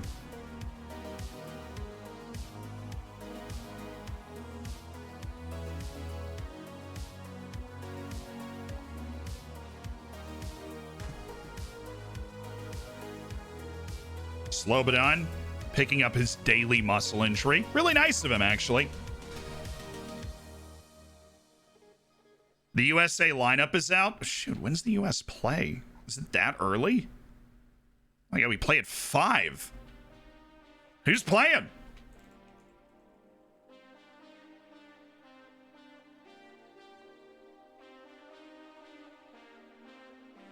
Oh, you make me go to the website. Stefan, Yedlin, Zimmerman. Who's the other center back? Richards? Okay, so it's Zimmerman, Richards, Yedlin, and Anthony Robinson's the back 4. Pepe's up top. Musa. Buzio, let's go, baby! Adams, Musa, Buzio, that's an excellent midfield. Aronson, Timmy, and Pepe. I love that. Pulisic is the super sub off the bench, I'm assuming. Again, because he can't go a full 90. I'm sure Chelsea just went up to Greg Berhalter and they were like, look, man, look. So help me if you play him. If he gets hurt again in that stupid CONCACAF. All right. Stefan, Yedlin, Zimmerman, Anthony Robinson, and Chris Richards. Musa, Buzio, and Adams. Oh, yeah, that's good. And then Aronson, Weah, who was the best player against Mexico. With Ricardo Pepe in the middle. Who didn't have a great game against Mexico, but that's a tough game for him. Never say never, that's all I'll say. There could be some activity on the deadline day. Timothy! I needed a Scally start. Yeah, apparently there was some... Really? Come on, I'm going to have to contend for Andres D'Alessandro's signature. I'm not emotionally prepared to do that. Oh, I wish I hung this call up, but now I can't even click out of this question, so... I'm going to have to know. Yeah, I'm being cagey. I'm not commenting on what parts of the team I want to improve. I just feel that's awkward. Is Antonio registered for Jamaica? West Ham's not releasing him. I don't know if they released him for this window, but they didn't release him for the last window because of, like, COVID stuff.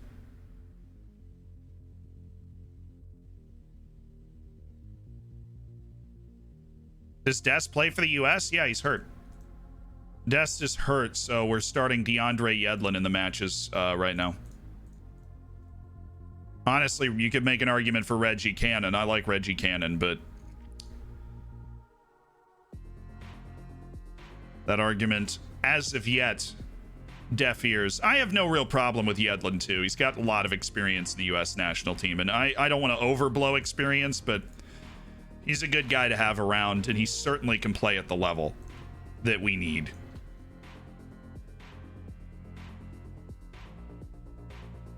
Oh, Antonio is there? Thank goodness they released him. Yeah, so we have to deal with Mikel Antonio. They've also got Kamar Roof. The issue is Leon Bailey, Kamar Roof, and Mikel Antonio is actually a really good setup for Jamaica. I thought they were going to really push for automatic qualification to this World Cup. But Antonio has just finally joined the team. Roof hasn't been 100%. Leon Bailey's missed the call-ups because of injury. Like, Jamaica's just really been screwed.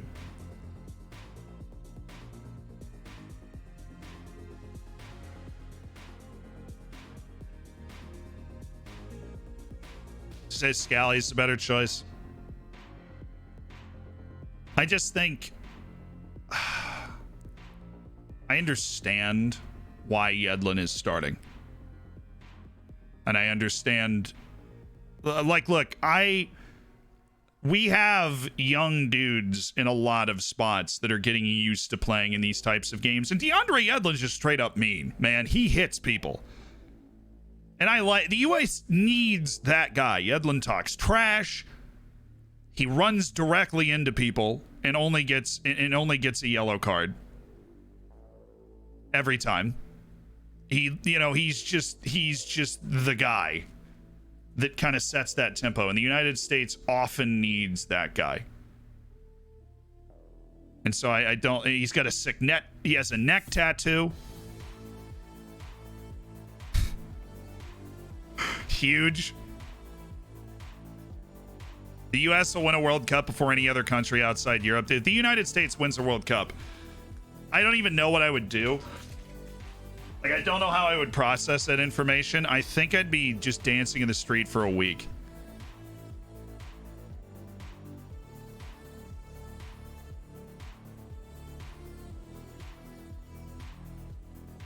Ooh, Bruno. Interesting. You, my friend, are a good center back. How much money do you want? A lot of money. That does make sense. That does check out. Okay. You want what we would call in the industry a lot of money. Transfer deadline day today? Do I get to participate in my super fancy deadline day stuff or no?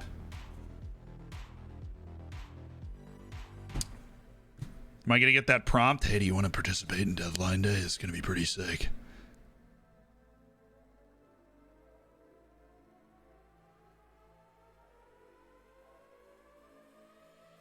Now, if the United States is making a run in the World Cup, I will be at the game. I don't care what I have. I do not care what I have to pay. I will be at the game.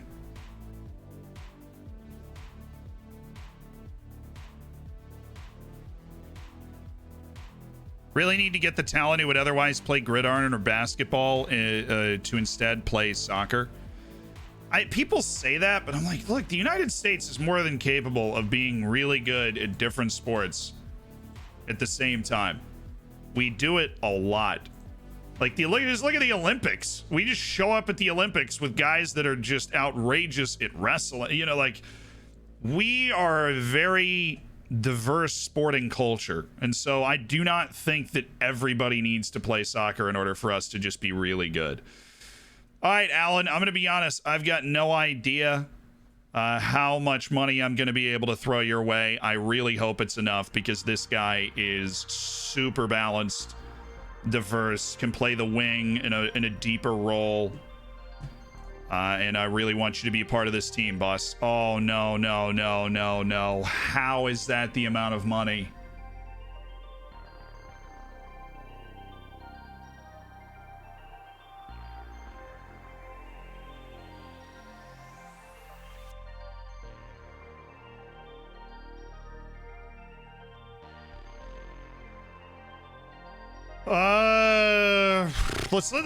Let's let these Flavio transfer. We need the Flavio transfer to go through, and then we can work on Cruz. Hopefully that frees up 47,000 in wage. That's enough. Hopefully that's enough.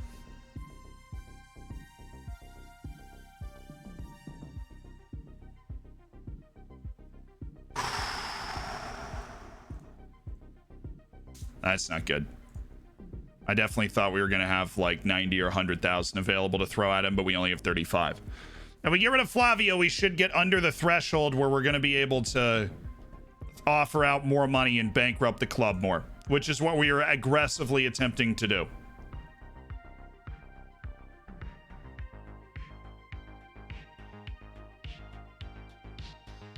Now we need the Flavio deal to go through. Let's check our amateur team, see if we can get rid of somebody.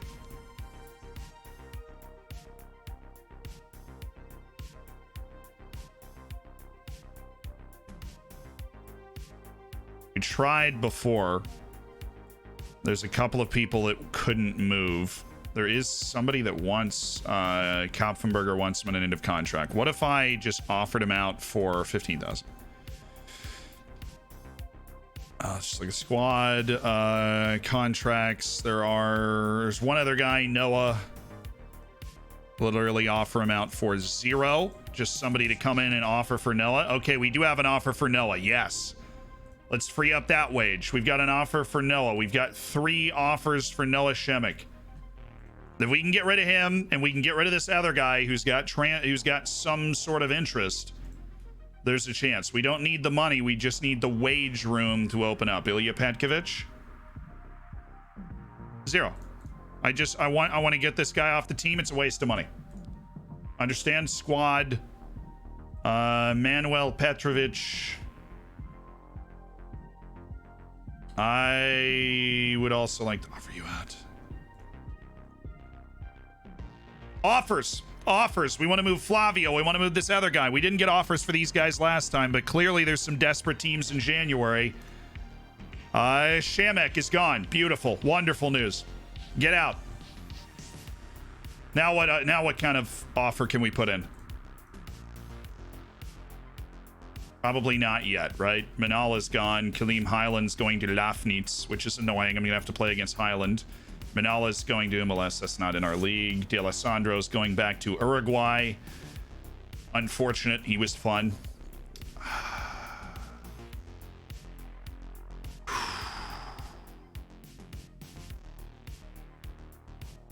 Maybe if can we offer a sell now and just move Josic now, and that gets rid of that wage, even though Josic was around the team.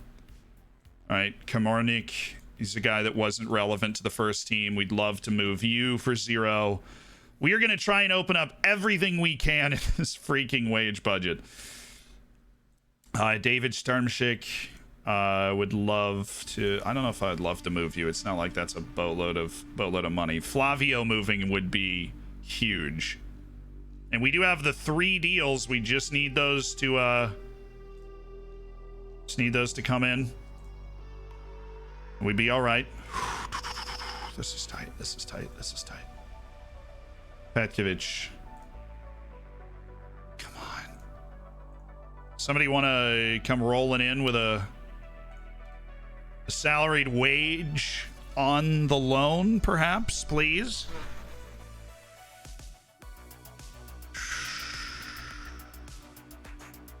Dang it. And all I got is moves. Sturmzek signs with St. Pölten. Okay. Sell now. 80,000. Spari's signed a deal with us. Cool. We got our backup goalkeeper. Goalkeeper. 45,000. Come on. Come on. Come on.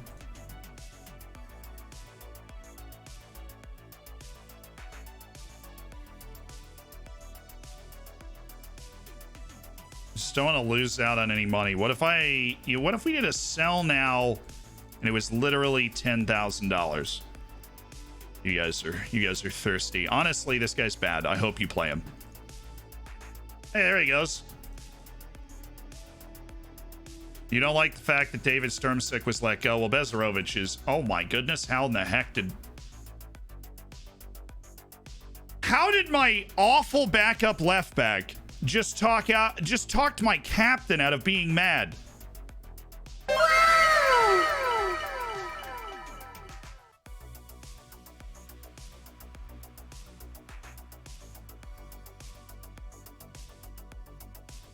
Oh my goodness. Okay, we're working our finances back to a reasonable point where we can make another stupid offer. If we get rid of Flavio, then we can talk again, but I think if I go in for Alan Cruz here and we just take a look around. Let's freaking go, dude! Let's freaking go! Alan Cruz! For the easy price of selling my soul.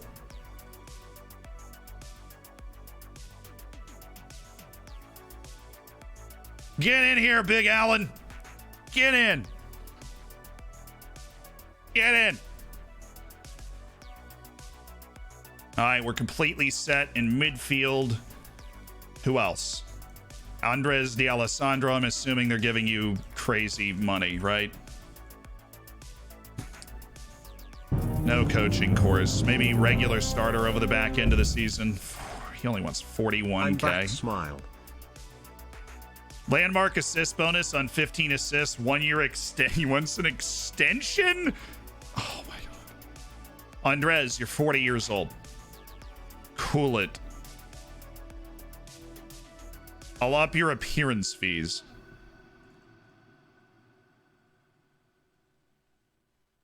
If we win the Austrian FA, I'll go ahead and pay you a 6K. I need you to bring this down a little bit. Okay. Andres D'Alessandro, our offer is out. We are still working on moving a little bit more wage. We're wheeling and dealing here on deadline day, lads. We are wheeling and we are dealing. We are building a team. Yes. Flavio's on his way out. You've been a great servant to the club. I love your smile. One more look at this brilliant smile. Unfortunately, he just couldn't hack it at the club. See you later. Andres D'Alessandro Lofnitz is in for the 40-year-old. Beautiful. Let's get Flavio off the wage budget. Yes. Awesome. I want to get a center back too. My would be over the moon if we got a center back too. Just a little depth at center back. Cremonesi. It's 33. Bruno Piri's the dream. Hassan and Dom is the likely candidate. I mean, Piri wants a lot of money. He wants an amount of money I don't think we'd be able to get near. But if we get the Alessandro, Alan Cruz, and a center back with Miganov, oh, I'll be freaking over the moon. But in order to do that, we're going to need these guys to move. We need Ilya Petkovic to be 50 shades of gone. It's open to speaking to other clubs. Petkovic, you know. And this guy, Manuel Petrovic. Come on in. We're fire sailing these young guys. Petrovic, I think we'd actually be able to get money for him. What, we've got 4 hours? No, we've got like 10 hours, dude. We can totally do this. Manuel, what's his guide value? So let's say 90,000. We'll offer him out for 90,000. Any immediate answers? We'd love a little injection of cash to help offset this sort of stuff. No offers for either of them. Got it. Let's go, man! Up the Dorfers. Andres D'Alessandro and Alan Cruz are in. We just signed a 40-year-old, and weirdly enough, we're excited about it. Darkskin Hefe, thank you for the 5 months as part of the Hammers. Gormy, thank you for the 8 months. Extracts, thank you for the 2 months. Gormy, you're about to have a child. Extracts, you're about to cook your bacon. Hefe, you're about to hit silver bacon. There's a lot of things happening right now. Cruz is in up the freaking Dorfers. Alan Cruz, big yes. Our midfield is great now. D'Alessandro signing for Floridsdorfer. Andres D'Alessandro as a late game wing substitution or offensive sub. And weirdly, some depth, I guess, at the left wing position. As an advanced playmaker out there, I wouldn't want him to actually pick the ball up and carry it, but somebody that can receive it and make a play. Andres D'Alessandro is signed. Okay, we did not get any offers for our lad, Manuel Petrovic, but there is the possibility that we could get some money for this guy. He's 17 years old, and people see the potential in him. Happy with the signing, unsure about recent form, slightly concerned about number of players that play in central midfield. Oh, chill with it. 10 months, let's go.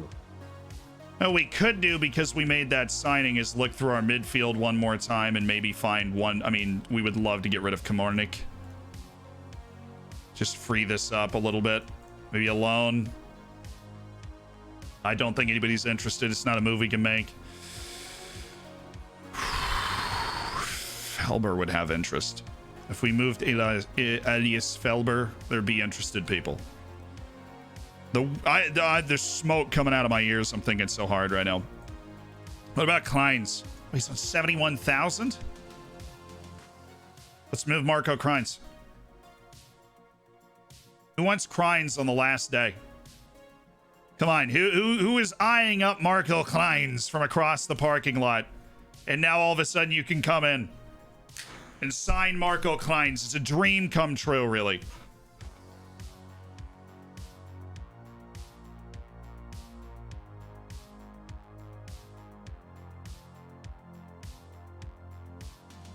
Pound Sterling, thank you so much for the 10 months as part of the Hammers. And the gifted sub from Pound Sterling.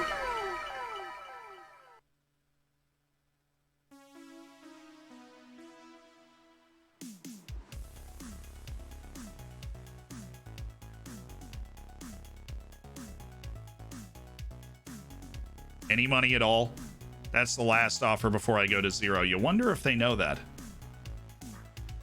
What about a Kynes for like 30,000? Are they going to be offended by that? Kamornik is attracting absolutely nobody. Persuade to find a new club. Kamornik is already on board with that. I don't want to persuade Kynes. But if we could move him, maybe we just are able to push for Bruno Piri. He's just a mentally gifted center back who also sees the field weirdly well. What level was he at? He was playing in China, but he did play for Setúbal in the Portuguese Premier League, so just an idea of the quality. Wheeling and dealing, baby. Stuff gets me going. Yeah, 30,000, and we already put the offer out at 15,000 for Petrovic. And then we have two players that we want to unload, but we just can't. It's the guy in the reserve team, Ilya Petkovic. Oh, come on, there's somebody interested. Come on. Come on, come in for Ilya Petkovic. Yes! Come on, Kapfenberger. They want 20-year-old center back Ilya Petkovic. Let's go. Now we have to move Manuel Petkovic. St. Polton's going for Guilherme Teixeira. Fair play. Manuel Petrovic. We had plenty of interest in this guy when we went 0 last time. He's a potential player, which we're just not trying to vibe with. So Manuel Petrovic, you are on the move. We are fire sailing our youth team as I've taught you to do.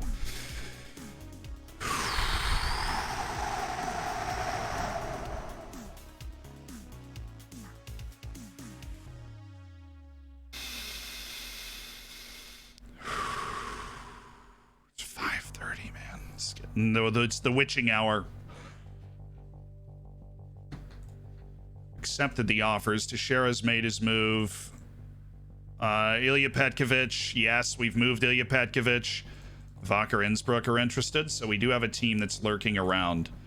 Maybe 15,000. I mean, I know we're playing with fire. It's 6 p.m. here. Petkovic is on the move. Manuel Petrovic is off as well. You're a great servant. You don't really care. I've just kind of moved you along, even though you have allegedly good potential. We're hoping to sail by what that potential is in the future, so we don't care about you being here now. Financially, what are we looking like? Still misses me, but her aim is getting better. Kynes, where are you? Got that interest, but it's an end of contract interest. I'm trying to turn that into a now interest. Kynes, make the offer for Kynes. Wacker Innsbruck want Marco Kynes. They want him now. Come on. Move that money off the books. I want to make a move for a center back.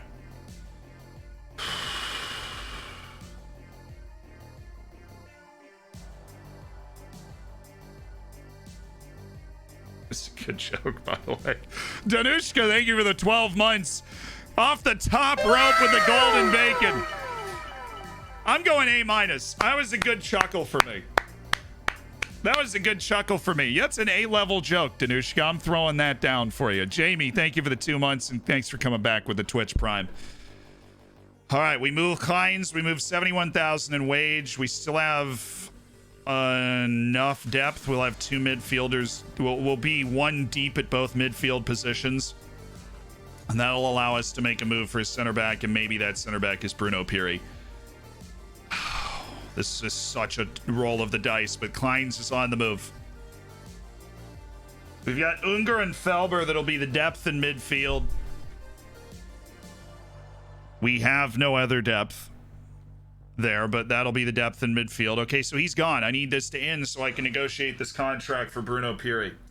We've done everything we can to we've thrown everything off the boat. We have thrown everything off the boat, chat. Everything.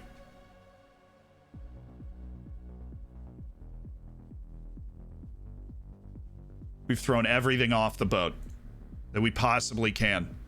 And we have lowered this perhaps just enough. We're not going to be able to move Kamornik. If we were, then I think we'd have it. What if we moved Michael Drush? That's not enough. Kamornik's got that extra. He's got 33,000 in wage. If we moved Kamornik, we'd have it.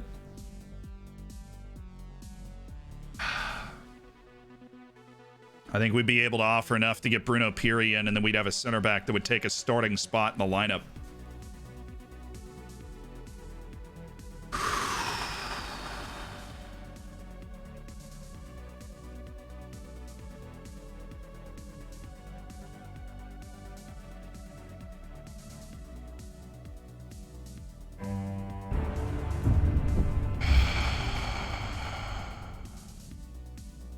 20. tier 3 for 20 months. A tier 3 sub from Tiberius McCann.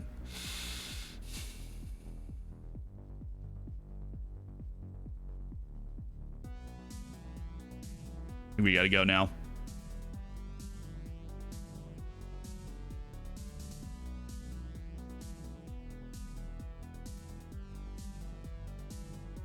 My God, we're gonna be able to do this. We're gonna be able to do this. We're gonna be able to push it just far enough and sell just enough players that we are gonna be able to do this.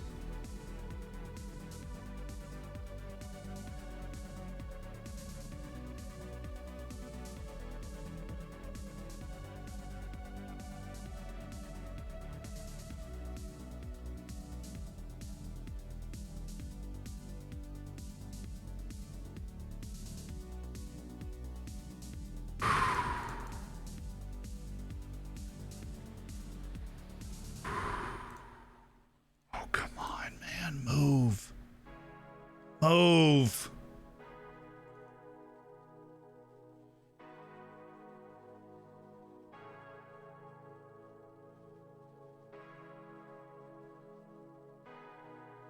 Now we're moving. 177, you can do it. Let's go.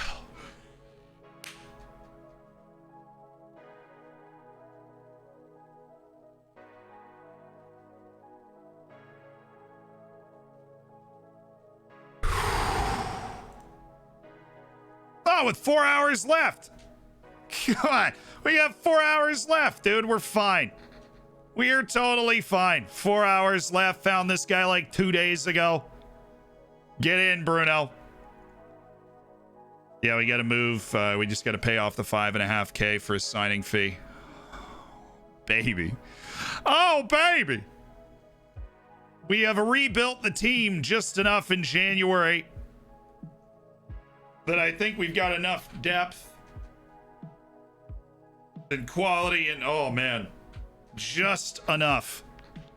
Just enough. Literally just enough room in the wage budget to make it work, to bring Bruno Piri in, and we got it.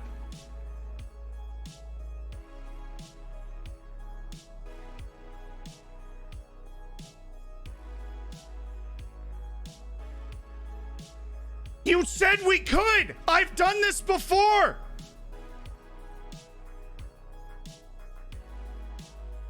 You said we could!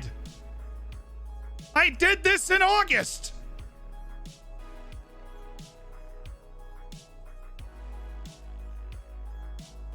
We had 0 in the transfer budget, and we realigned, and it was fine.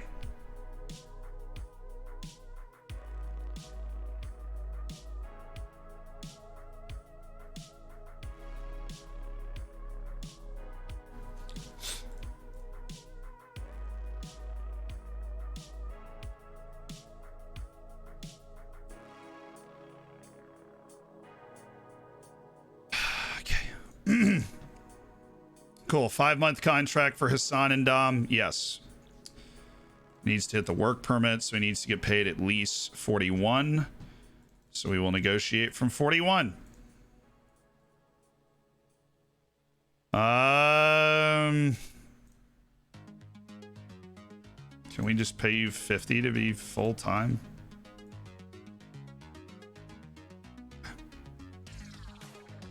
Didn't realize I was offering him a part-time contract. All right, Hassan, you've got like an hour to sign this. So can you just like come into the office and just sign the deal, please? Man.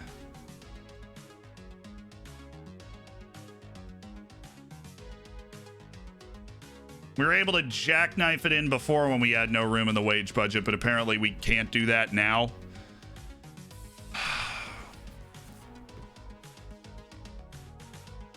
No, move scouting budget over. It's already... Is it already dead? Wait, hold on.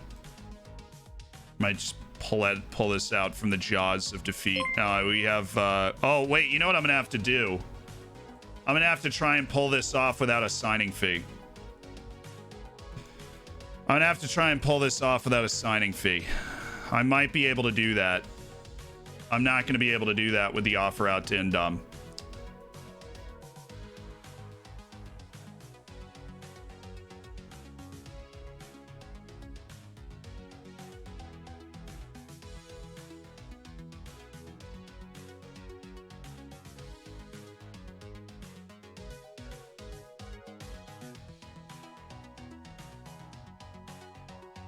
Because we already have the offer out for Indoms, so we're like over the threshold where we can offer any significant money.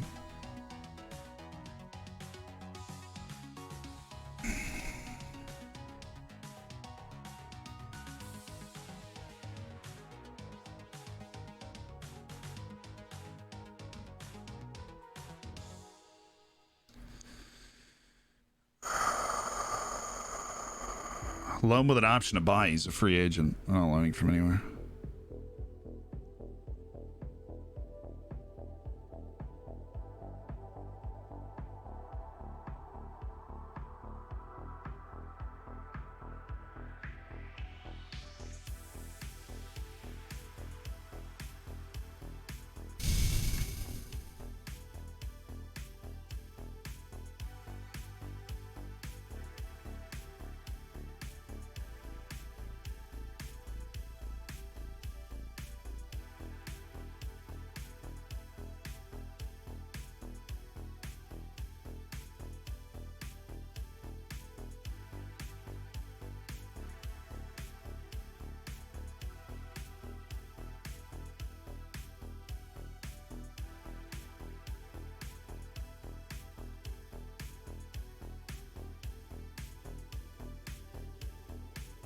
Club is sitting on $1.2 million and $5,000 kept us from completing the perfect transfer window. We are sitting on $1.2 million and $5,000 kept us from completing the perfect transfer window. That just feels really painfully unrealistic to me.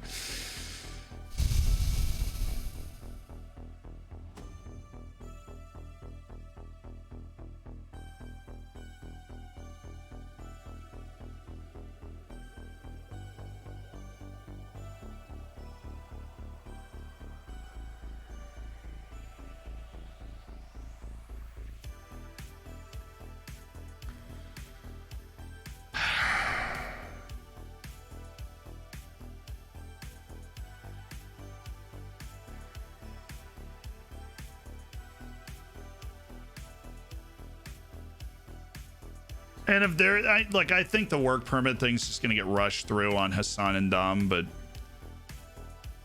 like we can complete the signing.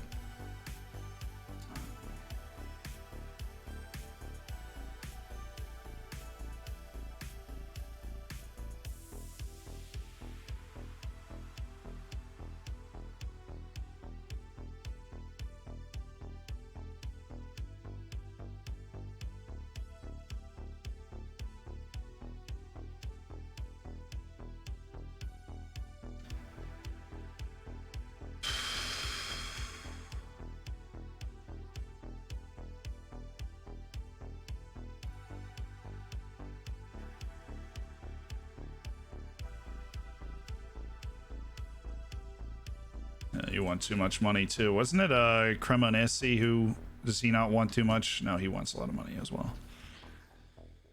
There's somebody out there, and it was Hassan Dam.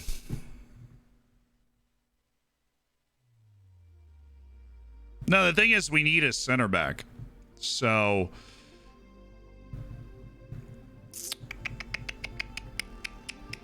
We need a center back. We got rid of one of our two backups. We play 3 center backs in every game, and we have 1 backup right now. The problem is we don't even know if we can get Hassan and Dom. We could cancel the offer for Hassan and Dom and try and work out a deal for Hassan or for Bruno Piri that doesn't use that doesn't use other, you know, transfer stuff. Bruno Piri is Italian. But if we cancel the deal for Hassan and Dom and we work on Bruno Piri, I mean, we have to get it right.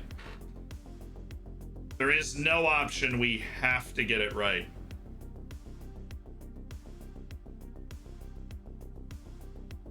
We'd have to somehow negotiate a signing to the level that we did before I can do it. Come on, I can do this.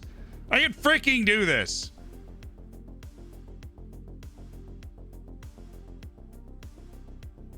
Give me my glasses, man. I can do this. Watch me whip. Watch me nay-nay. I can do this. I'm doing it right now.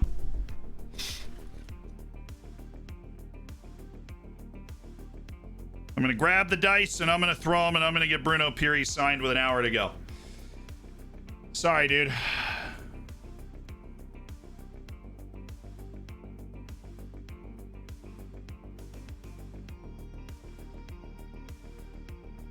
Nice.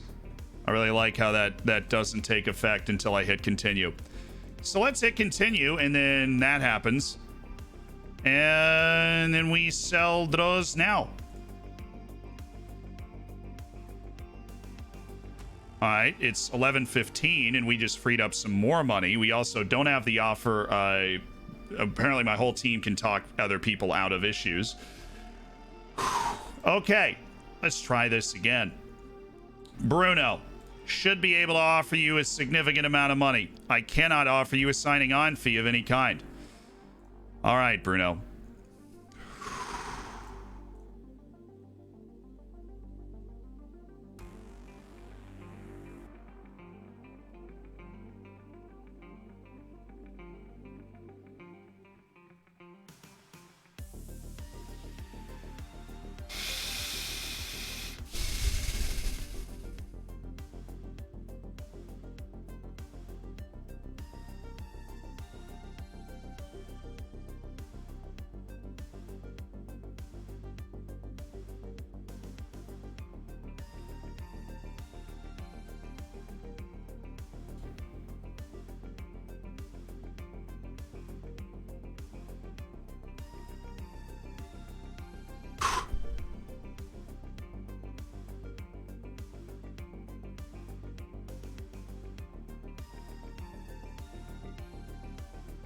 Relegation release clause 0. Top division promotion salary raise 50%.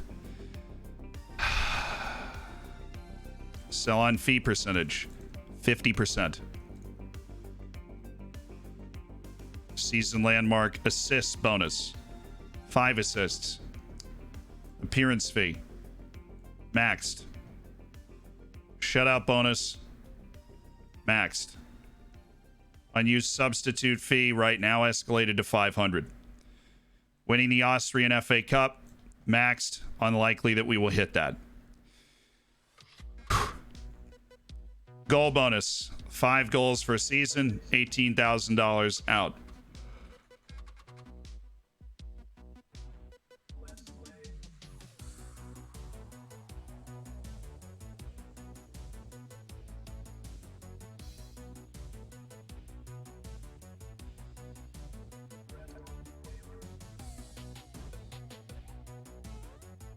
Individual assist bonus maxed. Individual goal bonus maxed.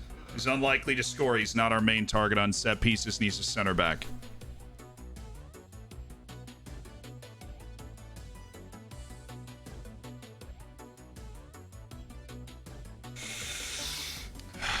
First offer.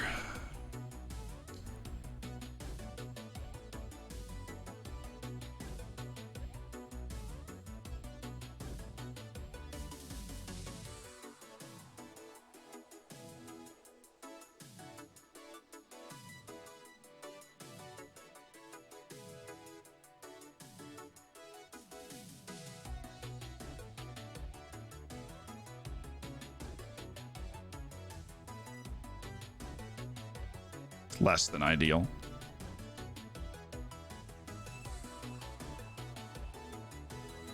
Non-promotion release clause $0. Match highest earner clause. Unused substitute fee 1.8K.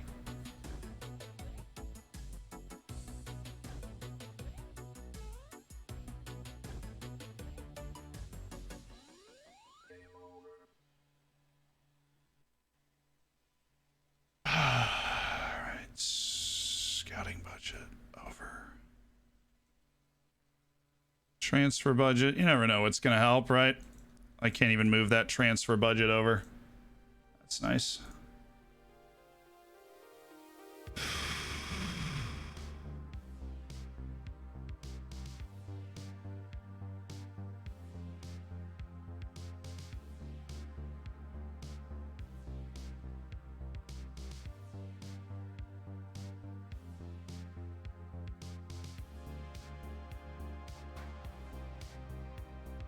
Avoiding relegation, he gets 36K. Winning the first division, he also gets 36K. Making the second round of the... There we go. We finally found the... We'll get rid of the winning the cup, and we'll go ahead and make getting to the second round of the cup a $36,000 incentive for Bruno Piri.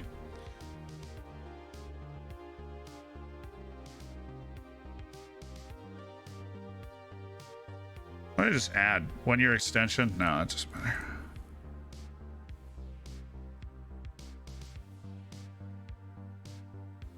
The agent fee you still have to pay up front.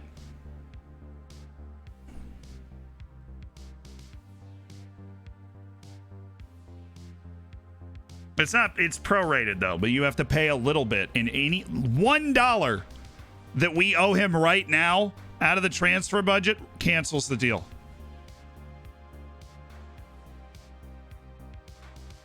Put it on and check bottom left. Fair enough.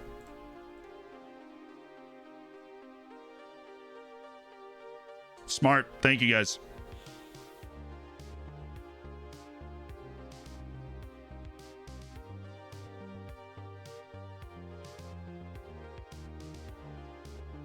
So we've maxed out the bonuses that we can give.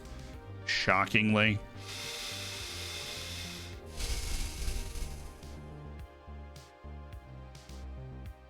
But we can give a bonus for a season landmark combined goals and assists.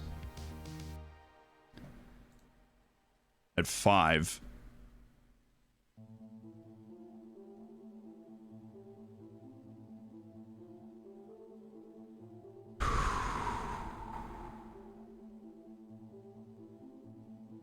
This is why we work together, chat. It's why it's our success. That was excellently done, chat.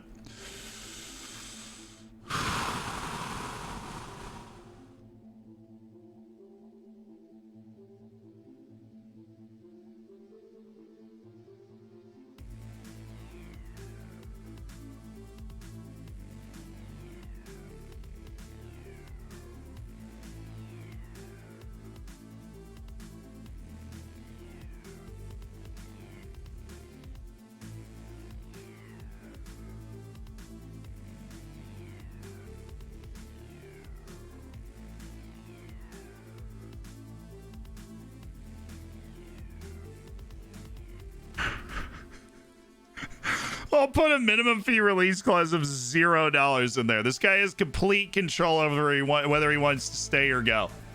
I don't care. I want him for 6 months. I want him for 6 months so he can get freaking promoted.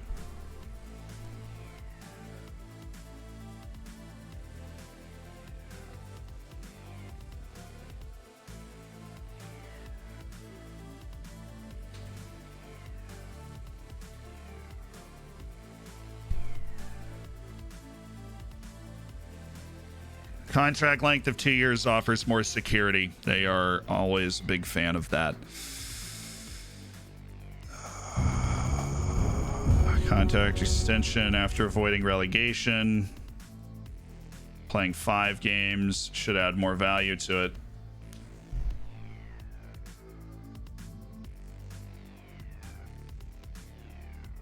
Got the ability to leave the contract at any time. Ben with the 5 gifted. To Chap, Fallen, Els, Zanko, and Bobby Fisher. Magic Bird, that's me with the 5 gifted to Timmy, Aaron, Stooge, Tumsy, and Ikte.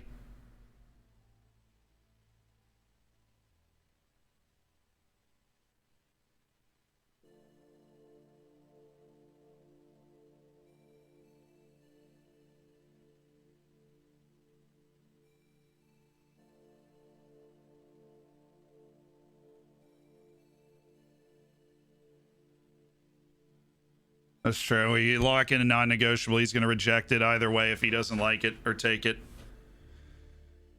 I put that a little bit more pressure on him. You ready?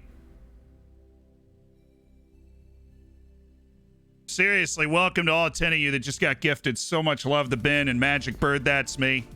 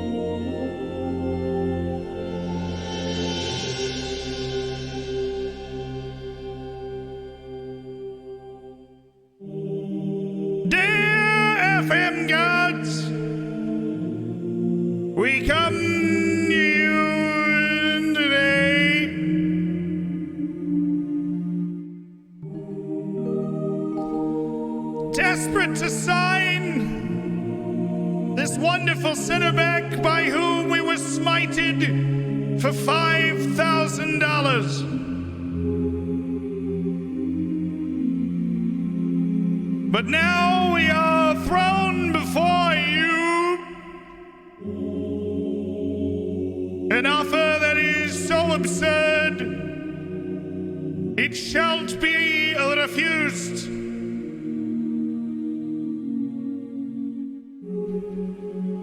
For we offer this in hope that in your infinite wisdom, FM gods, that you allow us to sign Bruno Piri, that he may inspire with his play and provide us the class center back that we need to earn promotion.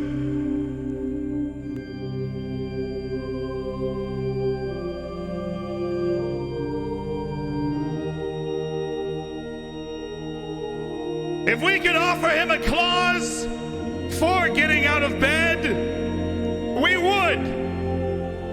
But FM gods, take these hands of prayer as a sign of our devotion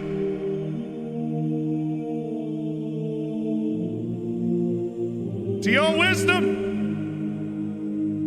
and to Bruno Piri, so that he may come play for us and win us promotion to the top flight of Austria. Lest he may be allowed to leave for $0 at any time. In the name of Eric Mendez, Emmanuel Buxo, Ansi Korlainen, and Ja Silva, we pray.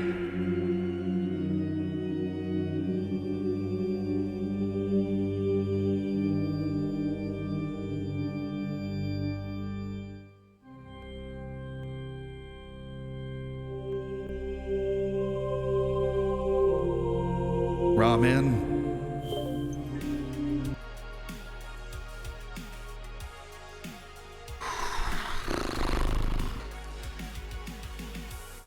You ready?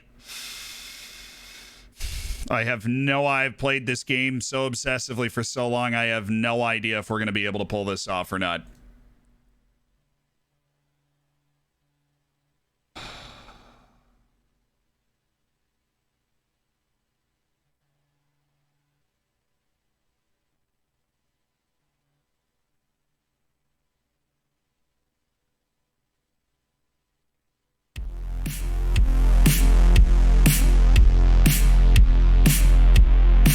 The next question is time. We have 45 minutes for this guy to sign this contract.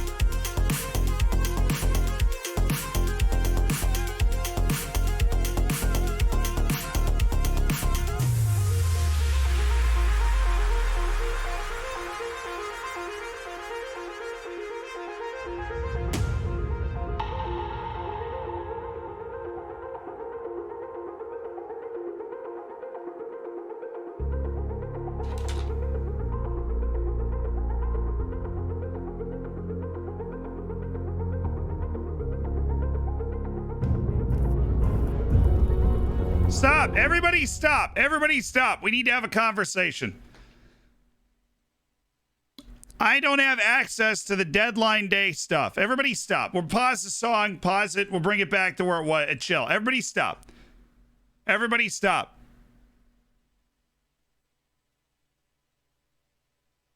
I don't have access to the transfer deadline thing. I don't know why. This is the second deadline day we've gone through where the transfer deadline day whole pop-up thing is not there. I got the email of him accepting it at 11:40, which means all I had to do was click accept. It takes 5 minutes, and then I get another email that says Bruno Piri has signed.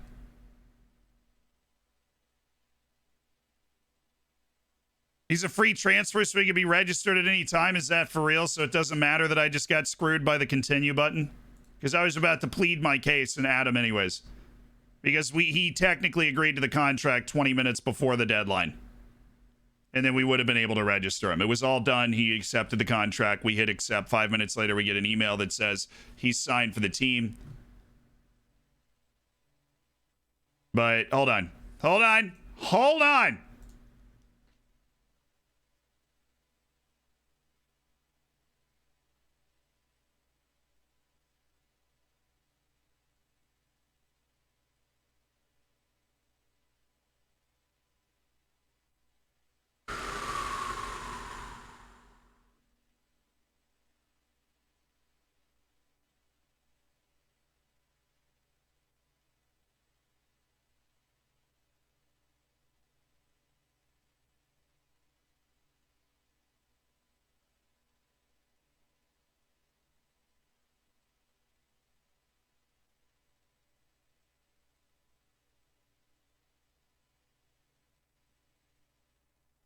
No, we can't register him. He's not actually at the club yet.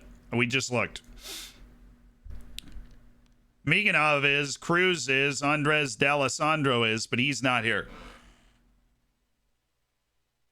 You sure you've signed him now? Yeah, the contract starts January 31st, 2022. And it came in at 11:40. But the continue button decided to yeet me past 11:40 and right into midnight.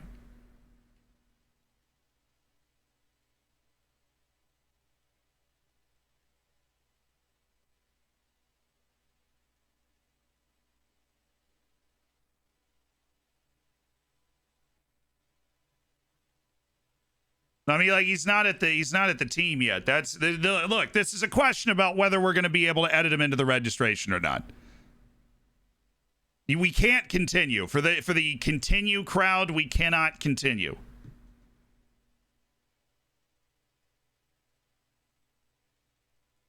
It's true. What if we save this here? What if the autosave was before midnight? The autosave might have been before midnight. We don't know. Let's just see. So let's just go up the Dorfers, this save. It could have been before midnight.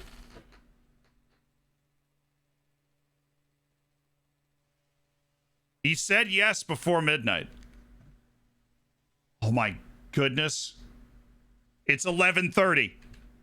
Hold on, we need thinking music. We'll get to Freelancer in a second. Hopefully. Can I vacation 10 minutes? Can I vacation literally 10 minutes? Please. No? Okay.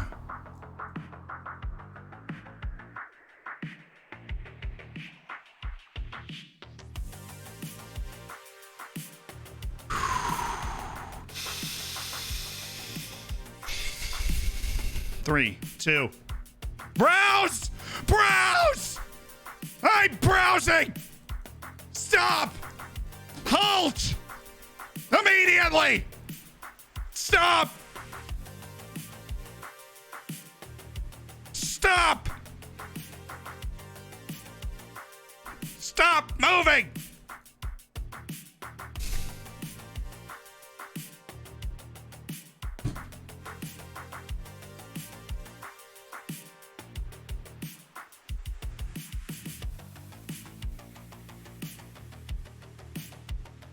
Why? I just want why it's supposed to stop when a guy accepts a transfer, right? Stop progressing when a guy accepts a transfer. The heck is wrong with you?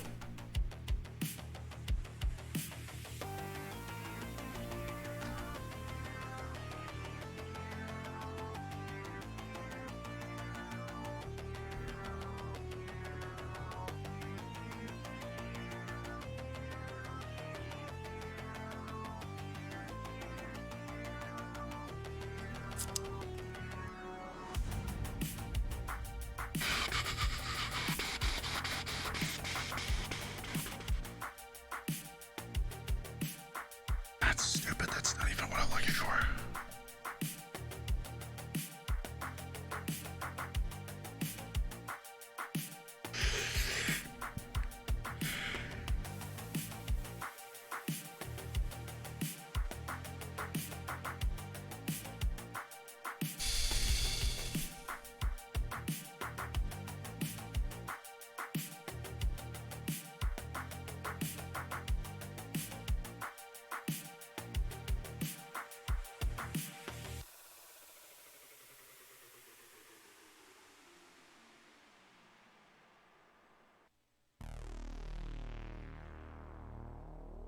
Bit of a mad idea. You're honestly right. That might work. I'm so anti actually using the editor to touch something. But what if we gave the finalizing duties to the GM? They would accept it, right?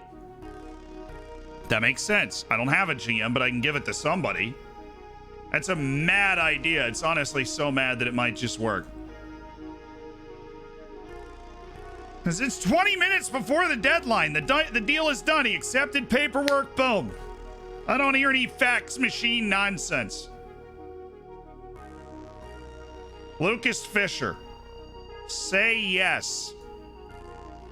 Please. All right, I guess we just hit continue.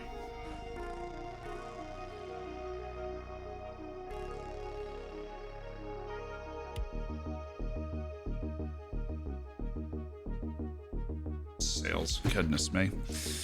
Great. I can read. I can read. I can totally read. I can read. So excited. Oh, goodness. Okay. Like I was saying, if we give this to somebody else in our staff, maybe Lucas Fisher, our GM, then we might be able to do this.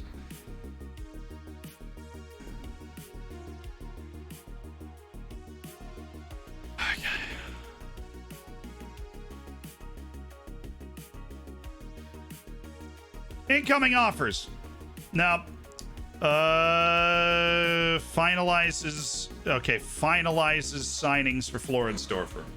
The other reason I don't want to use the editor is I don't know if it's completely fair. I don't know the exact amount of time it takes after you accept the transfer until it's actually processed. We have 20 minutes, right? So, finalizes player signings for Floridsdorf. Okay, here we go. I wish I could just tell the game to stop when a player signs. But I honestly don't think you can do that.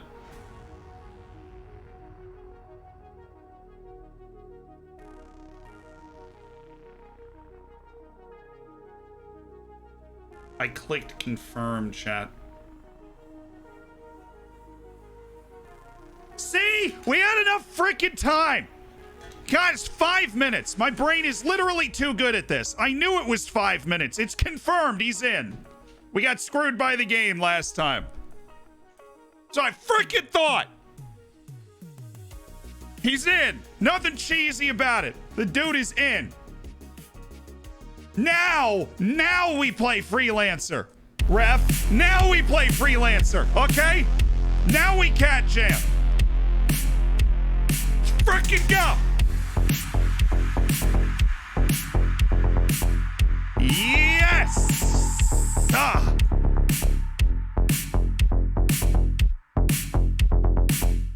Woo, baby! Let's freaking go! Bruno, yes. Migunov, Cruz, D'Alessandro. We're crickety cracked. Welcome to the team.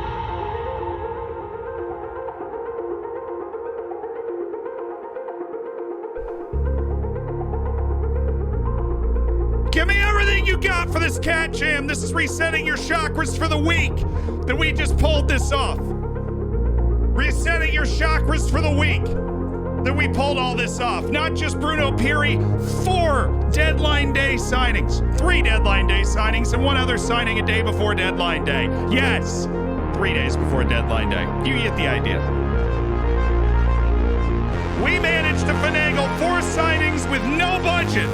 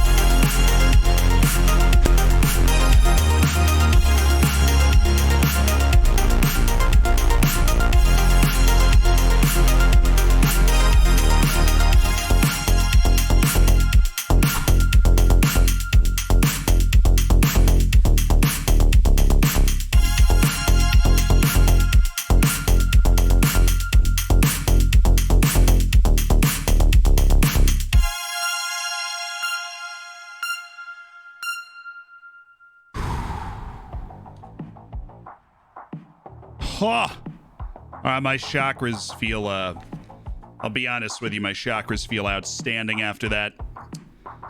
Don't they always? My chakras, great. They feel great. Thanks for asking. Oh. All right. All right. All right. Holy smokes. We've got our team. Look, I mean, whew. I think we've got depth at every position. We've got good players at every position now. Not only did we raise the level of the team, we added that little bit of depth, that little bit of swag from Andres D'Alessandro. Feel pretty good. I feel pretty good about this. Pretty good. Where's Piri? Just want to look at him.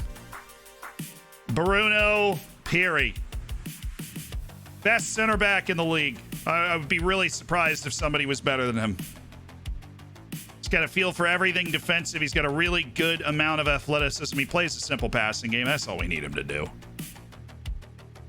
Okay. We made the signing. Oliveira Bakogu. And then we've got Monsberger behind him and Islam Durgan. We still have a few midfielders that are able to get in there. We've got nobody else at the club, but my goodness, if we aren't just going for it. Where's Alan Cruz? Cruz is in there. We're going to just play Alan Cruz a little box to box. You know what I'm saying? A little box to box. Or we go box to box here, and then Rasner is a deep-lying playmaker, so he can sit in a little more defensively, but we just use Cruz to occupy that side of the field with his quality. We've got Miganov, who can deliver a ball, Bruno Piri, and then, of course, flying off the bench, Andres D'Alessandro. Set piece wonder man coming in the final 30 minutes of every game for somebody. I don't know who. But just coming in for somebody. You think we can teach him a new position? You think he's really down to learn? I already switched the staff responsibilities back, but good thinking. All right, guys.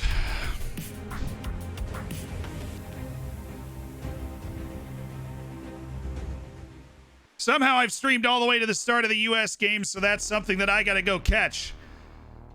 But we've had an absolutely outrageous stream today, just a beyond wildest dreams transfer window, and we are at the beginning of February trying to do the absolute business. Oh, it was Callum from the corner.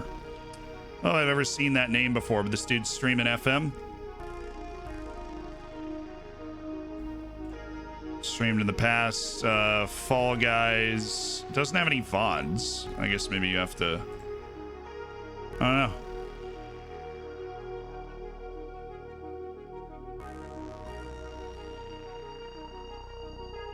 Oh, Reese is on? Oh, shoot. No, we're raiding Reese. The editor of the YouTube channel is on. Fat chance. I count for the corner, though. We'll definitely raid him at some point. Looks like a cool guy. But Reese, the editor of the YouTube channel, if you ever wanted to know what Reese is like, he is editing right now. Now, you're going to need to be very quiet. He's editing Iron stuff, so he edits for It's Iron as well. I'm a tier 3 sub. That's all I'm saying. Yeah, it's a very good tier 3 sub in my opinion. Best money spent on Twitch. But let's go raid Reese, dude. He's editing right now. You want to see Reese, the editor? The man who has been on the come up with us the whole time. Meet him, greet him, thank him.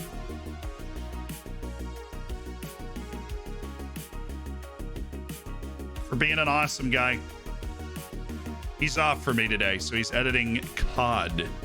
But you should go and you should say hi and thank him and then follow him because he will be streaming editing me as well. All right, we've got our copy pasta. Copy Kane's message. That's our copy pasta. We're spamming that. That's our copy pasta right there. We're spamming that.